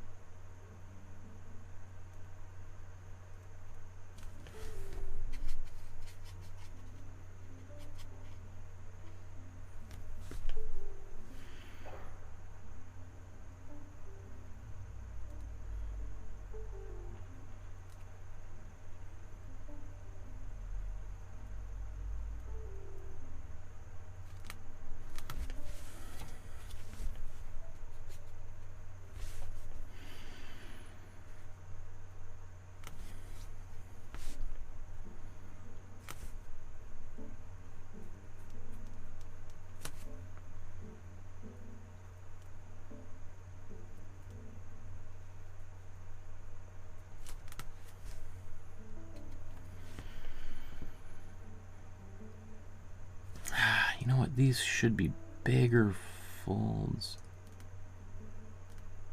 Makes her legs look really thin.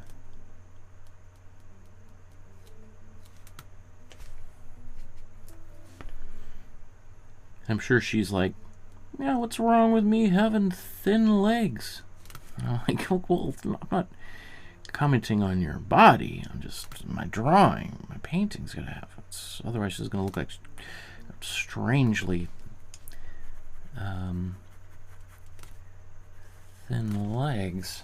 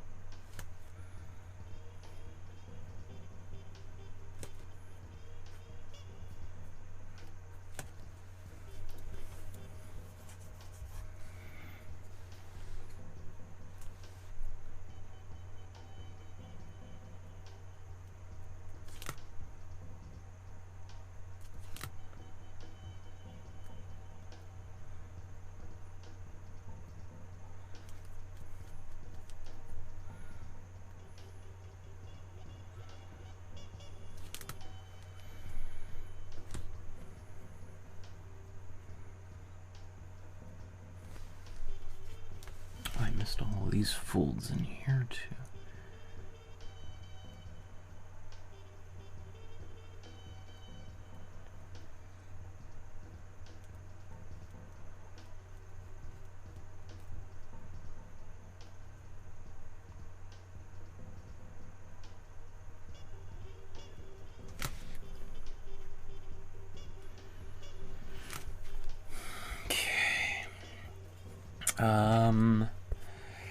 Let's go to, we're gonna darken this.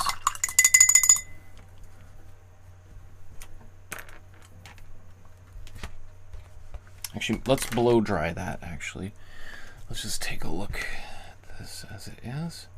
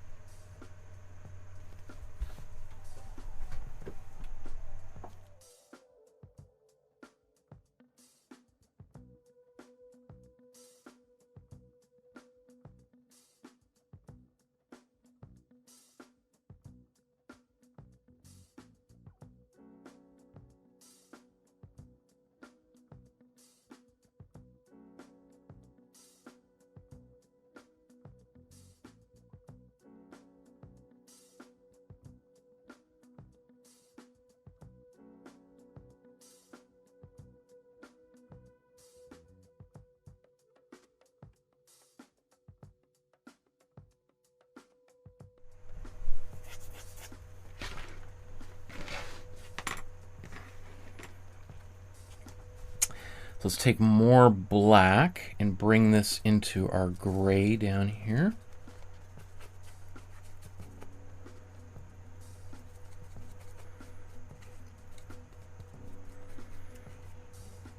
Now, it doesn't seem that much darker than the previous one, but I guarantee you when we start painting, it's like, whoa, that's black, that's dark. I mean, we don't have to go all the way to black, although maybe we'll get pretty close. I think I want to do maybe 2 more layers, and that's pretty much about as much time as I have. So let's take that color, I'm going to bring it into my glazing fluid here. You know what? I'm just going to push this even further.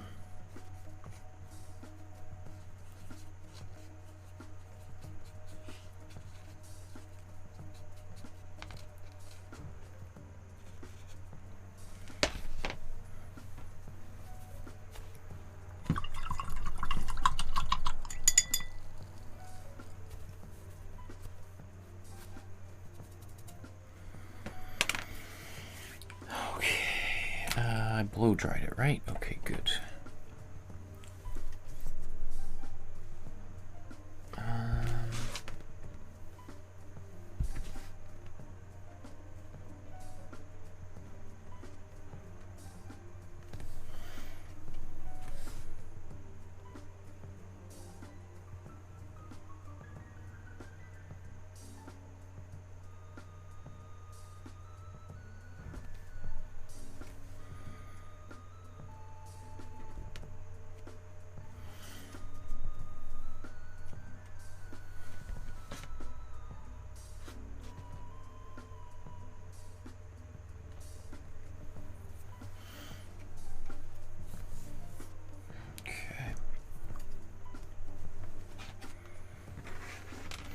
Now I do see that my gray is a little bit on the reddish side.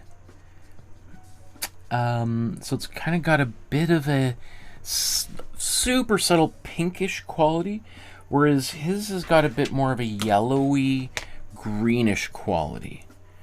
If I really want, I can glaze that some yellow back onto this later on, but I'm just going to push forward here.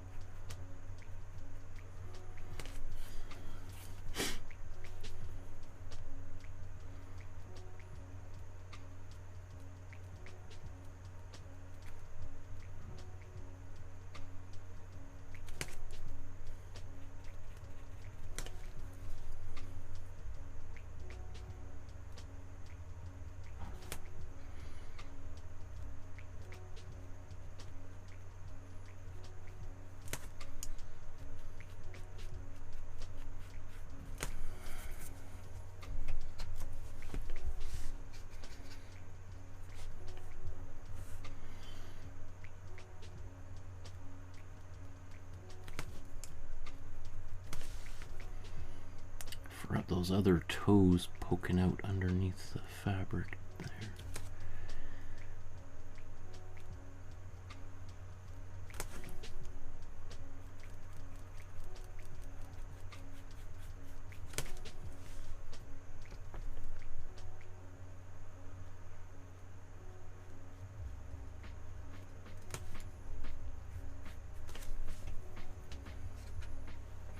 I might even need to go back and do a lighter glaze back on here.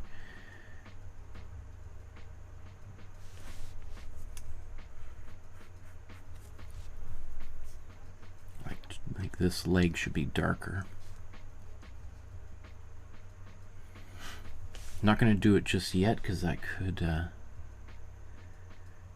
mess up the glaze that I've just applied, so I just have to be patient. I've gone a little bit overboard with these folds on her thigh.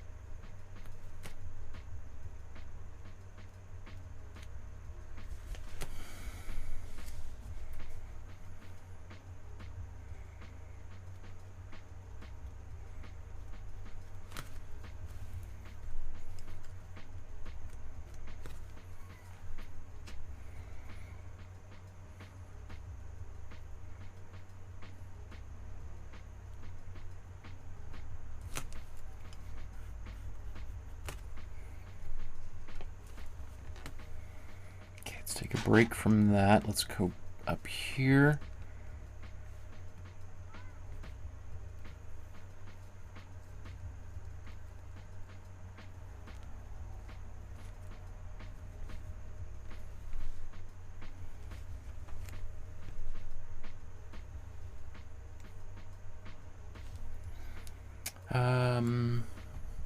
Stephanie says, Michael, we see the original alongside the one we are painting. Sure. I mean, I'm just painting the folds, so it's. I can show you what.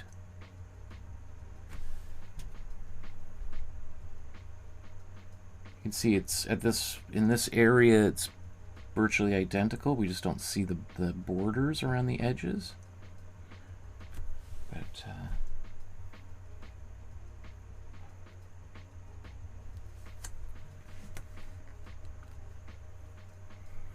That's the original versus my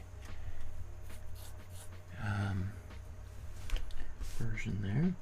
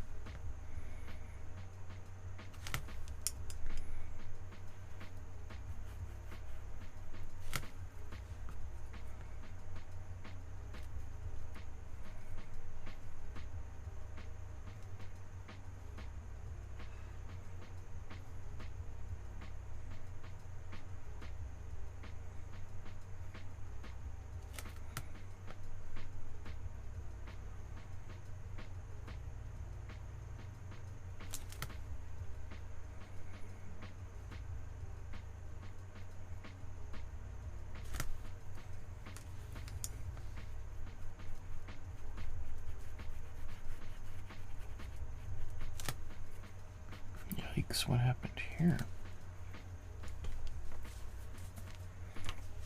Strange.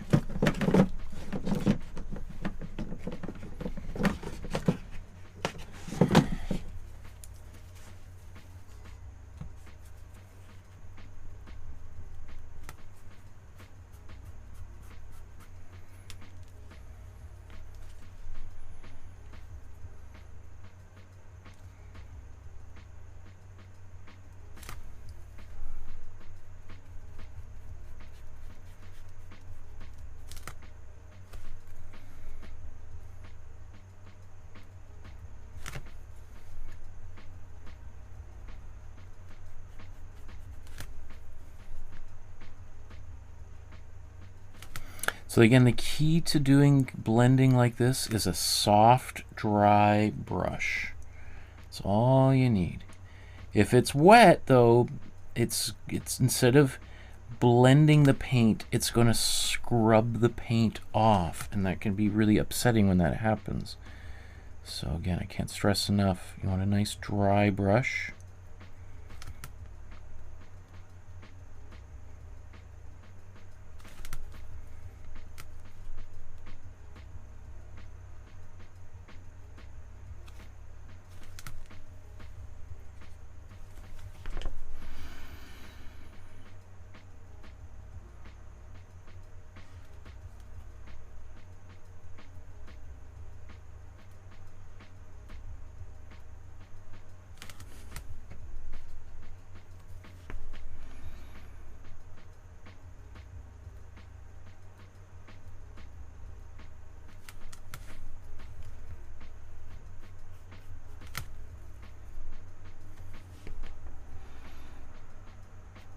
In fact, actually, I'm going to wait for that to dry down there before I try to paint the folds under her arm, just so that I don't mess up the blending that I did above it.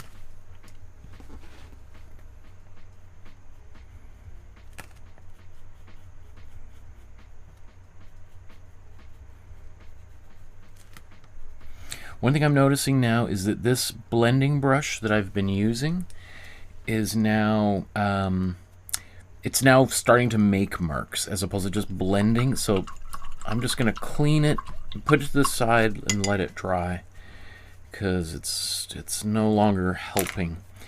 That's why it's good to have a number of different brushes of the same size that you typically use, so that you've always got a few kind of backups ready to go, so that some can be drying while you're waiting. And while you're waiting for it to dry, you just move on to a dry brush.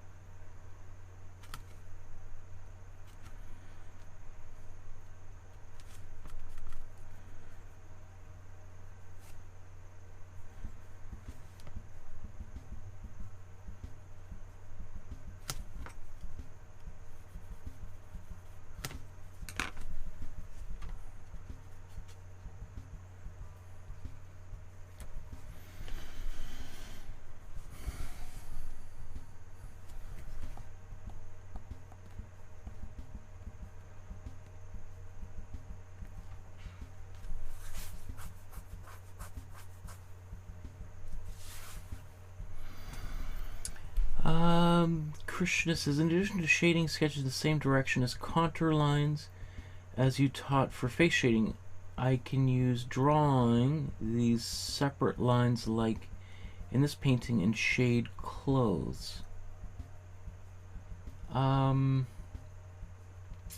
addition to shading sketches in the same direction as contour lines as you taught for face shading, I can use drawing these separate lines like in this paint.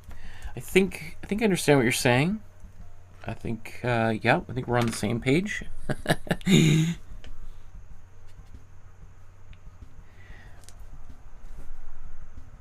Yeah, kind of like what I'm doing here is similar to how we would shade a face.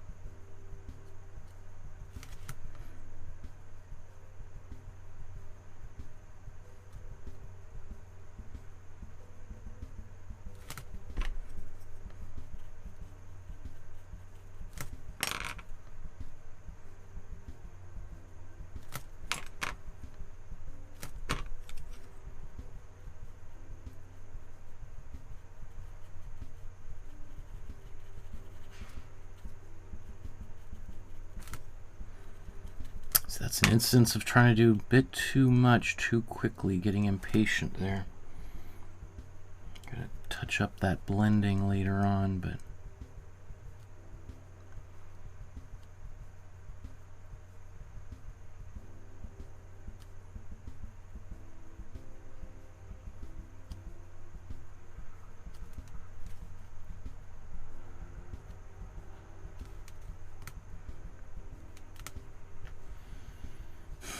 what is going on with her forehead there? That's strange. Doesn't look like her forehead's really swelling.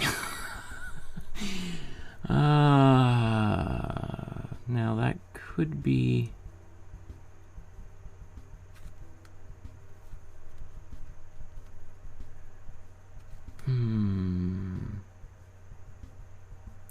That's going to be tricky to resolve. Okay, well, let's just put that aside for a second. Let's just keep painting. I think I mentioned before that I wanted to make this leg go a little bit further back, so I'm just going to put a bunch of this paint.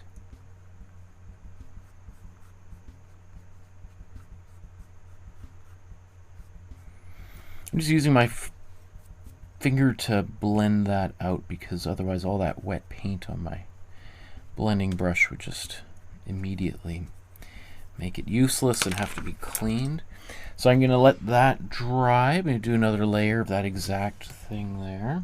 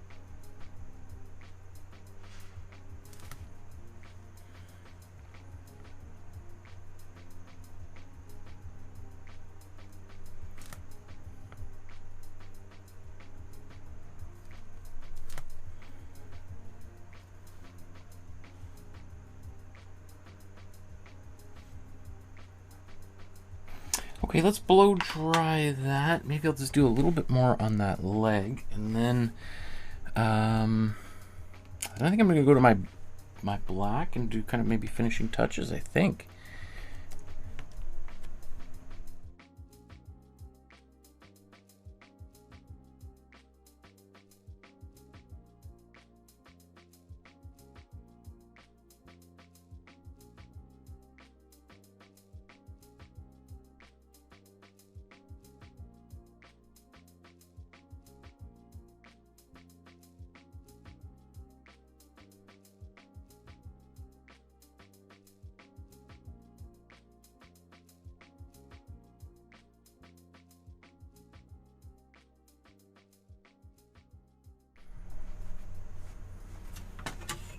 Just curious, how big is this in centimeters? Oh, 12 inches is roughly 30, almost 31 centimeters. Okay. Interesting.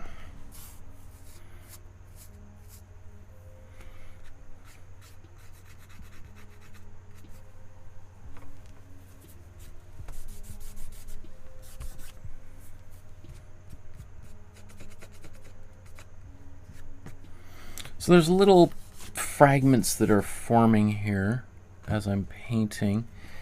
I think it's just little stuff that's coming off my hands.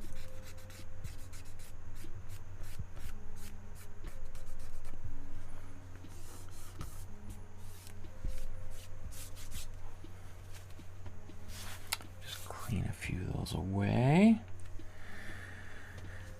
Okay.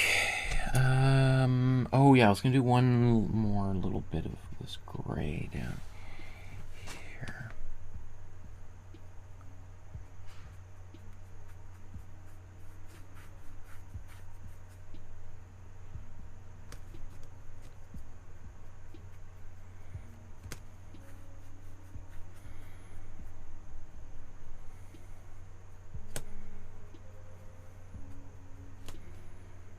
Is there anything else that really needs a...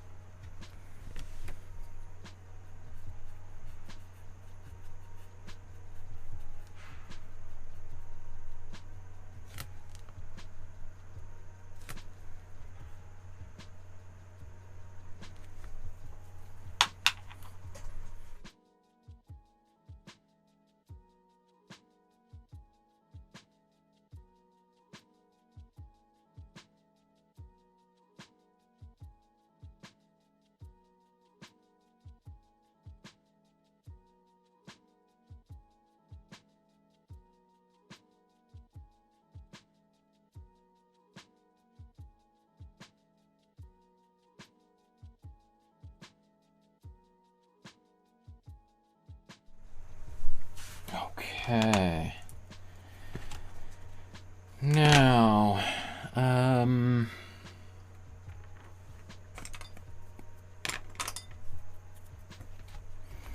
going to take my black again. Oops. Taking a lot of it this time. We're going to go much darker. Again, not quite black. I think that might just be too extreme here, but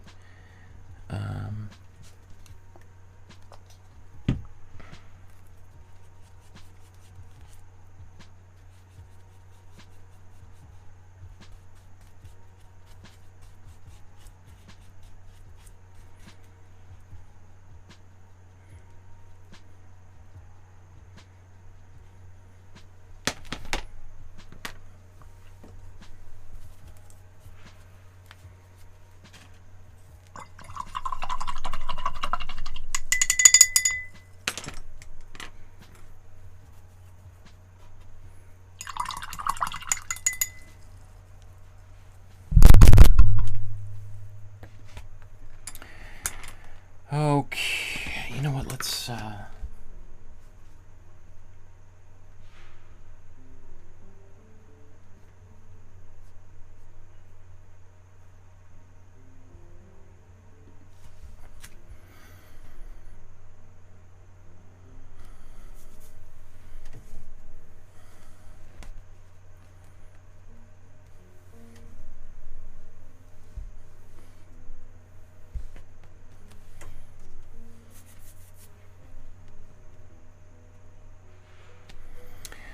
oops.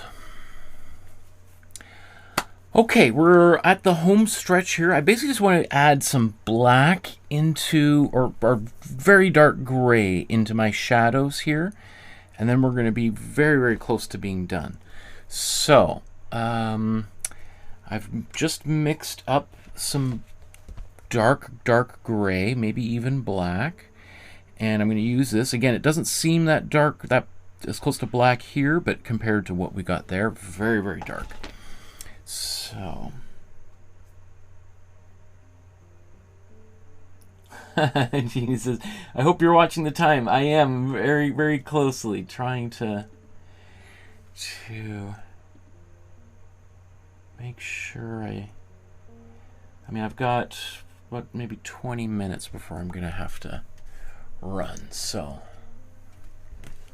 But I appreciate you helping keep me on track. That's cool.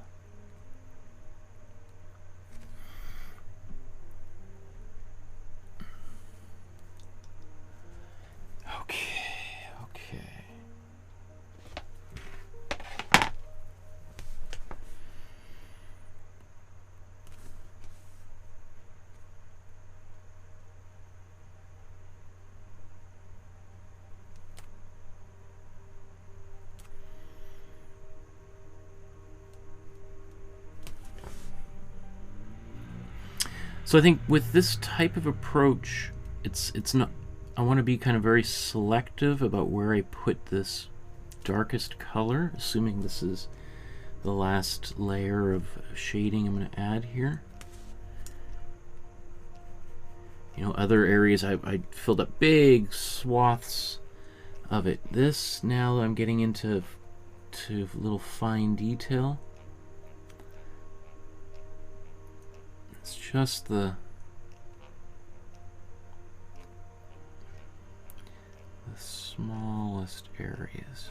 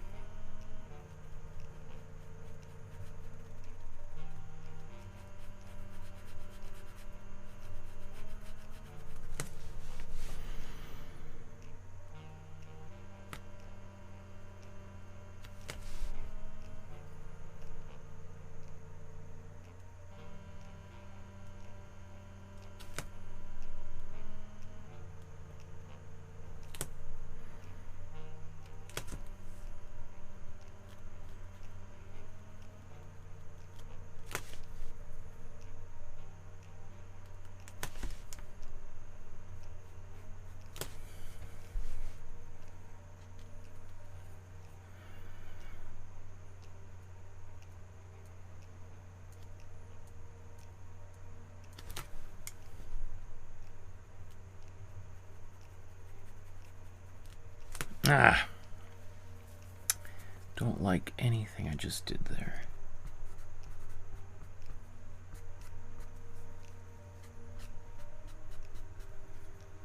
I'll let that dry.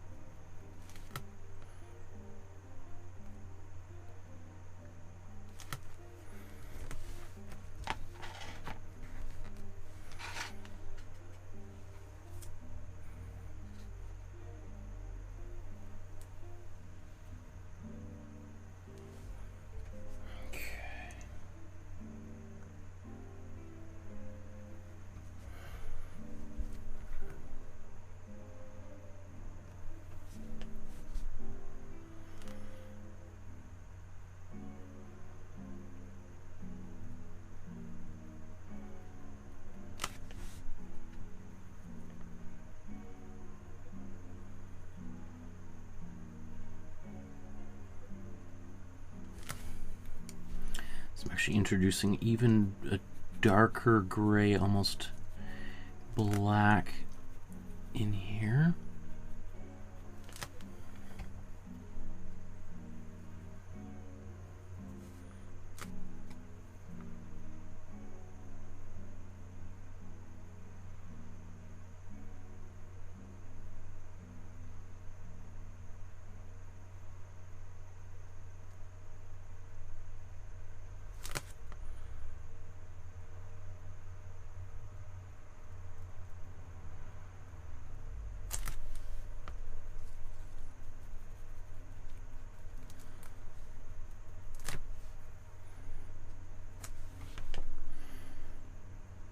Oops, it's a bit dark.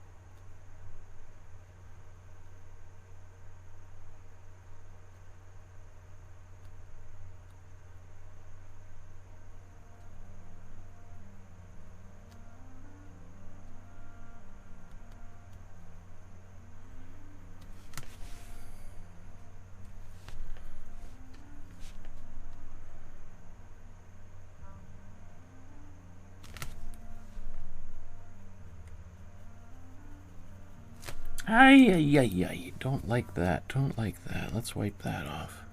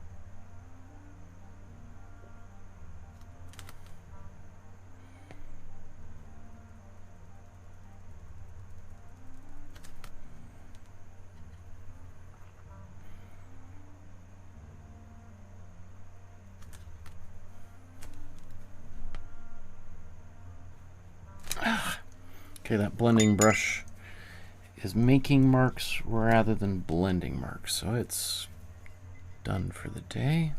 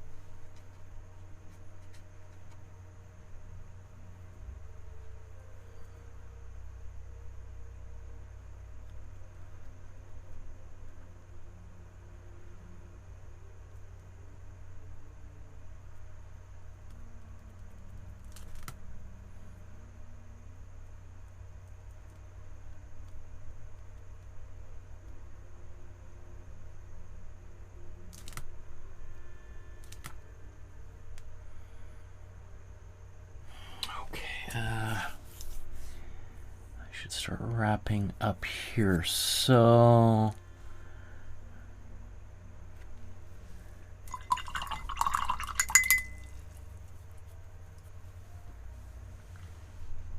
I was gonna see if any of my blue from the background is still intact.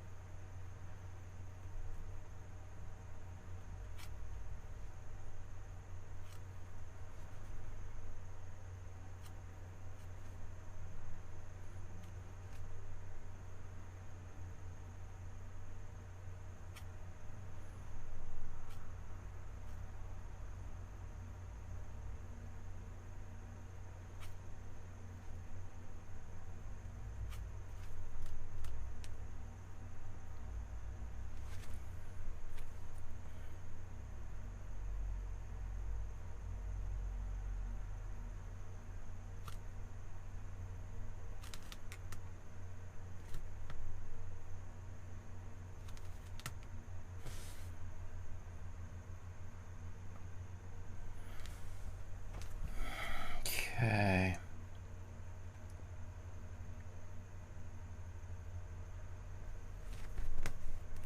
I don't know. That might be everything I can accomplish. Oh, I think I got one more thing I want to do. Okay. So.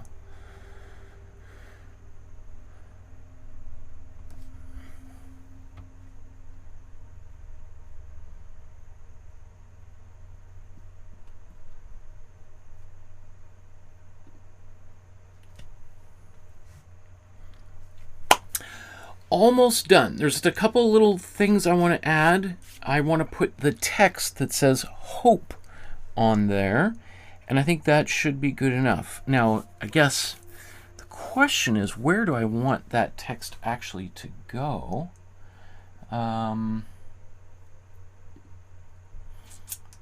If we look at the original, we see this SPES, which is Latin for hope, spes. I don't know if anybody knows how to pronounce Latin. You let me know. Should I put it up there or maybe put it down here? This makes sense, reaching towards hope. There is a lot of space on the bottom of this painting that just feels kind of a little bit blank.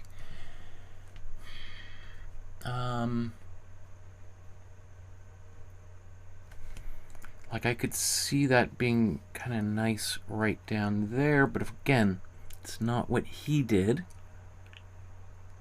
And his own painting has that kind of big, you know, largely blank area down there.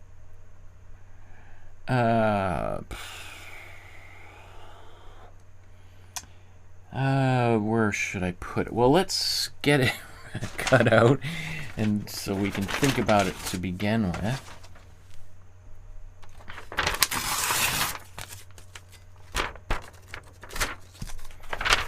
Maybe I'm just going to blow dry it.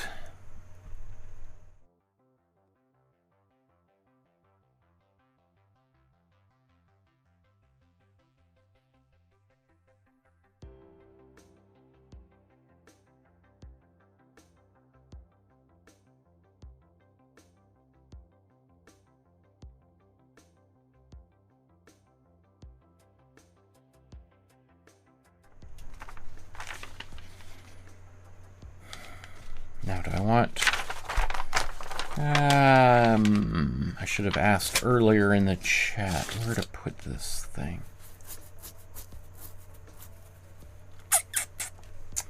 Where's my scissors? There.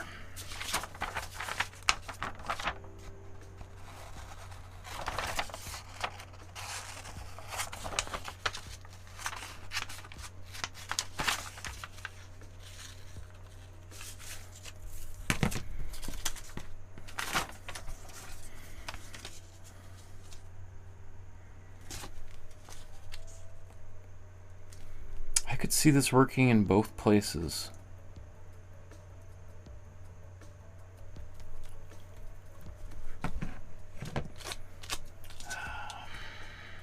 I just feel it's kind of crowded up here, doesn't it? Is that just me, or does it just seem crowded up here?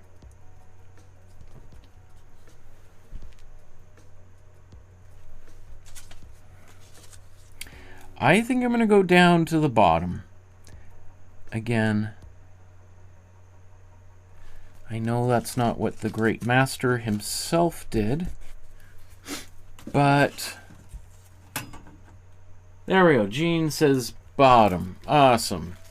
Great minds think alike, my friend. I appreciate you co-signing my instinct here.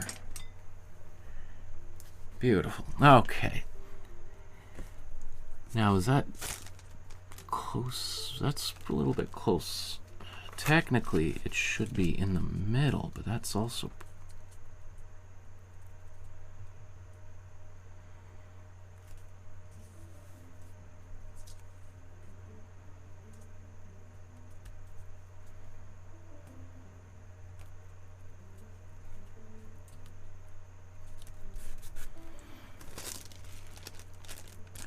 It is what it is. Let's just do it.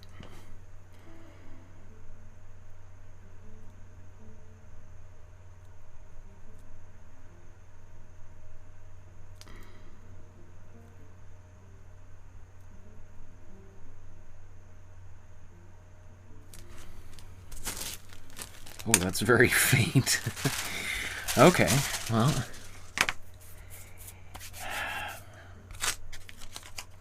barely visible there. Okay.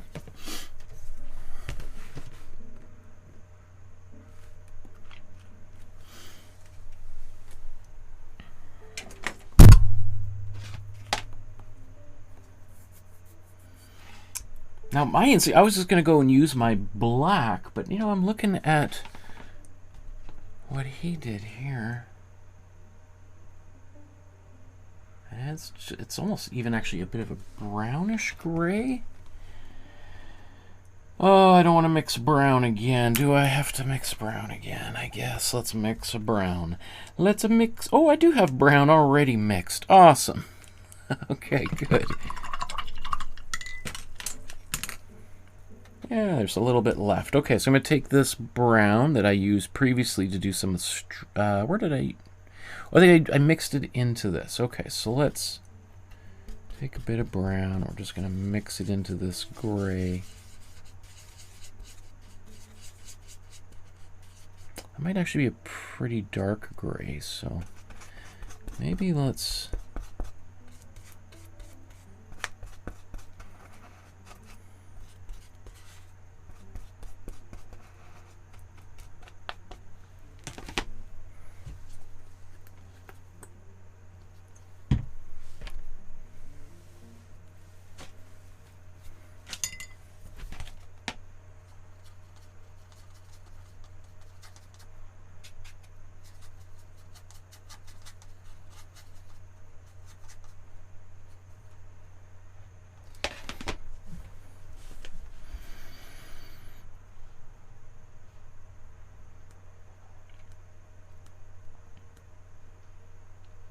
So I'm starting with the O in hope, because circles tend to be the most difficult shape to paint. So that can help me establish the height of my other letters here. I could just use a Posca pen, obviously, but I've come this far. I'm going to paint the whole word in before I do the serifs, the little flourishes that are on text.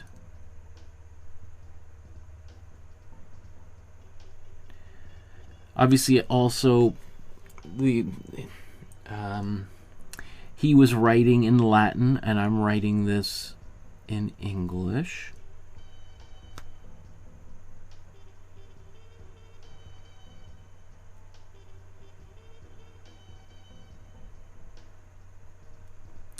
Just for those of you keeping track of historical inaccuracies and deviations from the original, for everyone's favorite family drinking game, blasphemous variations or blasphemous deviations.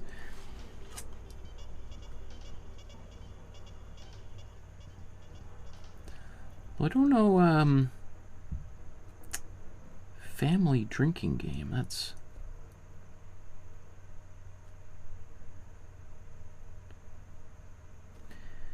not very common, I suppose, to... Hey, honey, grab the vodka. We're going to do another family drinking game.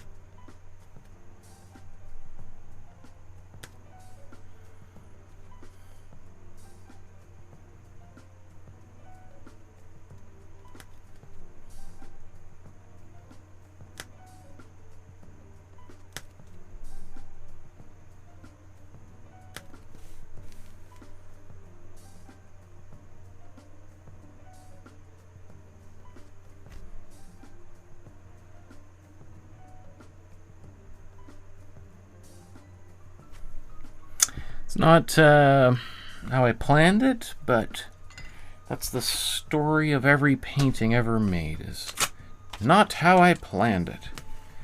Okay.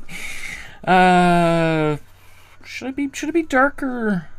Maybe I should put just a little bit more. I think I want to put a tiny bit of maybe black in here.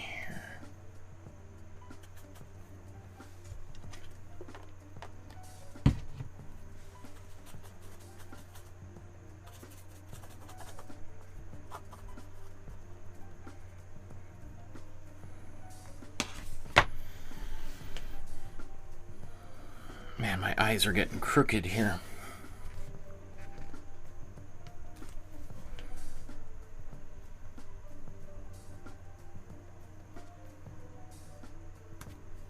I should have blow dried this. I knew it.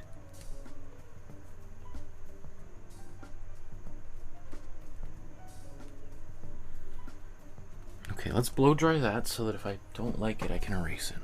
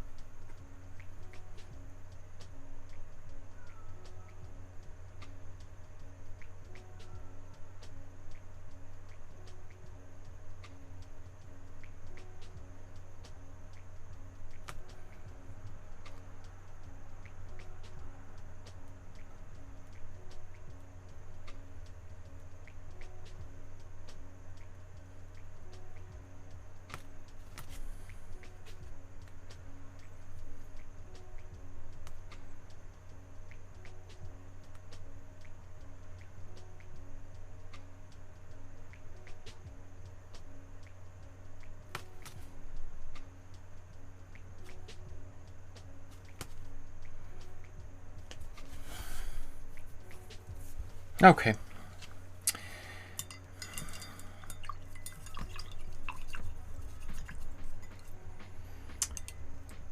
My eyes are so crossed now. Are you planning on doing any more drawing lessons? Yes, the next episode is a drawing lesson. Thank you. Okay. Oh, where did this white just come from? Let's just make sure.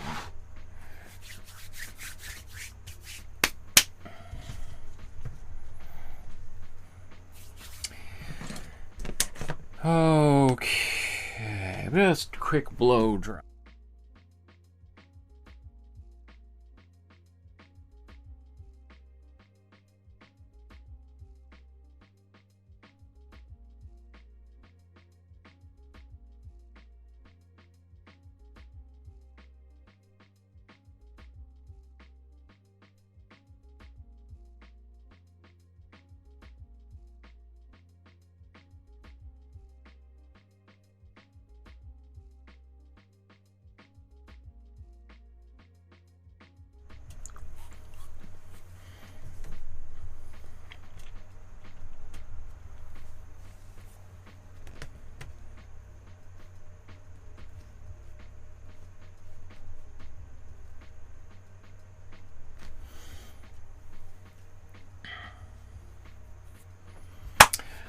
Okay, we have reached that part of the episode where we're going to compare and contrast the original by arguably the greatest painter, most influential artist of all time, and then my humble attempt.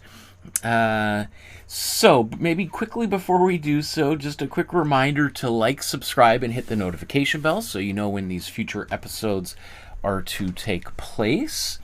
As I said, the next episode's a drawing episode, so I'm looking forward to focusing once again on Helena Scherfbeck, one of the greatest artists, I think, of all time. If you want to support the channel with a small donation, consider scanning this QR code or entering in this web address here. That will take you to this page where you can safely and securely donate to support the channel. You can also see the addresses there. Just make sure your address is correct. Same address is down there in the video description below and on my website.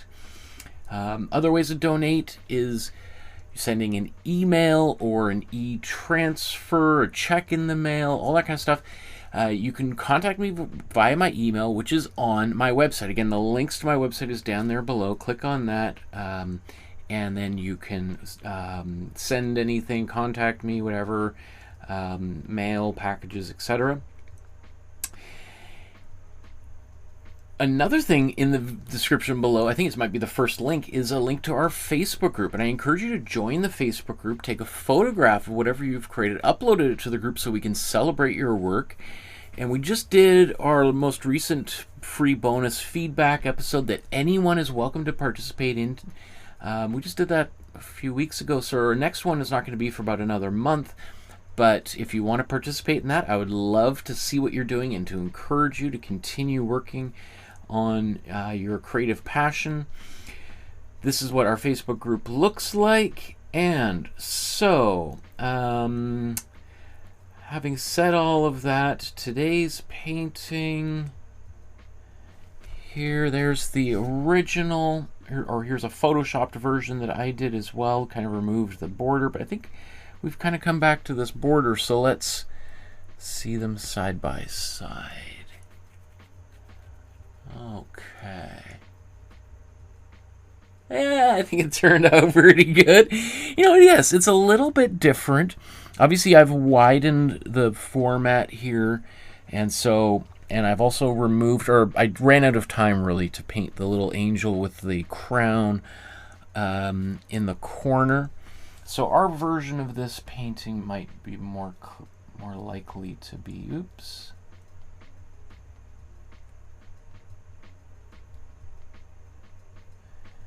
I don't know, something kind of like that, I suppose. In comparison to this, so maybe if I was to zoom in a little bit, gives us a little bit closer to maybe how the two of them might compare directly side by side. You know, a few things that I think are that stand out in particular is the color. His original's got a slightly yellowish quality, but that's also very typical of really old paintings because varnishes tend to kind of have a yellowy quality. I don't know if there's a varnish actually on this fresco, but maybe, probably. I don't know.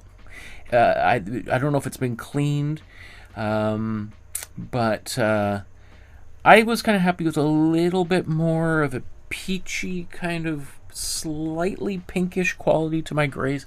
I'm not sure if that shows up on camera at all. I mean, it's super subtle. Also, you know, the marbling texture that I put on this border, I think it's pretty subtle. I don't even know. I mean, barely shows up on camera, I think.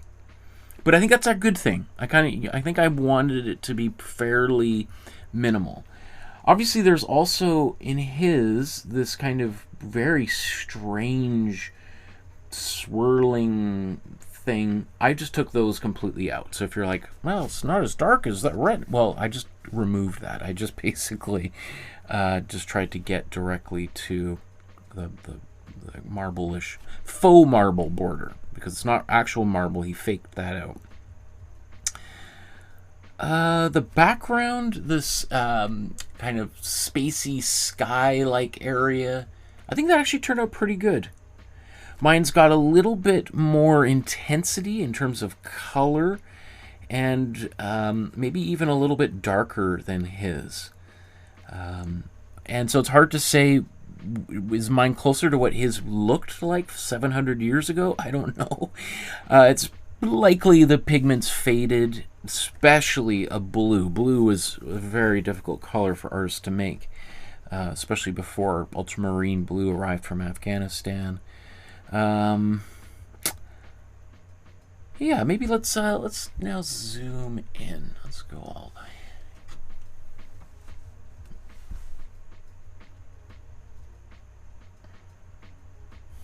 Gene says, I like yours better. Well, I appreciate that, but that's ridiculous. I mean, no offense to you, but I mean, I appreciate but I'm not nowhere in the same ballpark as as Giotto. I will take the compliment. I appreciate that. Okay, so maybe we'll just start down here at the feet. You know, again, the original is over a meter tall, which is like 3.5 feet-ish, I would say, somewhere around there. I mean, it's you know, the size of a tall child. It's about my daughter's height, meter and 1.2 meters tall, 60 centimeters wide, which is what, 24 inches ish wide, by 48 roughly, 48 inches, I guess. So details like these toes, I mean, that's pretty tricky, because I mean, you can see this is the size of my finger next to it. Some people are great at doing those tiny details, not I. I also omitted lots of folds. There's a ton of folds in his. I've just taken, let's say, at least half of them out. I still think it feels okay. It's the biggest folds that are the most important. Let's scroll up here. We'll look at her torso.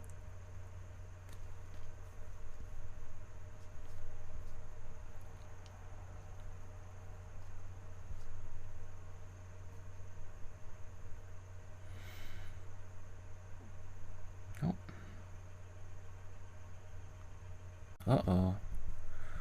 You let me know if the internet just conked out. Hopefully it's still going to run. So we're almost done. Yeah, so some of my folds definitely feel way more bold than his. Let's go to those wings while we're right here.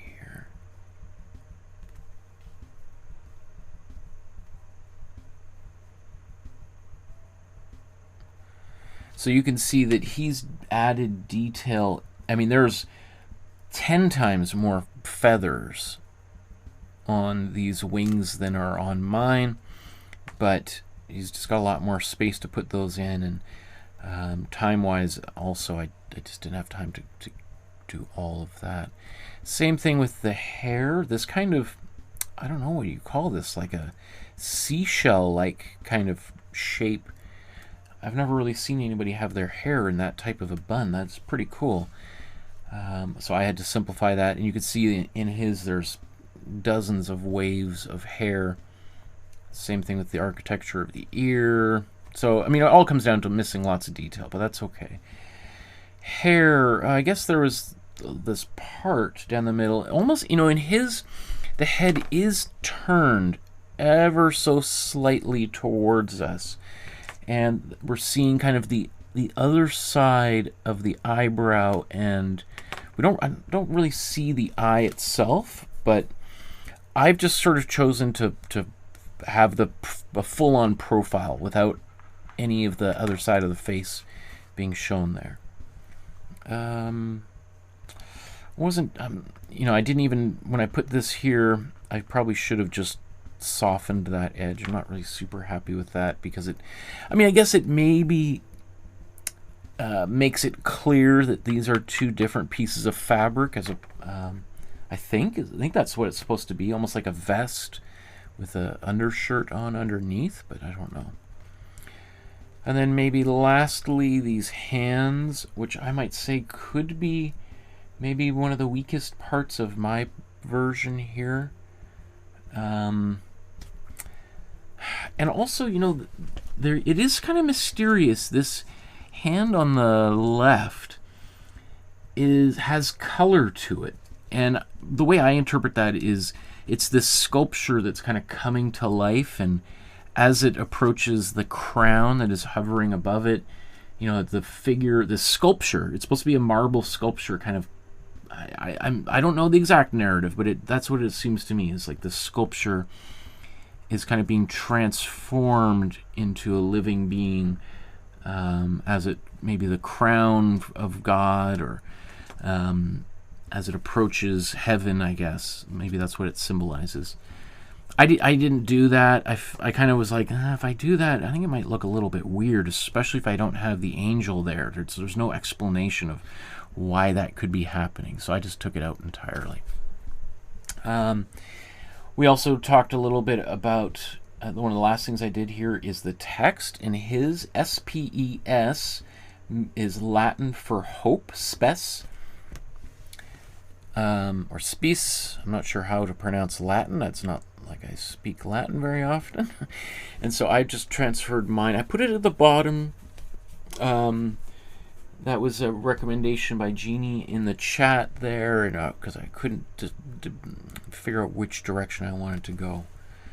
So, long story short, we have got a finished painting, and I've got to go. Let's just see how these look.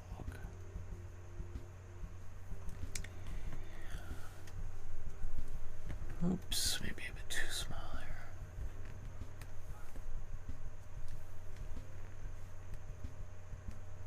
I think that's turned out pretty cool. Yeah, not too bad for, I don't know how many, I spoke for 3.5 hours, and probably 3 or 4 hours painting, I don't know. My mind is a little bit like jelly at the moment. Thank you everyone for painting along with me, for keeping me company, for all the fun in the chat there. I always appreciate seeing familiar names and faces, and lots of new folks in there as well. I can't wait to draw with you on our next episode. So make sure you subscribe, hit the notification bell, and all that fun stuff, so you know when that's going to take place. Join our Facebook group. And as I always say, the more that you're painting, drawing, playing violin, singing, dancing, reading, writing, the more that you're helping to make our world a better place. You're injecting positive, constructive, productive energy into the world to help counterbalance this torrent of negativity and violence that we seem to be immersed in and drowning in right now. So you are providing a lifeline to your friends and family, to your community, and to our world. I want my daughter to grow up in a world that is safe and positive, happy, and fosters creativity rather than destruction. So thank you from the bottom of my heart for helping to make her world a better place and a brighter future. We'll see you guys in our next episode. Have a wonderful afternoon, morning, evening, wherever you are on our beautiful planet. Until I see you again, my friends, best. Take care.